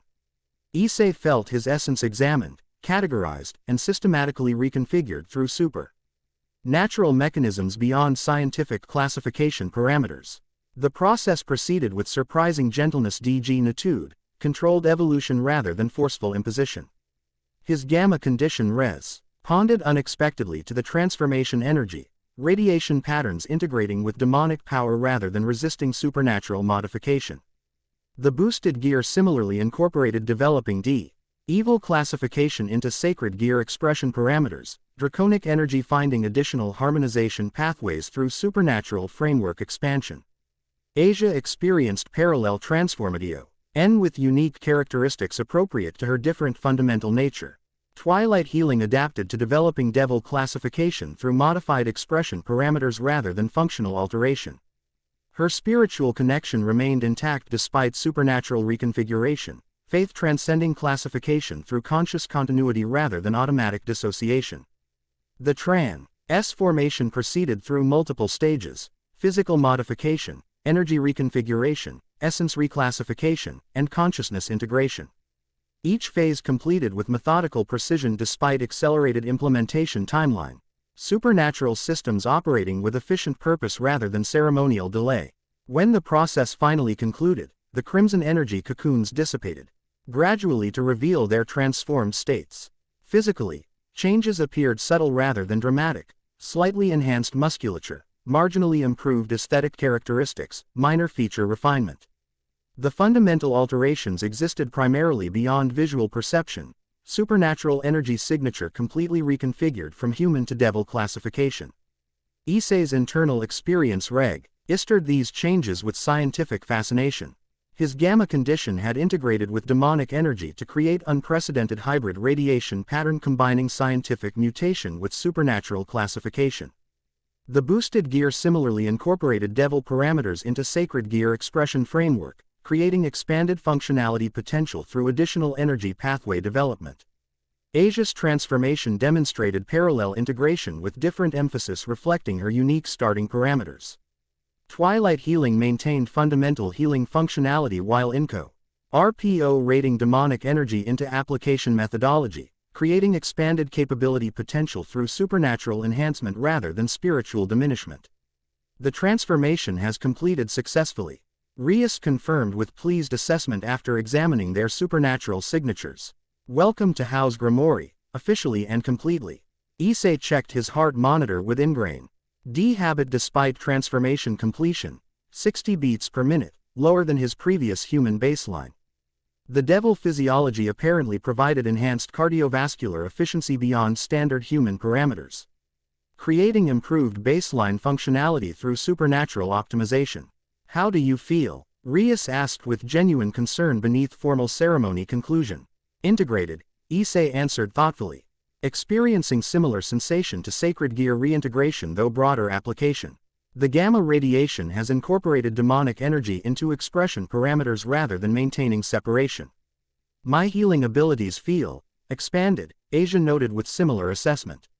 The range and depth potential has increased significantly while maintaining fundamental functionality principles. Rias nodded with pleased confirmation. Devil physiology naturally enhances inherent capabilities through supernatural optimization. Your unique conditions should demonstrate continued integration improvement through adjustment period completion. The ceremonial formality gradually dissipated as practical considerations resumed priority status. Enhanced operative containment, property security, and continued facility threat assessment represented immediate requirements beyond reincarnation implementation significance. Rest represents crucial requirement following transformation. Rias instructed with medical understanding rather than merely ceremonial conclusion. Physiological and energy pattern stabilization proceeds most effectively through controlled recovery, rather than immediate capability testing. Asia and Issei accepted this direction without argument, genuine fatigue manifesting as transformation adjustment and combat aftermath combined to create significant recovery requirements. Their new devil classification didn't eliminate fundamental restoration needs despite enhanced parameters. As they prepared for necessary rest period, Issei reflect on their journey's extraordinary trajectory, from ordinary human existence through supernatural entanglement to fundamental classification transformation. The transition represented simultaneously LMI Nation and Commencement, Previous Path Conclusion alongside New Development Beginning. Not how I expected life to develop when first discovering gamma radiation existed, he observed with ironic understatement. Divine paths reveal themselves through unexpected means, Issei repeated with gentle humor despite profound transition. Even when those paths lead temporarily through devil classification. The theological perspective, maintaining spiritual framework despite supernatural reclassification, demonstrated her remarkable philosophical adaptability. Issei had reconciled faith with reality, through expanded understanding rather than rigid doctrine adherence, creating continuity through conscious integration rather than compartmentalized contradiction. Their new existence presented unprecedented opportunities alongside significant responsibilities, devil classification providing protection framework against facility pursuit while establishing formal obligations within supernatural hierarchy. The transformation represented practical necessity with philosophical implications, security requirement with spiritual considerations. As recovery claimed them following ceremonial completion, one certainty transcended classification questions and theological implications. They faced whatever came next together, partners through transformation beyond mere circumstance or convenience. The IR connection had developed through shared experience and mutual support into something stronger than individual capability or separate potential. Devil's bargain completed, their journey continued Hero previously unimagined territory, gamma radiation, sacred gear healing, and demonic energy creating unprecedented combination beyond standard supernatural classification. Whatever the facility planned next, whatever enhanced operatives developed subsequently, they would face it with combined capability through formal peerage incorporation and personal partnership commitment. The transformati on had changed their nature without altering their essence, exactly as promised through devil reincarnation explanation and exactly as hoped through mutual understanding development. Their fundamental selves continued through supernatural metamorphosis, maintaining core identity despite classification transformation. Partners in transformation, now and permanently. Chapter 3 End. The End. I hope you enjoyed this episode. Remember to subscribe and like this video. See you in the next video.